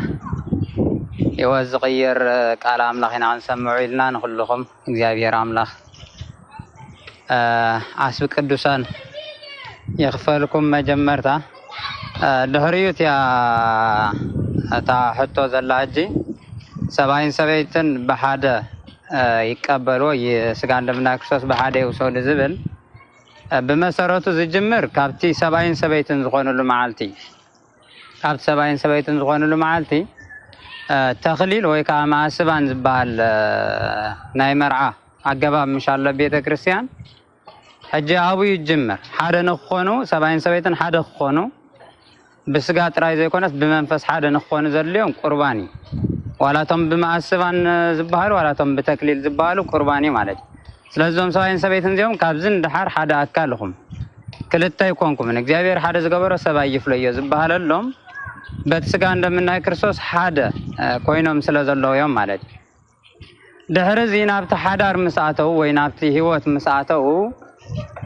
ሕጂ ክምለስየ ናብቲ ሓዳር ምስኣተው ናብቲ ህይወት ምስኣተው ብሓደ ክኸድሎም ኣብ ሓደ ህይወት ሰሚሮም ክነብሩሎም ብቁርባን ምስ ክርስቶስ ሓደ ኮይኖም ክነብሩሎም እዚ እቲ ዝሓሸ ይበሃል ዝሓሸ ብድንግልና ምንባርስ ዝሓሸ እዩ ምሽል ቅዱስ ጳውሎስ ሕጂ ዝሓሸ እምበር እቲ ብሓዳር ምንባር እውን ጌጋ እዩ ማለት ኣይኮነን ናብ ሓዳር ምንባር ፅቡቕ እንተዳ ኮይኑ እቲ ብድንግልና ምንባርካ ካብኡ እንታይ ዝገበረ ዝሓሸ እዩ ሕጂ ብሓደ ክቆርቡ እንተኽኢሎም ዝሓሸ ዝበለፀ ማለት ተቐሊሉ ብሉፅ ዝኾነ ብሓደ ሰባይን ሰበይትን ክቆርቡ እንተዳኺኢሎም ክቆርቡ እንተዘይክኢሎም ኣብ ዝብል ሓሳብ እንተመፂና ግን ጌና ሕጂ ናብ ምንታይ ኢና ክንኣቱ ማለት እዩ ናብ መፍትሒ ዝበሃልና ክንከይድ እምበር እቲ ሕጊ እንታይ እዩ እንተዳ ተባሂሉ ሰባይን ሰበይትን ሓደ ኣካል ክሳብ ዝኾነ ግዜን ሰዓትን ብሓደ ይቕረቡ እዩ ግናኸ እቲ ሓደ ኣካል ምሳኻ ሓደ ኣካል ኮይኑ ዘሎ ሰብሲ ብክልተ ነገር ካብቲ ንብሎ ዘለና መስመር ክወፅእ ይኽእል እዩ ሓደ ብእምነት ክወፅእ ይኽእል እዩ ከም ዜና ገብርኤል ሓውና ዝበሎ ብእምነት ገዲፍካ ናብ ካልእ እምነት ክኸይድ ይኽእል እዩ እቲ ካልኣይ ከንተዳ ተባሂሉ ከዓ ብስነ ምግባር ድዩ ብገለ ካባኻ ክፍንግጥ ይኽእል ማለት እዩ ክወፅእ ይኽእል እዩ ሓጂ ነዞም ክልተ ኣካላት ንብሎም ዘለና መጀመርታ ምኽሪ ክግበር ኣለዎ ክመዓዱሎም ብሓደ ኮይኖም ንክቆርቡ ሓደ ኣካል ኮይኖም ከምቲ ዝነበርዎ ንክቐፅሉ ክመዓድን ክምከርን ኣለዎ እዚ እቲ ናይ መጀመርታ ማለት እዩ ተመኺሩ ብእንታይ ኢሉ ከ እንተዳ ተባሂሉ ሕጂ እሱም ብኻበለ በቃ ጠቕሊሉ ንቤተ ክርስቲያን እውን ኣይሰምዓን እንተዳ ኢሉ ክሳብ እታ ዝምለሰላ ግዜ እንታይ ኮይኑ ዘሎ እንተዳ ተባሂሉ ንቤተ ክርስቲያን ዘይሰምዓ ኮይኑ ዘሎ ንባዕሉ ተኣማኒ ዝበሃልስ ንቤተ ክርስቲያን ዘይሰምዓ ኮይኑ ኣሎ ስለዚ እታ ንቤተ ክርስቲያን ትሰምዕ ግን እንታይ ክትገብር ኣለዋ ካብ ሓዳር ኣይፈላለዩ ካብ ሓዳር ከይተፈላለዩ ግን እንታይ ይገብር እታ ሰበይቲ ክትቆርብ ኣለዋ ምቑራባ እንታይ ጉድኣት ከምፃላ ይኽእል እንተዳ ተባሂሉ ሕጂ ምቑራባ ወል ሓደ ጉድኣት ከምፃላ ይኽእል ሕጂ ተተሓሳስባና ግን ኣሎ ተሓሳስባና ኣብ ቁርባን ዘለና ኣመለኻኽታሲ ከምዚ ሎሚ ብወንጌልና ዝተስተኻኸለ ዝኸይደ ኣባህል ኣሎ ንኣብነት ሰላም ይበሃልን ዝበሃለሉ ዝነበረ ምክንያትስ ሕጂ ብልክዕ እዩ በቃ ሓደ ሰብ ዘይሕፀብ ስለ ዝኾነ ዳው ምናልባት ሰላም እንተኢሉ ዝኾነ ሒዙ ዝነበረ ሰብ ሰላም ክብሎ ይኽእል እሞ ብኡ መሰረት ከዓ ምግቢ ምስ በልዐስ ክሓምም ይኽእል ስለዚ ሰላም ተዘይበለ ፀገም የብሉን ተባሂሉ ክፍታሕ ይከኣል እዩ ኣብ ዝሓለፈ እዋናት ዝነበረ ግን ብልምዲ ስለ ዝመፀ ዳርጋ ሰላም እንተኢልካዮስ ከም ትረክስ ናይ ምርዳእ ተኽእለሎ ማለት እዩ እዚ ሓሳብ እዚኣ ድማ ዝበዝሐ ብምንታይ ዝጥቀመላ እንተዳ ተባሂሉ በይንኽ እንተዳ ቆሪብክስ ምስኡ ክድቅስ ኣይትኽእልን ዝብል ኣተሓሳስባ ኣሎ ካበይ መፅኡ ኣበየናይ መፅሓፍ እዩ ዘሎ ገለገለ ከምቲ ዜና ገብርኤል ሓውና ዝበሎ ንድዒ ማለት እዩ ግን ይትረፍ እቲ ኣማኒ እየ ዝብል ዘለኹ ይትረፍ እቲ ኣማኒ እቲ ዘይኣማኒ እውን ምስ ክርስቶስ ንምንባር ኣይኽልክላን ክርስቶስ ንምንባር ኣይኽልክላን ክኽልክላ እንተደልዩ ግን ዝኣትራ ነገር ነቲ ዘይኣማኒ እየ ዝብል ዘለኹ ነቲ ኣማኒ እንተኮይኑ ከንተራ ተባሂሉ ንባዕላ ሰናይ ስነ ምግባር እናገበረት ንባዕላ ቅድስና እናሰርሐት ንባዕላ ቁርባን እናቆረበት ናበይ ክስሕቦ ኣለዋ ናብ ቅድስና ንእግዚአብሔር ኣምላኽ እናለመነት ናብ ቅድስና ክስሕቦ ኣለዋ ማለት እዩ حج بس زبلكم زلخ سلا زردو قنت سبنا أمنت بقى أنا قريبة نسوق مغرب أبي سلا زخ في جند حرم سو عيد قصن تبل انت اللي أجن بمسارة انت يخون على مالك تحدار يبتن على تحدار يبتن على حج بخمس زملكاتو قال وي كمين خنبلو بهلدنا خنبلو ولا قال له بعد على البخوم زملكاتو تاسبيت تقرب سبعي زي يقرب انت خوينسي أما خاف الجن حار مسوي تدقسن مالتي كم زي فاتح له وجيرت وصل سبع له مالتي جناها بقى نقدسنا دخيم ولا سبعين على زلنا نقدسنا دخيم وصاب زلوا نقدسنا نمسا دخيم وصاب زلوا فتح يكون تنزلوا أنا قدسنا بور تعسريحة نافتي وقتكم تصلوا زبلنا خنوس زلنا تم كرستنا عين طريقنا يبعت على له مالتي بما أنت رامتينا لدو أب كل يكو خفت الزلج أب كل خاب حدا رجع ببرعنا جمير بقربان يكون نمر زبزحنا زبزح فالناسي بقربان يكون نزمرا دحري هجيز جبر كاجير كاتعير كان بقربان كتوم صومها مفتان زلوا معلش نابو نحن صومين عن فتن دحري بزين تايخوم مفل لا يفتر هجي أتس تسرت خوم أنت قاتيم بقربان تسرت أنت قاتيم وقت مخرم كتمعدم نعاته ملسيل كخطبلهم تزي كوين كن نعاخ تقربا يكال نتاسبيتي باك أنت فقدنيا زخونت تقربا والحدا جن مسوي تدقس زبال نجار كتب لاي بالكان كدقس يا بسجا حادم بمنفس ولا حسابه مساق وتزيت تامرة جن بسجا وريده حادم زلوا إجزابير كاب بعل بتاسبيت بيلو خمرسو سلازخل نا إجزابير سرح قرم سلازخانة نسخة خمت بالو خطبلهم يبلكان مساء مدقاسون تايسلا زي كون يزبل زلو حجي مساء مدقاسون نساء خد قدسة تخيل مبر نسول حنت غير كساز بالا يكلن نسات زبر تحيزا سلا زلا سلازس بزي عانت ملكعين آخر ردو زقبا اتاتغسي حونا ديف زبل كايا دما بمسارتو بلكعي ما هيوت نغساتي سابايك حسكمسي لو واي قويتا حاجة تا سابايك حسكمسي صبغتيا زي حاجة اختبها لالوا سابايك حسكمسي مسبايك بحد خوانك قريب اختبهال زي بقى مسارتاو نغاري شعو تاسبيتك انت هتبلو انت استوعلنا ولا بان توسينا يا ولا سباي يبلين هتبلو مالك سباي يبلين تبلو ما حموش صوبت نيرهم خغنا خذ بسخزلون سبايك يكونن سلازي إلى كل نجار مس نجارا قطتا نتماي هيوت ناي قدن سباي خمسه مصا يكونن زغبا بقى تزاراري بمسودو كيدان توم سامراويان حيزاتو لتمص تماي هيوت كايبا بزلا تقع امانيتنا كريستوس تخون مالك حجي سباي كيس كمصيل كام حتات صبغي بمسرت منادس حدا اكال يوم حدا اكال كاب كونها اكال كي تحس كمص مالت وي اكال كحس كمص مالت نت سباي لكعي بقى ولا حدث حتى زبال يولنزي بتماسل ግን ከመይ እንተ ኮይነ ዝብዘለኹ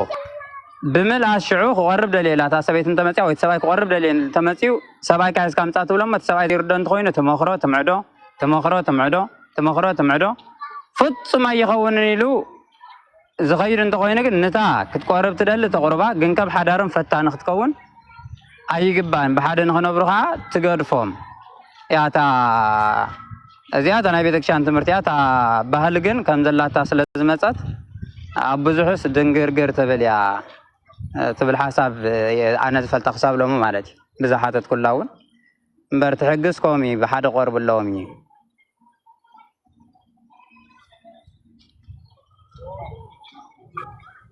عليه تسمع لنا أبوي كأشي قل مالتي تمحدراكم ببينو دي خوينو أنا سكالت يوم قالوا تأشتاكم خبريت سمعن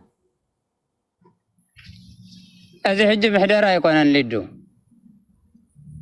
أزي حج نبلا زلنا محدرا ببينها مهان ببينها زي مهان يكونن بعد تغلالسي أتي نبلا زلنا حجي كم كنا ناس توصلوا بحالتها تسالوين أنا بزلنا بحاليو جنابنا زازب لك زلخوكو زاسبيتي سي بيني يغفر رداز قبان ترى تبايل أنا بمخل كالي نبايت حاتيات كتقربي قباري قبان دردر زبالي ولن كريستيان نفسي أخذ تقربي قباي مس كريستوس كتنبر يقباي زي والحد دردر زبالي ولن قناغا أنا بعليك السكومة يمو بقى قدفي أنت إلي خات حاتيات نبايز ملس أنا خاين انت داخوين ناب نفس نبايز ملس قن الزبلك على يزبل زلخ الزبلك حسابات سالو مسبا اياس كدك سيب لام بدحري زبل اذا خا خم حبرتسب حجي استمهرنا يم استعرم خنغرك حجاب زي حج زلو بحق بسرعه زي كونسي سبس ودسو ساعه عمت بقى ነገሩ ምስ ወደ ይቆርብ ዘሎ ዝብል ናይ ሕብረተሰብ ባህል ኣሎ እዚ እዚ ሕጂ ፀንሐናይ ክትጥቀመሉ ትኽእልካ ጌና ኣለካ ምስ ተመርዓካ ተርክበለካ ዝብሎ ቦታት እውን ኣለው ሕጂ ስርዓት ኣይኮነን እንት ናይ ቤተክርስትያን ትምህርቲ ኣይኮነን ዝፈላለ ግናኸ ኣብቲ ባህሊ ክሰምዕ ከለካ ዝዓበካሉ ባህሊ ኣለካ ንኩልካ ኣነ ዝዓበክሉ ባህሊ ኣለኒ ነቲ ባህሊ ክሕዝ ይኽእል እየ ነቲ ናይ ቤተክርስትያን ትምህርቲ ከዓ ክሕዝ ይኽእል እየ ስለዚ ኣብ ስርዓት ናይ ቤተክርስትያን ፍልልይ ኣሎ ኢለ ኣምናና ኣብቲ ዝዓበካሉ ሕብረተሰብ ግን ወዲ ሱሳ ጥራይ ክቆርብ ትፈልጥ እንተዳ ኮንካ በቃ ምስ ተመርዓ ክተርክብልህ ምናልባት ትምርዓውየ ሰብ ስለ ዘይተፈልጠ ኢልካ ክትክልክለን ትኽእለሉ ግዜታትን ሰዓታትን ኣሎ ኣነ ዝረኣኽቦ ኣሎ እጂ ንኣብነት ጅልዱን እዚኣ ከመይ ትብልያ ማለት ተዘይተመሪዕኽሲ ሰብኣይክ ስለ ዘይተፈልጠ ሰይትቆርብን ዝብል ሰብስ ኣሎ እዩ ዝብል ዘለኹ ብኣጠቓላሊ እሞ ከመይ ትርያስ ሕጅን እዚኣ ጽቡቕ ኣለኹም እኮ ኣቦና እሱ ድዕበየና ናይ ቀደም ኮምታት ኣሎ ጽቡቕ ኣለኹም ኣይድግፎን እያ ኣነ ኸማ ነዚ ቤተ ክርስቲያን ኣይትብሎን እያ በቲ ባህሊ ዝፀንሐ እዩ እዚ ከዓ እዚ ኮይኑ ድስምዐና ኣነ ነቲ ዶምን ስጉኡን ፍርሓት እንሻላ ካብ ንእሽተኻ ከለኻ ትጋገ ስለ ዝኽእል ኢብን ምስ ዓባኻ ትጋገየኻ ግን ኣይ ከምቲ ብንኡስካ ከለኻ ትጋገዮን ኣይ ከምቲ ትንእሶን ማለት እዩ ሕጂ እቲ ፍርሓት እቲ ክብሪ ኣብ ልዕሊ እግዚኣብሔር ስለ ዘሎ ኮይኑ እዩ ድስምዐና ኣነ ከም ባህሊ ተኣታት እዩ ኣዎ ሕጂ ልዱ ሕጂ እስያ ዝብል ዘለኹ እቲ ትምህርቲ ናይ ቤተ ክርስቲያን እዚ ሕጂ ክነብሎ ዝፀናሕና እዩ ግናኸ ሕጂ እቶም ኣቦታት ከምዚ በደለኛታት እዮም ገለገለ ክንብል ኣይንኽእል ንምንታይ ንኸም ዘይንብል ተይልክ በዚ ትብልዮ ዘለኻ ስለ ንወስዶ በዚ ትብልዮ ዘለኸና ንወስዶ በቃ ኣብቲ ቁርባን ዘለዎም ኣኽብሮት ኣብቲ ቁርባን ዘለዎም ፍርሓት ገለ እምበር ከምዚ ናይ ቤተ ክርስቲያን ትምህርቲ ክጠውዩ ስለ ዝደለዮም ኣይንብልን ግን ባህሊ ስለ ዝኾነ ከዓ ባህሊ ማለት ከቢድ እዩ ሕጂ ደቂ ሰባት እንተዳ ሓዲሩ እንተዳ ለሚዶ እሞ ገለ ሕጂ ንኣብነት ብዙሓት ኣለው ደቅኻ ኮይኖም ክትመኽሮም ከለኻስ ጌና ንእሸ እንድየ ዘለኹ ጌና ገለ እንድየ ዘለኹ ይብሉኻ ቁርባን ማለት ግን ብመሰረቱስ ንኩሉ እቲ ክርስቲያን ዝበሃል ነብሰ ዓንቶ በፂሒፈያ ነይረ በታሕቲ እንታይ ኢና ንብለን መልካ ቁርባን እሲ ሓንቲ ቤተ ክርስቲያን ኢልና ንኣምን ምሽ ሓንቲ ቤተ ክርስቲያን ወንኣምን ብኣሃቲ ቅድስቲ ቤተ ክርስቲያን ተላይለ ኩሉ ጉባኤ ዝሃዋርያት ብሓንትን ቅድስትን ናይ ሃዋርያት ጉባኤ ብዝኾነት ኣፅናፋዊት ቤተ ክርስቲያን ንኣምን ንብል ሕጂ እዚ ሓንቲ ቤተ ክርስቲያን ንብላ ሓንቲ ክትከውን እንተኮይና ከዓ እንታይ ንብል በእንተ ቅድሳት ኣብ ዝበሃል ጀሚርና በእንተ ቅድሳት ሰላማዊት ሰላም ናሰብኡ ከም እግዚኣብሔር ያሳልመን ነበሳሂለ ዚያሁ ንብል ምእንቲ ተሓድነት ዝህብ ስጉን ዶምን ንልምን ኣለና ንብል ማለት እዩ ሕጂ ሓንቲ ኣብ ቤተ ክርስቲያን ንብል መልካ ቁርባን ዝበሃል ገለፅ እንከለዉ እንታይ ይብል እንዘ ብዙሃን ንህነ እምፅወታ ዘመን ዘዚኣሁ ንኣምን ሞቶ ወንስየፎ ትንሳኤሁ ለእግዚ ክርስቶስ ዘኢታተት ጸጋሁ መለያሌ ኣሃደ ይረስየነ ምስሊሁ ብኣጽናፍ ዓለም ይጠበህ ኣሃደ ስጋሁ ይብል እዚ ማለት ንሕናሲ ብዙሓት ክንስና ኣብ ሙሉእ ዓለም እውን ዝተዘረና ክንስናሲ ምስኡ መታን ሓደ ክገብረና ምስ ክርስቶስ ሓደ መታን ክገብረናስ ኣብ ሙሉእ ዓለም ዝፍተት ግና ስጉኡ እንዶምን ገበረ ይብለና ማለት እዩ ሕጂ ብመሰረቱ ካብ ቁርባን ሰብ ይፍለ ኣሎ ማለት ካብ ቤተ ክርስቲያን እዩ ዝፍለ ካብ ሕብረት ቤተ ክርስቲያንስ ይፍለ ንኣብነት ኣብ ሓጢኣት ንዘለዉ እውን ቤተ ክርስቲያን እንታይ ኢና ንብል እንተዳ ተባሂሉ ሓደ ሰብስ ካብ ቤተ ክርስቲያን ብሓጢኣት ፍልይ ኢሉ እንተልዩ ነቶም ኣብ ንስሓ ዘለዉ ህዝብኻሲ ናብ ቅድስቲ ቤተ ክርስቲያንካ ፀንብሮም ኢላ ትፅሊ ናብ ቅዱስ ቤተ ክርስቲያንካ ፀንብሮም ማለት ሕጂ ናብቲ ሓንቲ ዝኾነት ቅድስቲ ንብላ ዘለና ቤተ ክርስቲያንስ ፀንብሮም እያ ትብል እዚ ማለት እንታይ ማለት እዩ ናብ ቁርባን ኣምፃዮም ማለት እዩ ናብ ቁርባን እንተዘይመፅዮም ግን ኣብቲ ሓድነት ኣይኣተውን ካብቲ ጨንፈር ወሪዶም ኣለዉ ንብል ኣለና ሕጂ እዛ ሰበይቲ ወይ እቲ ሰብኣይ እንተዳ ኢልና ኣነ ካብኡ ክወርድ ኣይደለን ሰብኣያ ወሪዱ እሺ ሰብኣያ ወሪዱ ኣነ ግን ካብኡ ክወርድ ኣይደለን ካብዚ ሓድነት ድማ ብፍፁም ክፍለ ኣይደልን እያ ትብል ዘላ ሕጂ ኣነ እዛ ሰበይቲ እዚኣ ክሕግዛ እዩ ዘለኒ እምበር እየ ዝብል ዘለኹ ብወንጌል መሰረት እንተሪእናዮ ክሕግዛ እዩ ዘለኒ ነባት ነብሳ እንተኮይነ እምበር ላላ ሰብኣይ ዘይቆርብ እንተኮይኑ ኣገዛ ክኸፈል ክብላ ኣይከኣልን ግና ከንታ ክገብር ኣለኒ ቀዲመ ይብል ኣለኹ ነቲ ሰብኣይ ዝግብኦ ምኽሪ ቀዳማይ በይነደይ ክመኽሮ ድሓር ምስ ካልኣየ ኮይነ ክመኽሮ ሳልሳይ ምስ ቤተ ክርስቲያን ኮይነ ክመኽሮ ይግባእ ማለት እዩ ሰበይትኻ ቅድስና ትደልላ እሳኻ ቅድስና ዘየድልየካ ምክንያት ከረዶ ኣለኒ ብኣጠቕላሊ በቲ ባህሊ ክትነብር ዘይኮነስ ንዓ ናብ ቅድስና ተመለስ ዝብል ሓሳብ ከረዶ ኣለኒ ፍፁም ክርዶ እንተዘይክኢሉ ወይ ከዓ እምቢ እንተኢሉ ከንተዳ ተባሂሉ ነቲ ምርጫ ዘሎ ማርያም ዝተሃረየት ከም ዝተባሃለ ካብኣ ዘይውሰድ ሰናይ ነገር ሓረየት ማርያም ከም ዝተባሃለ ነቲ ዝሓረየ ነቲ ሰናይ ነገር ዝሓረየ በቃ በቲ ሰናይ መንገዲ ከም ዝኸይድ ጌርካ እቲ ንብሎ ዘለና ሕጂ ግብሪ ስጋሲ أي خلكلن سبعين سبيتن بقى هذا خوينا ميم كتكل كلهم أي كلام بزبل حساب أنت وسيلنا يو ناي بيدك شان تمرتي تبع لك أنت رايل كنجن نعمل أنا زفول تاجي بزعاب خلوا نقرأكي هذا سبعين سبيتن مسودو ترايم زغرو مسودو مالت تردي خنة اللوخي بتبهلي مسعرق بعد تقلال مالتي كل يوم استي ناي قبر سجا نجرس مسجود فم زبل حساب يزلو كابي متيو بخمي متيو انتاي متيو قلقن ولا حدا انتاش مزبهاري بقول مسرت يقول كم مسرت كتريا كلاي كم زي بناش يوم زغربسي فلوتات يوم دي أقونات كون اللهم سبيتي كهن قلقت كون الله بقى بفولي مالتي زي عينة تكاير هجي كم بهل زي صنحناي عبد قربا غزي سمعوا زنبركو كنمرعو خنقرب دلينا يبلا امو دقنسو خيدان بعلم بمرጫን ተማሂረን ፈሊጠን ገላ ላላ ትምርዓው የሰብ ስለዘይ ተፈልጠ ዘሎ ክትምርዓው ከለኸ ክትቆርብ ጅዚ እንታይ የምጽ ጸገም እንተላልከን ነግረክ ይኸል ያናምነት ሰባይ ካል በቃ ሃደብ ዓለም ዘሎ ሰባይ ይመጽሞ ድሕሪቱ ቁርባን ክንገርፎና ስለዝብላ እዚ ካብ ዘጋጥመንስ ብዝብለ ተሐሳስባ እቶም ቦታትኩም ከም ዝብሉ ከነግረክ ይደል ግን በቲ ትምህርት ቤተ ክርስቲያን ተሪና ይኸን ተዳ ተባሂሉ እትሰናይ ምንዮት ይኸሉ ዘሎ ሰናይ እምነት ካብ እግዚአብሔር ቅንዕት ሰበይት ካብ እግዚአብሔር ወይ ቅንዕ ሰባይ ካብ እግዚአብሔር እንዲዩ በእምነት መለከ በመጽሐፍ ተሪናዮ በመጽሐፍ ተሪናዮ ቅንዕ ሰባይ ወይ ቅንዕት ሰበይት ካብ እግዚአብሔር ያልና ሳምናምን አነ በእግዚአብሔር ጸኒዐ ይጸንህ እግዚአብሔር ድማ ጽኑዕ ዝኾነ ሰባይ ክህበኒ ኢለ ካምን ይዝሐይሽ እምበር ምናልባት ከም ዝተጋጠመን ኸይለ ካትሰናይ ነገር ክፍለ ጉቡ አይኮነን ሕጂ ፍርሃት ይዝጅ በቃ ፍርሃት ይሃድረካ ወይ ካብተ እምነት ነሾ ጎደለ እምነት ተኸውን እሞ ሾት ፍርሃት የጥቃዓካይ ሕጂ በዚ ትምህርት ናይ ቤተ ክርስቲያን የዝብ ዘለኹ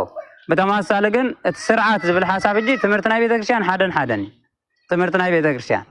እቲ ባህል ሕጂ ትምህርት ናይ ቤተ ክርስቲያን ክኸውን ማለት ኣይካለን ግናኸ ባህልና ስለዝነበረ ሰቢልና ናክነስተኻኽሎ ዘለና ከም ቤተ ክርስቲያን እምበር بحانسا بافرسوا وننتيلنا سمعنا سلازيلا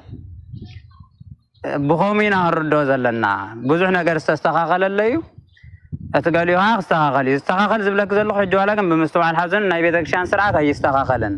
استخاخل يناي بهلي سبعلو زي سرعة سرعات مالتي بعلو فريحو قالو خوينو السرعة سرعات انتخوينو استخاخليو سلازي بزي تي مرداتا ناي بيتك شان زي عبزو حوني حتى اللي سلازنبركو ማለት በተማሳሌ ዝኾነ ሕቶ እንተልይገን ዋላ ከረሙን ጉበይ ባጠቃላለ ከረሙን ድሉየ ኣብ ኩሉ ግዜ ዝብለይ ዘመብ ዘለኹም ኣሕዋት መምሃራን ክትረሙንስ ይካኣል ማለት እዩ ቃል ህይወት ይስማዕልና ኣቦና መራ ፅቡቅ ጌርኩም ገሊፅኩሞ ያ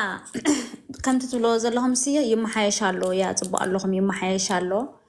ድሮ ከማነ ነቶም ናኣሽቱ ሲብ ቅረቡ ክብሉ ክኩስኩስዎም ጀሚሮም ቶም ካህናት ማለት እዩ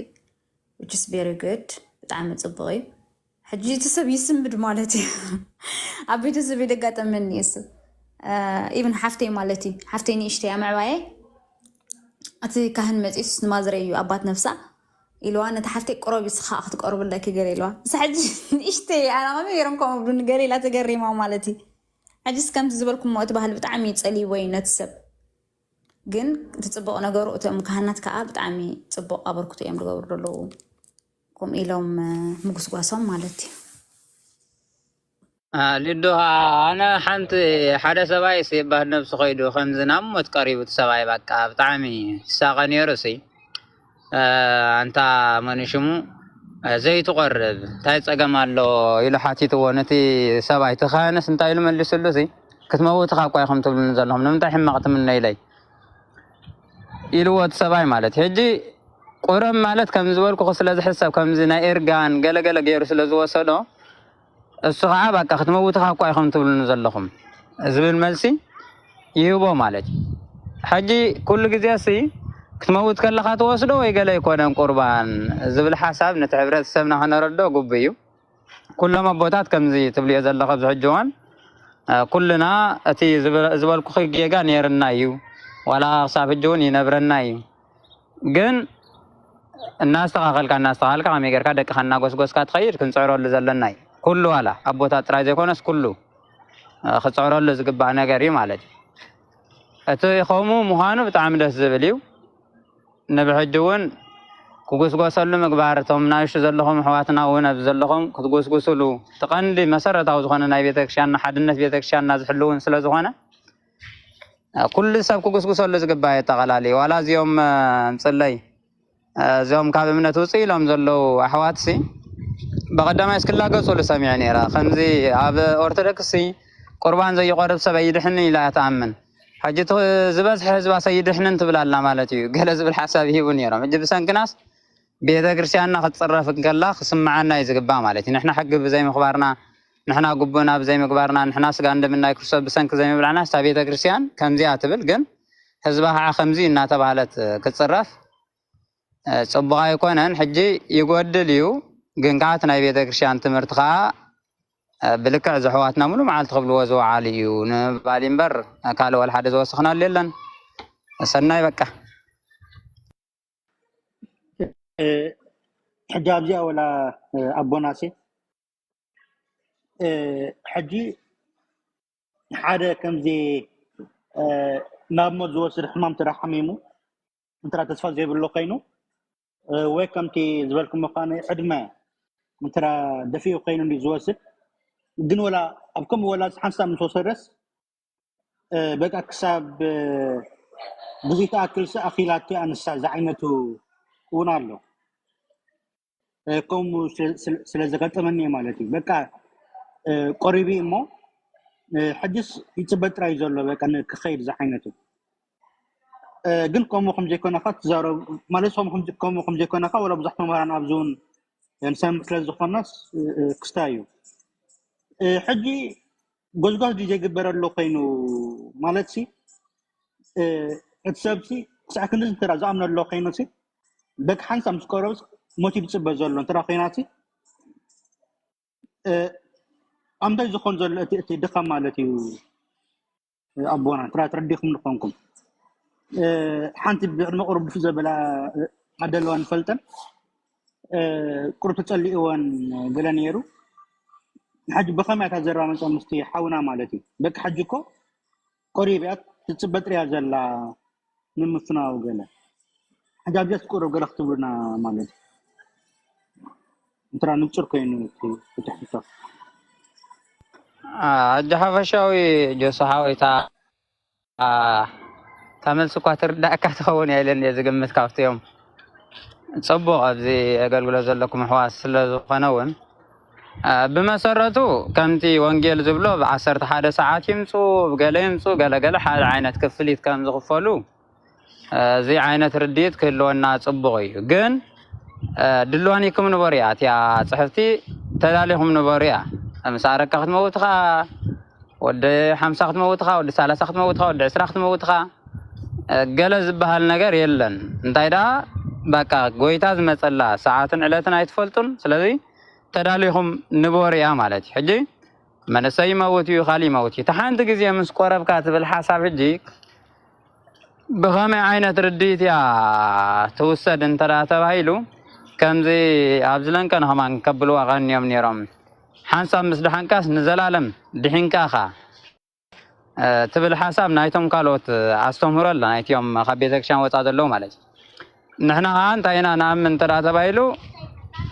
صادق شوعات غزي ودو شوعات غزي تنسنا نام شوعات غزي ودو شوعات غزي دما يتنس حجي اتدحنات كريستوس زفصمو خمزلو خوينو غناغه ذا عالم زيا ذا زي كم قفو زقنزونا زلو سغانا يزبلو قدوس باولوس قدام كلا قرنطوس 5 يመስلني ወይ 4 እዚ ከም ቆፎ ኮይኑ ዘሰቀይና ዘሎ ስጋና ምንዮት ናይ ስጋናን እቲ ናይ ጸላይና ፈተነን ኣይገድፈናን ስለዚ እንታይ ንገብርና ንወድቕና ማለት حجي مس ودقنا انت خنقبر كم زلنا قدس يوحنس حج بقلص يصحف لنا زل قدام يوحنس معراف حدثي حتيات يبلنا ننتبلنا نحس لنا حقونا بانا يلبان يلان يبل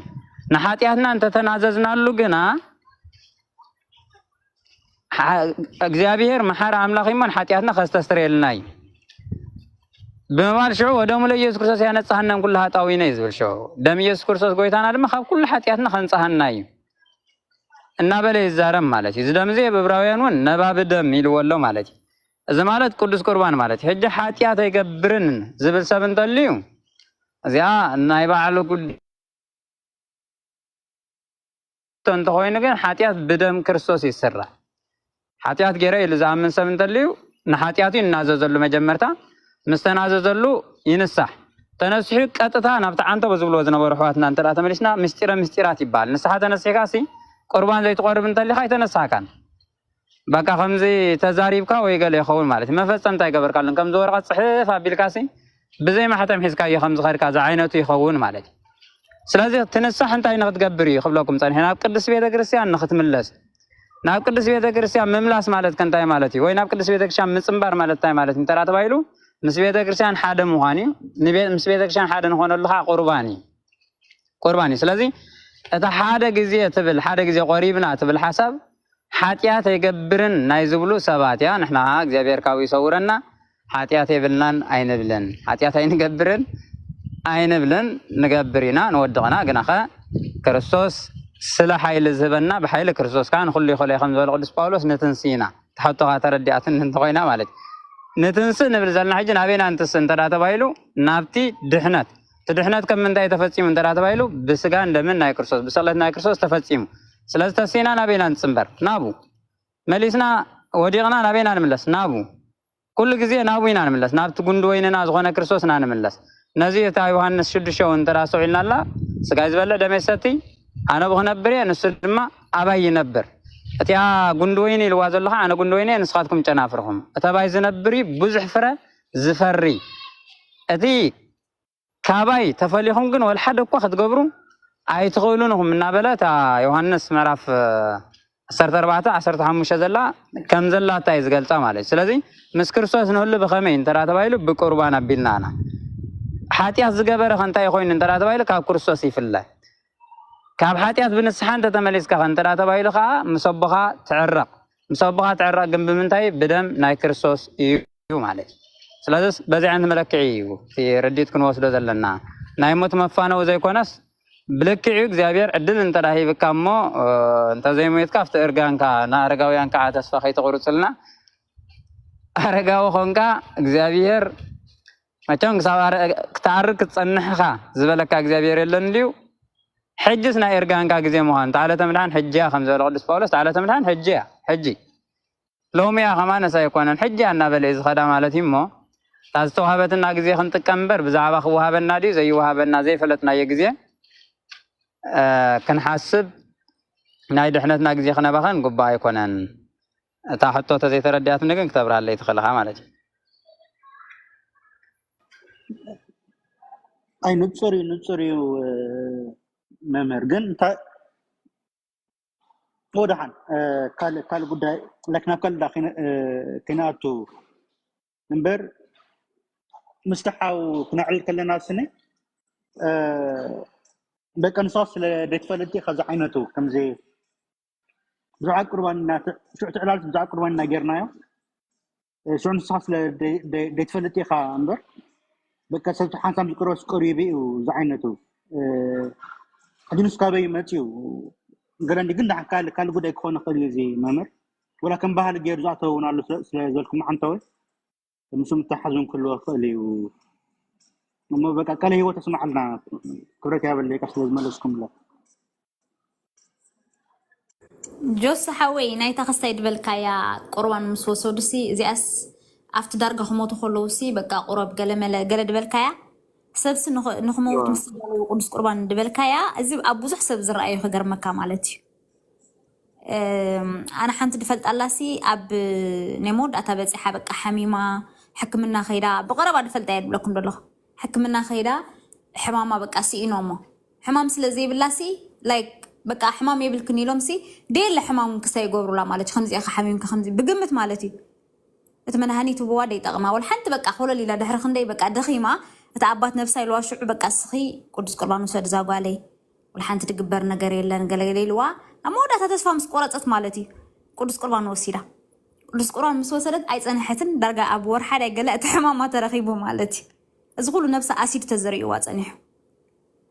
اسيد تزريو واصنيحو تفويساس املاح مسكن حج حوايا حسب كوينا مالتي كم تجوس زبالو حجس كم سبس امود اتمس بصح طراي وسدو سب بزح حلو نموت كتصبخ له سب بقى تقرب على كاسخا يلكا خم نموت تدلو أمثيل كأنا نو إذا خمس عينات كسيكرف هالو مالتي كم جوست حاوي كله رتسنح يحزني بتعمي قدس قربان هيوتي بمبر أي قتلني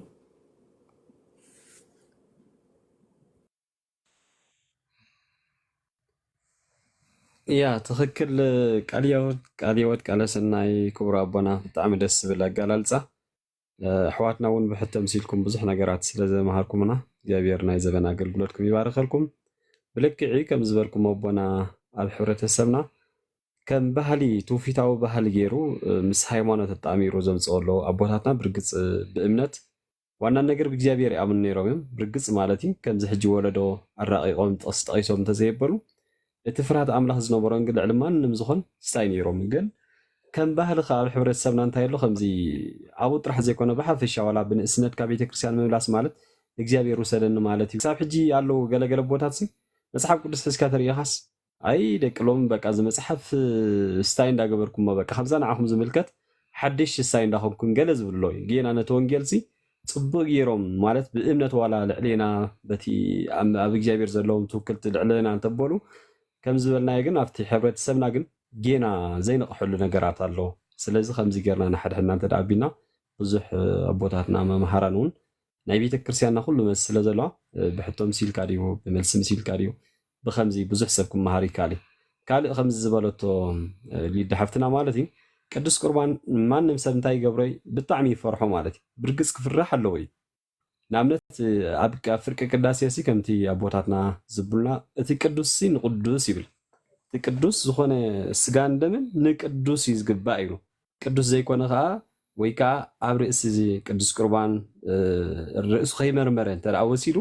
ንገዛእ ርእሱ ሞት እዩ ዘምፅእ ከም ዝበለ ሃዋርያ ቅዱስ ዮሃንስ ብዙሓት ኣብ መንጎኹም ዝሞቱ ኣለዉ ኢለን ማለት ብድፍረት ዝወሰዶ ነገር ግን ከም ዝበልናዮ ሓደ ናይ ዘለኣለም ሂወት እዩ ዘውህበካ ካልኣይ ከዓ ንስርየት ሓጢኣት ማለት ዝገበርካዮ ኣበሳ ከም ዝቦና ዝበልዎ ብንስሓ ተናዚዝካ መወዳእታ ብቅዱስ ቁርባን እዩ ዝድምሰሰልካ ማለት መደምሰሲ ሓጢኣትካ እዩ ማለት ስለዚ ንኣብነት ሕፅር ዝበለ ታሪክ ኣላት ሓደ ባሕታዊ ኣብ ገዳም ብሕትውና ዝነበረ ቦሲ ክቆርብ ኢሉ ናብ ከተማ ምስ መፀ ኣብ ፍርቂ ቅዳሴ ማለት እዩ ከም ታሪክ ናይ ቤተ ክርስቲያንና ማለት መላከ እግዚአብሔር ብዘይ ቅዱስ ቁርባን ክትኣቱ ይትኽእል ኢሉ 40 ዓመት እዩ ኣብ ገዳም ብሕትውና ዝነብር ነይሩ ዓፂኡ ምስ ፈጣሪ ማለት ተኾነ ግን መወዳእታ ሂወት ናይ ወዲ ሰብ መደምደምታ ዝበሃል ቅዱስ ቁርባን ብዘይ ቅዱስ ቁርባን ካ ሂወት ስለዘይህብ ከምቲ ወንጌል ዝብለና እዛ ኣቦዚ ኣብ ፍርቂ ቅዳሴ እቲ ቅዱስ ንቅዱስ ምስ ተባሃለ ወፂኢ ገዲፍዎ ይኸይድ ምክንያቱ ኣነ ግን ኣይትቀደስ ክን ኢሉ ንሂወቱ ብትሕትና ትሑት ኣቦ ስለ ዝኾነ ማለት እዩ ኣብ መወዳእታ መላእክ እግዚአብሔር ካ ተመሊሱ ብዘይ ቅዱስ ቁርባን ስለ ዘይኮነልካ እቶ ይብሎ ድሓር ግን ኣብ መወዳእታ በከመ ምህረት ከይልካ ወሰዶ ማንም ሰብ በቂዑ ነቲ ቅዱስ ቁርባን ነፂሂው ፍጹም ዝኸውን ነገር የለን ብምሕረት ኣምላኽ ኩሉ ነገር ማለት ብምሕረት ኣምላኽ በከመ ምህረትከ ከምቲ ፍያታዊ ዜማን ዕለተ ዓርቢ ብትመፅእ መንግስትኻ ትዘከረኒ ከም ዝበለ ሎሙ ደሞ ኣብ ክርስትና ሂወት ኩሉ ግዜ ብምሕረት ከም ምህረትካ ከም ዝበልናዮ ዝገበርና ጌርና ብግብርና ይኮና ንፀድቕ ብምሕረት ኣምላኽ እዩ ማለት ስለ ዝኾነ በከመ ምህረት ከይልካ ናይ ዘለኣለም ሂወት ከም ዘውርስ ኣሚንካ እምበር ካብ ቅዱስ ቁርባን ተደኣ ተፈሊኻ ያው በቃ ስጋይ ዝበልዕ ደመይ ሰቲ ናይ ዘለኣለም ሂወት ኣሎ ኣነ ምስኡ ክነብር እየ ንሱ ድማ ምሳይ ክነብር እየ ኣነ ጉንዲ ወይነ ንስኻትኩም ጨናፍር ኢኹም ኢሉ ንሕና ካብቲ ጉንዲ ተቆሪፅና ኦሬዲ ዝተቆርፀ ገረብ ወይ ቆፅሊ ይደርቕ ወይ ነቅፅ ናብ ሓዊ ካ ይደርበ ማለት ካብ ክርስቶስ ተፈሊና ከዓ ኩሉ ግዜ እንዲያም ማንም ይኹን ሰብ እኮ ኣብ 40 መዓልትን ብ80 መዓልትን ወሲድና ኢና ንእርጋና ኢሎም ዘይኮነስ ብ40 ብ80 ቤተ ክርስቲያንና ኣሃዱ ኢልና ነቲ ሂወት ክርስትና ክንጅምሮ ከለና ብቅዱስ ቁርባን ጌራ ሓቲማትና ማለት ስለዚ ቅዱስ ቁርባን እዚ ከዓ ክሳብ ዕለተ ሞትና ክነቋርፆ ከም ዘይብልና ቤተ ክርስቲያንና ወይ ኣቦታትና መምሃራን እስተምሁርና እሞን ዝተረዲእና ከም ዝቦና ዝበልዎ ብስፍሕ ዝበለ ገሊፆም እዮም ወነት ከምዚኦም ኣቦታት እግዚአብሔር ኩሉ ግዜ ይዓድለና ኣቦና እውን ግዜኹም ሰዊኢኹም ንዓና ክትምህሩ ምስ ዘለኩም ኩሉ ነገር ኣብዚ ምምፃኹም ከነመስግነኩም ንፈቱ ቃል ሂወት የስምዐልና ንኹላትና ማለት እዩ ቃል ሰናይ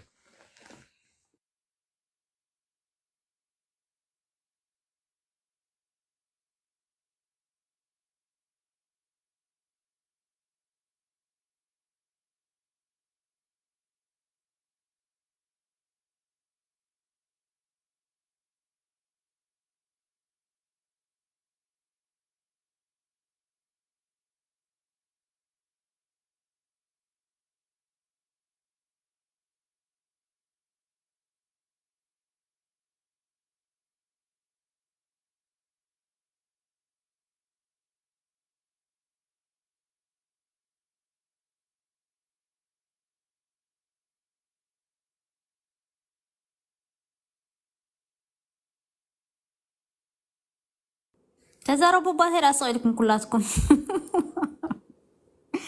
اللهم ده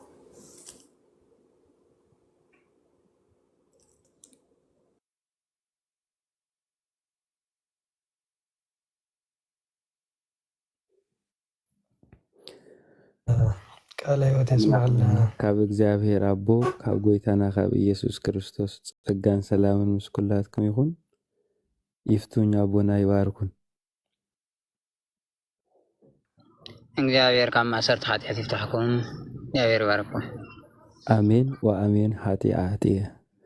እግዚአብሔር አምላኽ ቸርነቱ አብዚሑ ነዛ ደቂቕ ስለ ዝፈቐደና ስለ ዘይውዳእ ውህበቱ ንአምላኽ ምስጋና ይኹን ነው። ድንግል በጸሎት ቅዱሳን በጸጋ መላእክት በሐለዋ ምስ ኩላትና ይኹኑ። ኣብዚን ክጥቀሳ ዝጸንሓ ነጥብታት ሓሳበይ ክህብ ኢለ እንዴ ክልተ ነገር ፈላሊና ክንርኢ የድልየና ኣሎ። ሃይማኖት ዝወለዶ ባህሊ፣ ባህሊ ዝወለዶ ሃይማኖት። ሃይማኖት ዝወለዶ ባህሊ ትምህርተ ወንጌል እዩ። ሃይማኖት ዝወለዶ ባህሪ ግብረ ገብነት እዩ። ሃይማኖት ዝወለዶ ባህሊ መንፈሳዊነት እዩ። ባህሊ ዝወለዶ ሃይማኖት ግን ጣዖት እዩ። ባህሊ ብጌጋ ይኹን ብድፍኢት ይኹን ዓሻ ብዝዘርኦ ለባማት ብዘይንቕልዎ ዓለም ኣብ ቁርባን ዘለና ረኣያ ፍጹም እግዚኣብሔራዊ ዘይኮነ መንፈሳዊ ዘይኮነ ቤተ ክርስቲያናዊ ዘይኮነ ከም ዝኸውን ዝገብረና ባህሊ ዝወለዶ ሓሳብ፣ ባህሊ ዝወለዶ ትምህርቲ፣ ባህሊ ዝወለዶ ኣካይዳ ኣሎ። እዚ በቲ ቤተ ክርስቲያን ትልክዖን ትመዝኖን መንገዲ ተመንቂሱ ክእለየሉ ዝኽእል ናይ ነብሲ ወከፍና ፃዕሪ ክህሉ ከም ዝግባእ ኣቦና ኣቐዲሞም ተቕስቦ ጸኒሖም መምሃራነ መዓንተው ጠቂሶምዎ ነይሮም ማለት እዩ። ስለዚ ጌታ ለም ኢየሱስ ክርስቶስ ስጋይ ዝበልዐ ደመይ ዝሰተየ ናይ ዘለዓለም ህይወት ኣለዎ ኢሉ። ናይ ዘለዓለም ህይወት ምስ ኣረካ፣ ምስ ሸምገልካ፣ ምስ ተወለድካ፣ ምስ ወጣት ምስ ኮንካ፣ ምስ ተመርዓኻ፣ ምስ ሃብተምካ፣ ምስ ደግኻ ብዘየገድስ ካብኤ ስጋ ብዘድ ሰብ ኮንካ ብ40 መዓልቲ ትንፋስ ተሰኺዕካ እንተስኒ ሃብቲ እንተስኒ ድኽነት እንተስኒ ህይወት እንተስኒ ሞት እንተስኒ በረኸት እንተስኒ መርገም ኣእዳውን ኣእጋርን ኣዒንትን ኣእዛንን ኣካልን ተዋሂብካ ብእስትንፋስ ህያውነት ለኺብካ ወዲ እግዚኣብሔር ዝብል ማንነት ካብ ትጅምረሉ ሰዓት ዕለት መዓልቲ ኩሉ ካብ ቁርባን ምርሓቕ ኣይግባአናን። ቤተ ክርስቲያን ብጥንታ ካይዳ ንምእመናን ከይቆረቡ ካብ ቤተ ክርስቲያን ምውፃእ ኣይነበረን። መሐመድ ግራኝ ዮዲት ጉዲት ብዝመፅሉ ግዝኣት መሰረት ግን ጓይላ ከም ባህሊ ምስ ቤተ ክርስቲያን ክመሓዞ ሙሉእ ዕድሜና ክፅዕር ትኽኺሉ ኣሎ። ጓይላ ዝገብሩ መንግስቲ ኣምላኽ ከምዚኣቱ ግን ፅሑፍ እዩ። ደረፍቲ መንግስቲ ኣምላኽ ከምዚኣቱ ፅሑፍ እዩ። ግና እቲ ባህሊ ዝወለዶ ሃይማኖት ነቲ ሃይማኖት ክወልዶ ዝግባእ ባህሊ ኣብሊሉ ኣብ ኣእምሮና ስለ ዝተተኽለ ቤተ ክርስቲያን ቁረቡ ኢላ ትምህር እምበር ምስ ሸምገልካ ቁረብ፣ ምስ ኣረካ ትቆርብ፣ ድሓን ሕጅስ ፀናሕ ከይትመውድኣ ዝብል ኣረኣያ ነይርዋ ይፈልጥኒ ክህልዋ ይክእልኒ። ምክንያቱ ንሳ ማዕኸን ህይወት እያ። ናይ ነብሲ ወከፍና ባህሊ ዝወለዶ ሃይማኖት ኣብ ልብና ስለ ዝዓዘዘ ግን ካብቲ ሃይማኖት ክወልዶ ዝግባእ መንፈሳዊ ባህሊ ኣርሒቁና ኣለዎ ማለት እዩ። ኣብ ዝኾነ ይኹን ሰዓት ኣብ ዝኾነ ይኹን ግዜ እድግ ህሊና ካሃበ እግዚኣብሔር ውእቱ ይሰስየካ ህልናኻ ናብ እግዚኣብሔር ግደፉ። እግዚኣብሔር ድማ ዘድልየካ ዘበለ ኩሉ ክምላኣልካ ክህበካ እዩ። መጀመርታ ጽድቁን መንግስቱን ድለዩ ዘድልየኩም ዘበለ ኩሉ ክምላኣልኩም ፅሑፍ እዩ። ስለዚ እቲ እግዚኣብሔር ዝብሎ ቤተ ክርስቲያን ትምህሮ ትምህርቲ ቀዳምነት እንድሕር ተሰሪዑ ባህሊ ዝወለዶ ሃይማኖት እንዳተመንቆሰ ኸይድ እዩ። ሃይማኖት ዝወለዶ ባህሊ ወይም ሃይማኖት ዝወለዶ ስለ ምግባር ግብረ ገብነት ድማ ዳዓበየ ኸይድ እዩ። ሽዑ ምስ ያዕቆብ ሃዋርያ ኮይና ከምዚ ክንብል ኢና በቃ ጥበብ ዝጎደሎ እንተሎ ካብ ኣምላኽ ብእምነት ይለምን፣ ኣምላኽ ድማ ከምዚ ኢኻ ከምቲ ኢኻ ከይበለ ዝተሓፈረ ንኩሉ ከም ዝግብኦ ከም ማቕሎ ክህቦ እዩ። እዛ ጥበብ እዚኣ ድማ ሰማያዊት እያ ኢልዎ ኣሎ። ነዛ ሰማያዊ ጥበብ ንምርካብ ሃይማኖት ዝወለዶ ማንነት፣ ሃይማኖት ዝወለዶ መንፈሳዊነት፣ ሃይማኖት ዝወለዶ ኣቋም ክህልወና እንተኽኢሉ نتبهال زوددو أقول زخنا تحساسبا عدت ندامن قصنا يخن كيد مستعتنا بروح أمرنا نتصور كخوني خديمو كم زخن قبر زيري لقفنا قربان جن هو تمبر موت كوينو أيفلتني كي تجبأك بتبلعو بدفرت بتزارو وتجبرو تبلعو جن إسات كوين خمتك خمس خد مزنقع جن يقبأ أناني زتوهبني أدري يغني لي قالي تسمع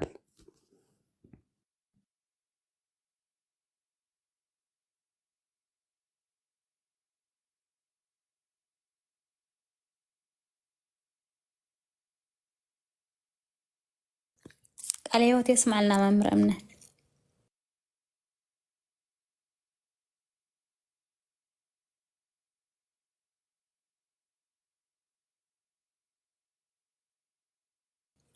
أنا خورد الكي أغني كحتو لنا بلالو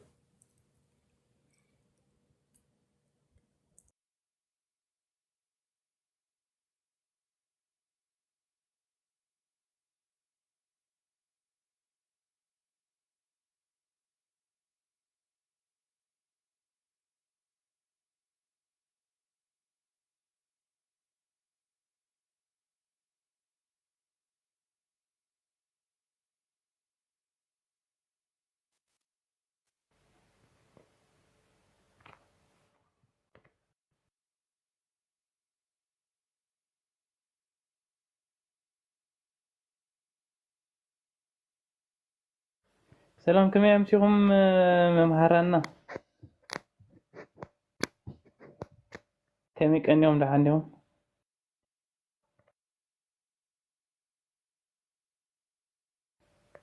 اللهم له ولا تبيني اسمع اللهم له እግዚአብሔር ይመስገን ቃና ከመቀኒኻ ሰላም ባሽ ከመቀኒهم ለሐንዲهم እግዚአብሔር ይመስገን ሰላም ያስራ እግዚአብሔር ፍታም መስራት ያስ እግዚአብሔር ይባርክ ሰላም በልዎ ሰላም ይብላል መምህራንና مرحبا ይደገማሉ ይደገማሉ ጥቦስ ማዓሎ ቃና ሓወይ ከመይ ውዕልካ ከመይ ኣምሲኻ መስገን ኣምላኽ ለሐኒ ከመይ ቀኒهم ለሐንዲهم እምነት ሓውና ለሐንዲያ ከመይ ኣላ እግዚአብሔር ይመስገን اوكي تاي حطني راسي بزعبا زنا يقويلا اللي حطني يرني اجي تا حطو يكاتيني رامسلكم اكزامبل سي تاي زي هو انتي قبل حطو يدلي قويلا سيفكني لكمنا اوكي مالس سيفكني وبت مصحف قدس بولس ايفكني انا يرداني خم زي فكد جن بزياده خحاتت مالت كتبرو لي سلدلوكو بزينسون قلت تخون سلدلوخي حجي ኣብ ዓለም ብዙሕ ዓይነት ጓይላታት ይዘሎ ካብቲ ጓይላ ወፃኢ ወይ ካብ ሙዚቃ ብዙሕ ዓይነት ሙዚቃታት ይዘሎ ሕጂ እንታይ ለሓስብ ኣነ ኩሉ ግዜ እንታይ መፃኒ እቲ ጓይላ ኣብ ዓድና ንኣብነት ወላ ኣብ ሃገርና ሕጂ ሲ ጓይላ ኣሎ ሓደ እቲ ጓይላ ናይ ቀደም ናይ ዓድና ዝነበረ ጓይላ ናብ ሰዓት ዘሎ ጓይላ በበይን እዩ ኣዝዩ ፍሊል ኣሎ እዚ ናይ ሕጂ ዘሎ ከም ናይ ሸይጣን ኮይኑ ይራየኒ تناي كلام جن نورمال كوين يسمع نابنت بيدن ترين صوتان يرنا ديتاتنا حجي اندحر قويلا زي نابنت ابزغون نجر زغبرو ويكاني نايمز نقع ولا اب انتي تبا ولا بروبا وريدن قلم زغون نجر خوردا خلو اسي جدا مسوس مزمور ديكونا سي خمزي انتي تبا كاب امنت وصاي ويكا خاب كساي وصاي مشالو مزمور نورمال كوم عينتين زمرا نبعلو هاغراو مزمور አሎ ተወሳኺ ናይ ህፃናት መዝሙር ኣሎ ናይ ህፃናት ቆልዑ ኣብ ሞ ህፃናት ዝዝምሮ ማለት እዩ ንፀወታ ኢልካ ብኒሻ ቆልዓ ኮላካ ትዝምሮ መዝሙር ኣሎ ደርፊ ዘይኮነ ልብኻ ዘጥፍሲ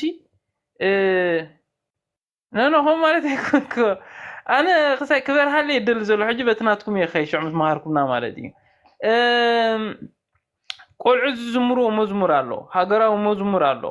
ናይ ሰማዕታት መዝሙር ኣሎ ንባዕሉ ፍቅራዊ መዝሙር ኣሎ ብዙሕ ዓይነት ክሳይ ዘሎ ሙዚቃታት ምስ ሙዚቃ ዝመሳሰል ክላሲክ ኣሎ ብዙሕ ዓይነት እዩ ዘሎ ብዓለም ማለት እዩ ብፍላይ ሃገርና ወላስ በብ ዓይነት እዩ ዘሎ ማለት እዩ ሕጂ مساخ القبا بيلسي إذا كل موسيقى عند حتى تريف ومزمور طلعت غينوسي أو قطبا أنا بعلو تصيغ ما يمتعنا ندو يزلو حتى زياني راح حتى مالتي يغريت عند حر خسايته هنا مالت زي كنت حديثة خامسو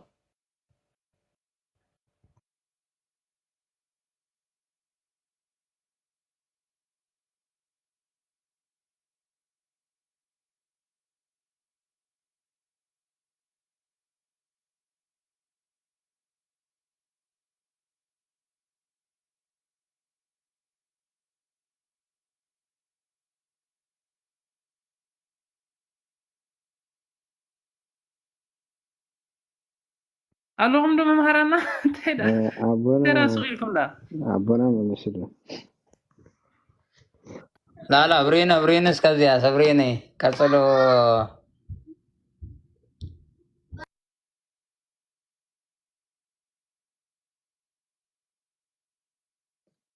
እምነት ሓውና በል ሰወይ ናብ ሰናይ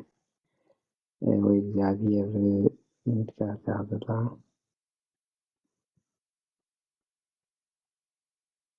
وقطبا خبر كله خاص مستيوم خساي مالتي يعني مستيوم እሱ ጥራይ ሞይኦም ዘለውሉ ንባዕሉ ብሃገር እውን ፅልዋ ኣምፂ ማለት እዩ እቲ ሙዚቃ እንኮ ብሓፈሻስ ብዙሕ ሓገዝ ኣለዎ ንሓንቲ ሃገር ማለት እዩ ብኸምኡ ክንሪኦ ማለት እዩ ንዑ እንዳረኣና ማለት እዩ ክትምልሱለይ ድሓን ግዜን ክንቆጦ ክሳይ ንገብር እንታይ እዩ ቃና ሓውናት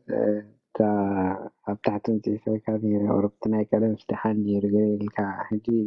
ደርፊ ድሓን የብሉ ንኣብነት በዓል ፀሓይቱ በረኻሲ ኣዋልደ ኪዳ ዓበዳ ላዕለዋይ ሰማይ ኣሎ ሜዳ ገለ ዝብል ደርፊ እንድሕር ዳ ትሰምዕ ኮይንካ እዚ በቃ ኣምልኾ ጣዖት እዩ ቃል በቃል ማለት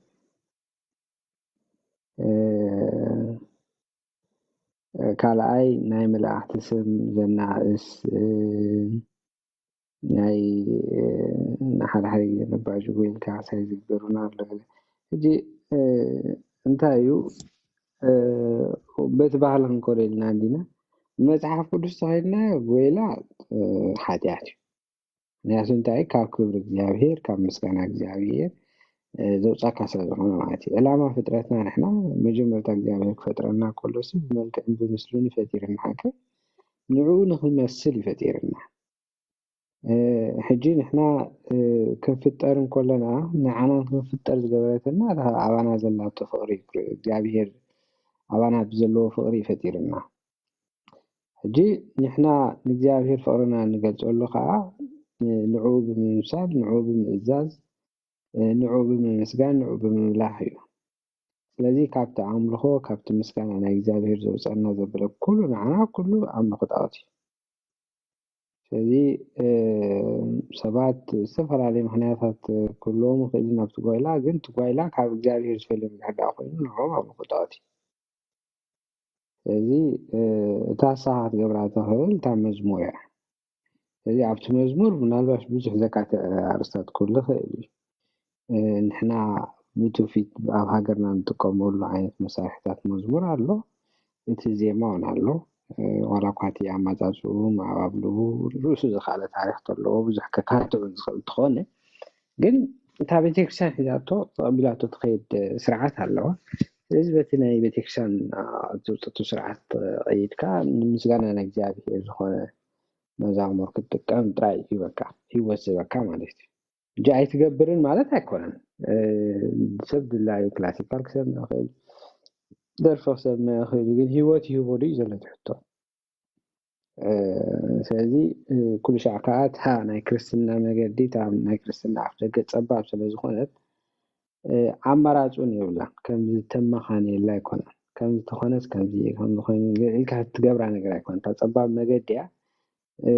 ሓንቲ እያ ከዓ ብዙሕ ጨናፍር የብላን ስለዚ እታ ክትገብራ ዝግባእካ ንእግዚኣብሄር ምስጋና ጥራይ ንዓ ስለተፈጠርካ ብዕላማ ማለት እዩ ካልእ ዝበልካዮ ናይ ኢኮኖሚ ናይ ገለገለ ግን እዚ ካልኣዊ ነገር ሰብ ብብልዕን መስተን ንመንግስቲ ኣምልኽ ኣያቱ ስለዚ እቶም ብመንፈስ ዝዓዛት መንግስቲ ኣምላኽናቶም እያ መውፃዕኒ የሚለዎም ይሕጂ ስለዚ እቲ ንእግዚአብሔር መሲሉ ዝጓዓዝ ጥራይ እና መንግስቲ ኣምላኽ ዝኣቱ ማለት ብዓይኒ ዓለማዊ ነገር ተሪእና ግን ብዙሕ ምክንያታት ክንድርድር ንኽእል ኢና ማለት ብመንፈሳዊ መገዲ እንተኮይና ግን ሓንቲን ሓንቲና ሰሓብ ዘይካ መዝሙር ምስጋና ንእግዚአብሔር ካልእ ክንሰምዕ ኹን ክንደርፍ ወይ ካልእ መዝሙር ማለት ህይወት ዝበልና ኣይኮነን ማለት ብሕፅር ዝበለ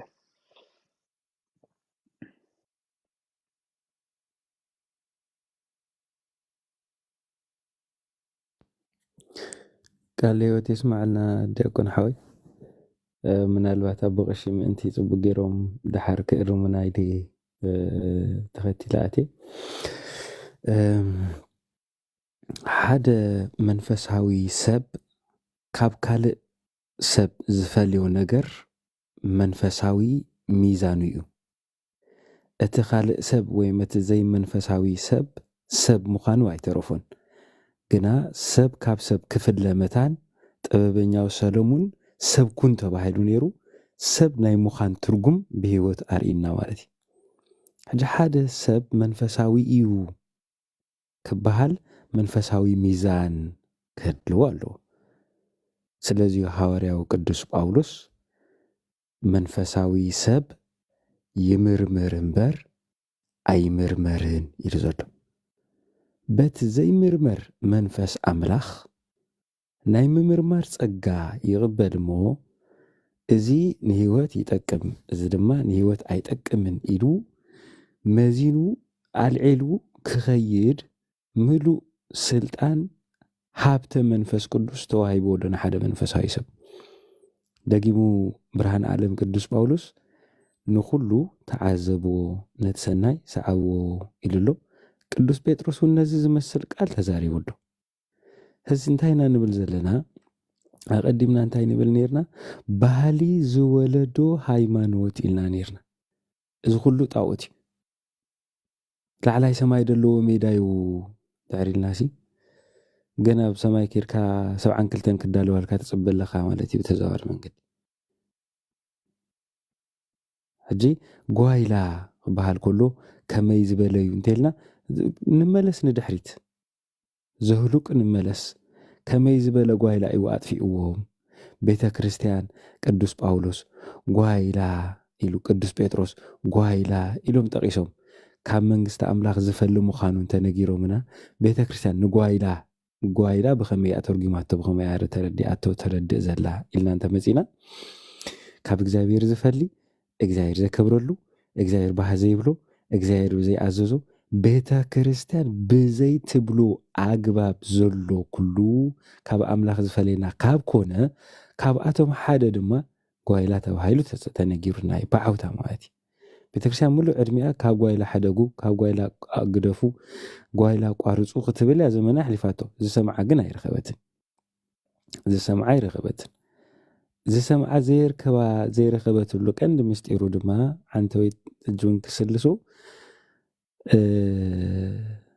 ናይ ጎረቤትካ ደርሆሲ ምሳሕኻ ክትገብራ ምፅባይ ዓይነት ህይወት ስለንነብር ኢና ኣብ ጎረቤትካ ዝተሓርደት ደርሆሲ ጨናኣ እንተዘይኮይኑ ፍጹም ንዓኻ ትምልከት ጉዳይ ኣይኮነትን ጨናኣ ግን ንፋስ ስለዘምፅኦ ክትከታተላ ኣይትኽእልን ኢኻ ኣብ ደገ ዘለዎ ኣካላት ከም ድሌቶም ክነብሩ መሰል ኣለዉ ቅዱስ ጳውሎስ እንታይ ኢሉ ኣሎ ኣንተ ዓሻ ሰብ ስለምንታይ ኢኻ ብሓጢአተኛ እትቐንእ ኣንተ ዓሻ ሰብ ስለምንታይ ኢኻ ንሓጢአተኛ ሰብ ዝኾነሉ እንዳመሰለካስ ከም ዘይኮነልካ ተስፋ ትቆርፅ ኢሉ ተዛሪቡሉ ኣልግብ ኣቢሉ ሽዑ እንታይ ኢሉ ኣሎ ምስ ቄናን ዝወዓለ ቄናን ይኸውን ምስ ቅኑዕ ዝኸኣለ ቅኑዕ ይኸውን ኢሉ ቀጢሉ ነዚኣ ክትርጉም ከሎ ሐዋርያ ቅዱስ ጳውሎስ እንታይ ኢሉ ኣሎ ሕማቕ ልምዲ ሕማቕ ዓርኪ ንፅቡቕ ልምዲ የጥፋኣይ ኢሉ ደምዲምዎ ኣሎ ስለዚ ሓደ መንፈሳዊ ሰብ መራፂ ክኸውን ኣለዎ መዛኒ ክኸውን ኣለዎ ወሳኒ ክኸውን ኣለዎ ንትምህርተ ቤተ ክርስቲያን ዝተኸፈተ እዝንን ልብን ክህልዎ ክኽእል ኣለዎ እዚ እንድሕር ኣለዎ ጓይላ ፈፂሙ ክድርብዮ ሙሉእ መብት ኣለዎ ሙሉእ ስርዓን ሓይሊ ኣለዎ ማለት እዩ ሓደ ግዜ ነቀባጥር ኢና እዚኣሲ ንፍቕሪ እያ ንሓንቲ ኣንጻር ፆታ ዝፈተዋ ይደሪፉላ نبل شعونة قطمي نكاشامشو بعلنا نتصبابق أمو عقلنا بيلنا خريون ندلي إذن أي سيطان طبابي نمن تدريفو من كبير اللو ملئختو انتايو كاب من تايو زبقس حيمانوت هاوي تحستو على ديو قطمو تحستو قليلنا عنك أباتر نفتن كلنا كاب امنت زمن جودي ايكونن كاب سمعيت زمن جوي كاب سغاوي فلاغوت وكاب سغاوي تمنيت زمن جوي ስለዚህ እዚ መንፈሳዊነት ይብሉን መንፈሳዊነት ዘይብሉን ተወር ኮይኑ ምስ ቤተክርስቲያን አያቋርንና ምስ ቤተክርስቲያን ዘይቋርንና ተኮይኑ ወዲ አላ ካብ መንግስተ ሰማያት ይክፈልና ማለት ኢኮኖሚካሊ ፖለቲካሊ ክንሪኦ እንድሕር ፈቲና ድማ ነዚ ፖለቲካሊ ናቱ መምዘን ኣሎ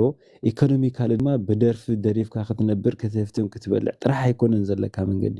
መንፈሳዊ ሰብ ክሳብ ዝኾንካ መርሚርካ ሕልናኻ ብዘይወቅሰካ ምስ አምላኽ ብዘይባእሰካ ሰሪሕካ ክልወጥ ዝኽእል ሃብቲ ክትድልበሉ ትኽእል እልፊ አእላፍ ማዕጾ አለው ስለዚ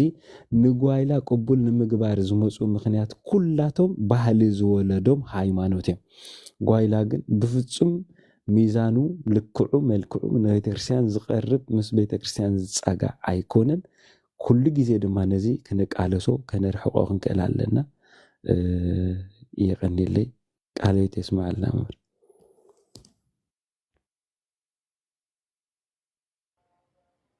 ቃልዮት ይስማዓልና ክቡራት ኣሕዋት መምሃራን ብጣዕሚ ደስ ዝብል ኣገላልፃ ብዝያዳ ኣቦና መደምደምታ ክገብሩልዮም ቃልና ሓውና ንእሺ ሓሳብ ኣነ እውን ክህብ ማለት እዩ ብሓፈሻ ቅድስቲ ቤተክርስትያንና ካብ ጥንቲ ጥቅምቲ መፅሓፍ ቅዱስ መሰረት ማለት እዩ ንጎይላ ሓጢኣት ወይ ኣምልኾ ጣዖት ኢልያ ትውግዞ ማለት እዩ ጎይላ ክበሃልካ ሕፅር ዝበለ ዕላማ ወዲ ሰብ መፍጠር እዩ ንኣምላኽ ንምስጋን መንግስቲ ንምውራስ እዩ ማለት ናይ መጀመርታ ሰብ ክፍጠር ከሎ ሓደ ካብቲ ጓይላ ዝግበርካ እንታይ ብኻልእ ዜማ ጌርካ እነዚ ናይዚ ዓለም ነገራት ዊንታ ስጋኻ ትገልፀሉ እዩ ሃዋርያ ቅዱስ ጳውሎስ ነዚ እውን ኣብ ገላትያ ምዕራፍ 5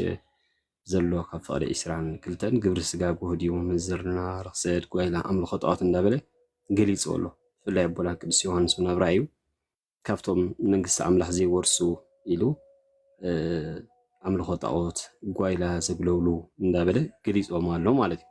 ብሕፅር ዝበለ ግን እዚ ጎይላ እውን ናይ መሰረት ሓጢኣት ዘምፀዩ ጎይላ ኩሉ ግዜ ንኣብነት እቶም ደቂ ሴት ናይ መጀመርታ ጎይላ ኣብዚ ምድሪ ወይ ናይ ኣምልኾ ሰይጣን ዘምፅኡ ማለት እዩ እቶም ብቅድስና እግዚኣብሔር ሓርዩ ከም መላእኽቲ ገይሩ ካብዚ ምድሪ ፈልዩ ኣብ ደብረ ቅዱስ ኣቕሚጦም ዝነበሩ ቅዱሳን ሰባት ምስ ደቂ ሴት ንዓኣተን ምስ ረኣይዎን ብጎይላ ዝተፈላለዩ ቀበ መልክዕናተን ተማሪኾም ናብ ግብረ ስጋ ዝተመልሱ እሳቶም ግና ብቅድስና ንኽነብሩ እግዚኣብሔር ዝሓርዮም ስለዚ እዞም ሰባት እዚኦም ከዓ ኣብ ኦሪት ዘፍጥረት ምዕራፍ 6 ንሪኦም ናቦና ኖህ እግዚኣብሔር ካብታ ናይ ድሕነት መርከብ ሰሪሑ ንኸድሕኖ ተስፋ ዝኣተወሉ እሳቶም ግና ብናይ እግዚኣብሔር ውዕለት ወይ ናይ እግዚኣብሔር ስራሕ ብናይ ኣቦና ኖህ ዝገብሮ ዝነበረ ኣካይዳ ዘላገፁ ዝነበሩ እዮም መወዳእቶም ጋር ጥፍኣት ይኮይኑ እግዚኣብሔር ካብ ከም ዝሰውረና ማለት እዩ ምክንያቱ ብጓይላ እዮም መወዳእታ ብማይ ኣሂ ዝጠፉሲ ክሳብ ማይ ዕለቕሊቑ ሰብ ኣብ ርእሲ ሰብ እንዳተሰቐሉ ብከበሮ ብጓይላ ብኣምልኾ ጣዖት ብኩሉ ነገር እዮም ካብ እግዚኣብሔር ዓሊም ነይሮም ማለት እዩ ስለዚ ዓለምና እውን ሎሚ ንዕኣ ትደግም ዘላ ሓድሽ ነገር የለንም ዓለም ማለት እዩ እዚ ከዓ መፅሓፍ ቅዱስ መሰረት ከብ ዘይፍቀዳ ቅድስቲ ቤተክርስትያንና ተስተምር ዝተሓጎሰት ሃሉ ኢሉ ኣቦና ቅዱስ ያዕቆብ ምዕራፍ 5 ፍቅዲ 13 ይዘምር ይዝብል ጎይላ ይፃወት ኣይበለን ማለት ዝተሓጎሰት ሃሉ ይዘምር ዝሓመመ እንተደኣ ሃልዩ ንመራሕቲ ቤተክርስትያን ይፀውዕ እናበለ እዩ ቅዱስ ሃዋርያ ቅዱስ ያዕቆብ ከምኡውን ሃዋርያ ቅዱስ ጳውሎስ ኩሉ በቃ ብሓፈሻ ሃዋርያት ብቅድስና ንሕና ዕላማና እውን ንቅድስና ክሳብ ዝተሓረና ሂወትና ብከምኡ ክንድምድሞ ከም ዘለና እዩ መፅሓፍ ቅዱስ ዝገልፀልና እሞ ምናልባሽ ጓይላ ብዝመስል መዝሙር ብዝመስል ጓይላ ጌርካ ዊንታ ስጋኻ ምግላፅ ግን ፍቁድ ከም ዘይኮነ እያ ቅድስቲ ቤተክርስትያንና ተስተምህር እሞ ያው ሓሳበይ ክገልፅ ስለ ዘለ ንበር ኣቦና ፅቡቅ ጌሮም ኣስፊሖም ከድምድሙልና እዮም ዝተረፈ እግዚኣብሔር ኣምላኽ ሰሰናዩ ቃል ህይወት የስምዐልና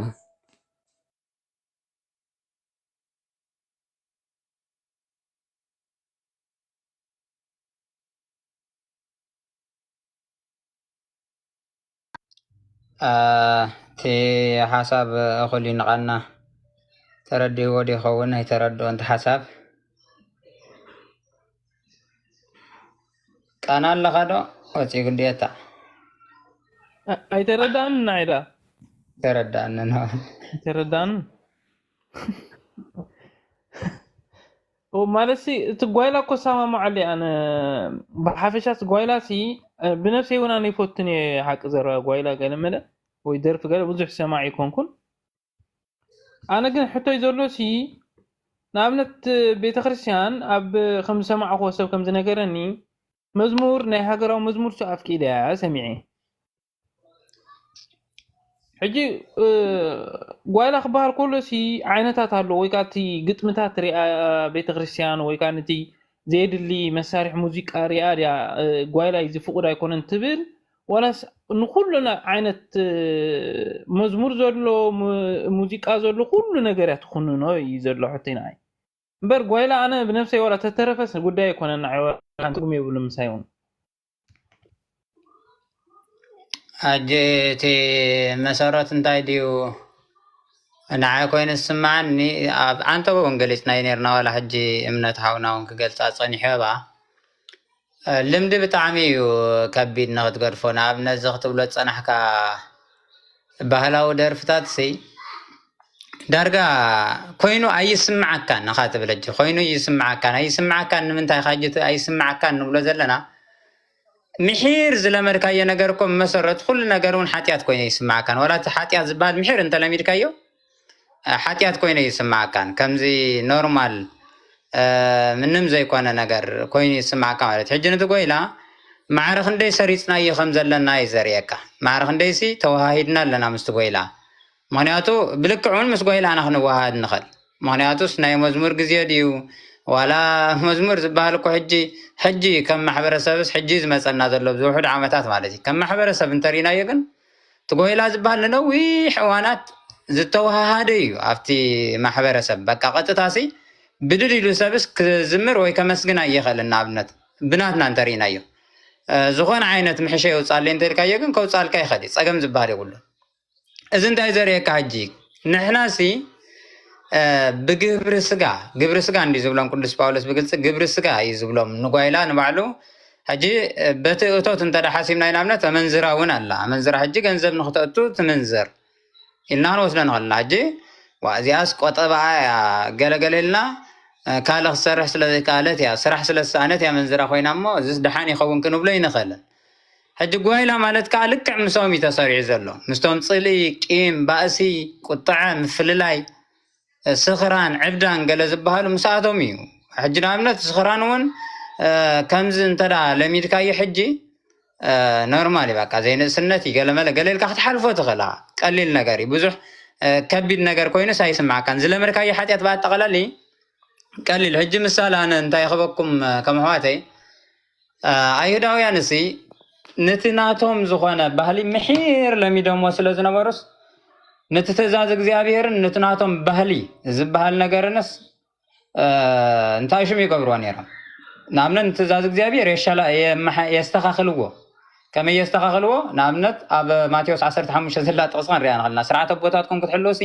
ትእዛዝ ኣምላኽ ትጥሕሱ ኣለኹም ምሽ ይብሎም ካብ ዘስተኻኸልዎ ትእዛዝ እዩ ዝነግሮም ሽዑ ማለት እዩ ምሳሌ ኢሉ ዘስተኻኸልዎ ድማ እንታይ ዝብል ነይሩ ኣቦን ኣድዩን ዝፀረፈ ይቀተል ይብል ነይሩ ትእዛዝ ንሳቶም ከዓ ሞባእ እንተምፂኻስ ድሓን ዶ ገለገለ ኢሎም ኣሻላሽሎም ሞባእ ኣጠቕላለ ማለት እዩ ነቲ ናቶም ዝነበረ ባህሊ ኸ እንተዳ ተባሂሉ ብዘይተሓፀበ እዳው ኣይብላዕን ኢሎምስ ከም መከራኸርን ከም ናብ ሓጢኣት መእተውን ገለ ገይሮም ከምፅዎ ናርኢ ሕጂ ባህሊ እንተዳ ሰሪፅካ ክሳብ ክንዲዚ ክኸይድ ይኽእል እዩ ማለት እዩ ክሳብ ክንዲዚ ክኸይድ ይኽእል እዩ ሕጂ ዝጓይላ ዝበሃል ከዓ ንዓና ዝሰረፀና ነገር እዩ ዝሰረፀና ነገር እዩ ካብቲ ዝለዓለ ደረጃና ክሳብቲ ዝተሓተ ዝሰረፀና ነገር እዩ ኣብዛ ሓቲትካያ ዘለኻ ግን እቲ ስሙ ሕጂ መዝሙር እንድዩ ዘሎ መሰረቱ መዝሙር ኢልካ ክትሓትት ዘለኻ ሃገራዊ መዝሙር ፍቀደ ይፍቀድን ኢልካ ክትሓትት ዘለኻ ሕጂ እታ ትሓታ ዘለኻ መዝሙር እያ ትበሃል ዘላ ሃገራዊ መዝሙር ይፍቀደ ይፍቀድን ሕጂ ኣብ በዓል መዝሙር ዳዊት ሕጂ ኢየሩሳሌም ኢየሩሳሌም ኢሉ ከመስግን ትርኢኻ ብዙሕ ዓይነት ጥቕስታት ዋላ እኳ ብምሳሌ ትርጉም እንተሃሎ ግን ንሃገር ዝመስል ነገር ትርኢኻ نهاجر زود سلو جزيتاتن ساعاتاتن ኢየሩሳሌም እንተረሲዐክስ የማነይቲ ኢለይ ትቆረጽ ገለ ዝዓይነቱ ዝብለሉ ግዜታትን ሰዓታትን ትርኢኻ እዚ ግን እንታይ ኢሉ ተጻሒፉ ዘሎ መጽሓፍ ቅዱስ እንተራ ተባሂሉ መዝሙር ተባሂሉ እዩ ተጻሒፉ ዘሎ መዝሙር ሕጂ እዛ ንብላ ዘለና እውን ብልክዕ ከምትናትና ባህሊ ከምትናትና ልምዲ ብያሬዳዊ ዜማ ዘይተነድቀት መዝሙር መዝሙር ይስማዕ ሕጂ ቃና ሓዘኒ ማለት እዩ መዝሙር ያ ታ ሀገራዊ መዝሙር ትባለስ መዝሙር ያ እምበር ደርፊ ወይ ጓይላ አይኮነትን ትባል ግን በየና አይነት ክላሲካል ከይዳላ ገለገለ በትናትና ባህል በቲ ናትና አማጻጻና ቤተክርስቲያን መዝሙር ክሳብ ዘይኮነት ጊዜን ሰዓትን ካ ምናልባት እሱ ከመይ ዝራ ከም ዜና ገብርኤል ዝበለካ ብዙሕ ካራኻሪ ናይ ስርዓት ፍልልያት ገለገለ ገለ ስለዘሎ ሕጂ ናብቲ ትንታነ ንሱ ኣቲና ከምዚ ከምቲ ክንብል ኣይንኽእልን ግን ንሳ መዝሙር ኢልና ንክንወስዳ ንኽእል ሃገራዊ መዝሙር ኢልና ንክንወስዳ ንኽእል እምበር ጓይላ ወይ ደርፊ ኢልና ክንወስዳ ኣይንኽእልን እቲ ካልእ ኸ ንኣብነት ንኩናት ዝመርሕ ጓይላ ኣሎ ንገለ ዝመርሕ ጓይላ ኣሎ ንገለ ገለገለ እዚ ጓይላ ብሙሉ ወልሓደ ፍሉይ ነገር የብሉን ምንም ወልሓደ ድርድር ዝበሃል ዘድልዮ ነገር ኣይኮነን ብተማሳሊ ግን ሕጂ በቲ ባህልናትና ኮይኑ ንኣብነት በቲ ባህልናትና ኮይኑ ውዳሴ ዝበሃል ኣሎ በቲ ምሕሸ ኢልና እንደርፎ ደርፊ ምሽ ኣሎ በቲ ዜማ ንሱ ኮይኑ ዓስ ውዳሴ ገለ ዝበሃል ኣሎ እዚ ሕጂ ጓይላ ዲ ክበሃል መዝሙር ዝብል ሓሳብ ሕጂ ብዙሕ መጽናዕቲ ዘድልዮ እዩ ቤተክርስትያኑ ብዙሕ ክተጽንዖ ዝግባእ ነገር እዩ ማለት እዩ እቲ ዜማ ማዕረ እዩ ምስ ምሕሸይ ኣብቲ ዓድና ንብሎ ዝነበርና ምሕሸይ ተባሂሉ ዝበሃልስ እቲ ዜማውስ ሓደ እዩ ዜማዊ ሓደ እምበር ግን ቃሉ እንታይ ኣይኮነን ሓደ ኣይኮነን እቲ ከምቲ ዝተባህለ ደርፊ ዝበሃል አንተ በኸማን ሓንቲ ጠቂስኩም ነርኩም ብላዕላይ ሰማይ ደሎ ወይ ሜዳ ኣዋልደይ የኺደ ዕባዳ ዝብል ክኸውን እንከሎ እቲ ከዓ እግዚኣብሔረይ ወይ ድንግለይ ገለ ዝብል ክኸውን ይኽእል እዩ ሕጂ እቲ ቃል እንታይ ውዳሴ ንኣምላኽ ወይ ንቅዱሳን እዩ ዘሎ ሕጂ መዝሙር ዶ ይክበሃል ከም ስሙ ውዳሴ እንዲ ዝበሃል ውዳሴ ማለት መዝሙር ማለት እዩ ወይ ግናይ ተባሂሉ እውን ይፅዋዕ ግናይ ማለት እውን ከምኡ ማለት እዩ ሕጂ እቲ ሓሳብ እሲ እቲ ርድኢት መዝሙር ዝበሃል እንታይ እዩ እንተላኢልካኒ ሕጂ ናብ እግዚኣብሔር ዘብፅሓካ ወይ ንእግዚኣብሔር ተመስግነሉ ዓውዲ መዝሙር ይበሃል ሕጂ ናብ እግዚኣብሔር ዘብፅሓካ ዘበለ ተመስግነሉ ዓውዲ መዝሙር ይበሃል ጓይላ ዝበሃል ከንተራ ተባሂሉ ጓይላ ዝበሃል ብመሰረቱ ግብሪ ስጋ ኮይኑስ ናብ ሓጢኣት እዩ ዝመርሕ ናብ ሞት እዩ ዝመርሕ ናብ ሞት ዝመርሕ ዘበለ ኩሉ እንታይ ይበሃል እንተዳ ተባሂሉ ከዓ ጓይላ ይበሃል ማለት እዩ ሕጂ እዚ ጓይላታት ዝበሃል ብምሉእ ከዓ ኣነ ናብ ሓጢኣት እምበር ናብ እግዚኣብሔር ይመርሕ ዝብል እምነት የብለይን ስለዚ ከዓ ቅዱስ ጳውሎስ እንታይ ኢልዎ ማለት እዩ ጎይላ ዝበሃል ኮኒንዎ ኣብ ገለገለ መምሃራን ግን ትሰምዕ ሕጂ ከም ምስማዕ ከምዚ ፍታሕ ዝብለካ ዘለኹ እዩ ሕጂ በቃ እቲ ህዝቢ በዚሑ በቃ ኣብቲ ጓይላ በዚሑ ከምዚ ሕጂ እዚኣ ሰብ ኦርቶዶክስስ ኣብ ኦርቶዶክስ እያ ዘላ ገለ ክብል ፀንሐ ብታሕቲ ኮይኑ ሓውና በቃ እቲ ወዲ ቤተክርስትያን ናብኡ በቃ ብዝሒ ምሽትሪኦ ሽዑስ ከምኡ ኮይኑ ይስማዓካ ማለት እዩ በቃ ከምዚ ልሙድ እዩ ዝስ ወይ ሓደ ከምዚ ስለ ዝገበሩ እሞ ይሓጥኡ ዶ ይኾኑ ገለመለ ገለ ዝብል ስንታነ ናትካ ተምፀብ ናይ እግዚኣብሔር ስራሕ ተኣቱ ማለት እዩ ዝበሃል እዚ ሕጂ ኣብ መወዳእታ ሸ እንታይ ትብል ናይ መርዓ ጓይላ ይብል ነይሩ ሕጂ እቲ ኣነ ሰማዕኽዎ ናይ መርዓ ጓይላ ናይ ሓዘን ግዛዕ ናይ ገለገለ ሲ ይፍቀድ እዩ እዚ ዓይነቱ ሓሳብ ክብ ሰሚዐ ነይራ ሓደ ዓብይ መምህር ናይ ቤተክርስትያን ካብ ዝበሃል ሓደ እዩ ማለት እዩ እዚ ማለት ሕጂ እንታይ ማለት እዩ እንተዳ ተባሂሉ ናይ መርዓ ጓይላ ኣየናይ እቲ ናይ መርዓ ጓይላ ዝበሃል ማለት እዩ ማለት ዝተሓጎሰ እንተሉ ይዘምር እዩ ተባሂሉ ንመርዓትን መርዓውን ድማ ከም ክርስቶስን ከም ቤተክርስትያንን ካብ በልና እዮም መርዓዊ ሰናይ ወመርዓት ትመስል ፀሓይ ኢልካ ድኣ ትዝምረሎም እምበር እንታይ ካ ክትብሎም ኣየናይ ከቲ ናይ መርዓ መዝሙር ደርፊ ዝበሃል ገለገለ ኢሉ ሲ ፈልዩ ክገልፆ ይኽእል እዩ እንተዳ ተባሂሉ ክገልፆ ይኽእልን ሕጂ እቲ ልምዲ ዝነግር ዘሎ ማለት እዩ ናይ ሓዘን ዝበሃል ኣብ ሓዘን ኣብ መርዓ ንኣብነት ማሰ ከም ዘሎ ብሓዘን ድማ ሙሾዲ ገለ ዝበሃል ኣሎ ሓደ ክተልቅሰሉ ትኽእል ፅረፍቲ ኮይኑ ክትፀርፎ ትኽእል እዚ ሕጂ ከመይ ጌርካ እዩ ዝፍቀድ እንታይ ማለት እዩ ኸ ገለልካ ሕጂ ብቤተክርስትያን ዓይነት መለክዕ እንተዳሪናዮ ቤተክርስትያን ንዚኣታት ብዙሕ ከም ጉዳይ እውንስ ኣይትርዮን ከም ጉዳይ ትርዮ ዝብል እምነት የብለይና ኣነ ናታ ጉዳይ እውንስ ኣይኮነን በቃ ኣብቲ ዓለም ዘሎ ብምርጫው ብዓለም ክነብር እየ እንተዳኢሉ ንሱ ከምዚ ይበሃል ከምዚ ይበሃል ኢሉ የመሓድሮ እንተሉ ንዒ ዝምልከት እምበር ቤተክርስትያን ንከምዚ ዓይነት ነገራት ተመሓድረሉ ግዜን ሰዓትንስ ክንደየ ናይ ስለዚ እቲ ቃላት ሲ ንፈላለዮ ክብል ስለ ዝደለኸ መዝሙር ድዩ ዋላስ ጓይላ ኢልና እንተዳረጊፅና ኣይፍቀድን እያ ተሓሳ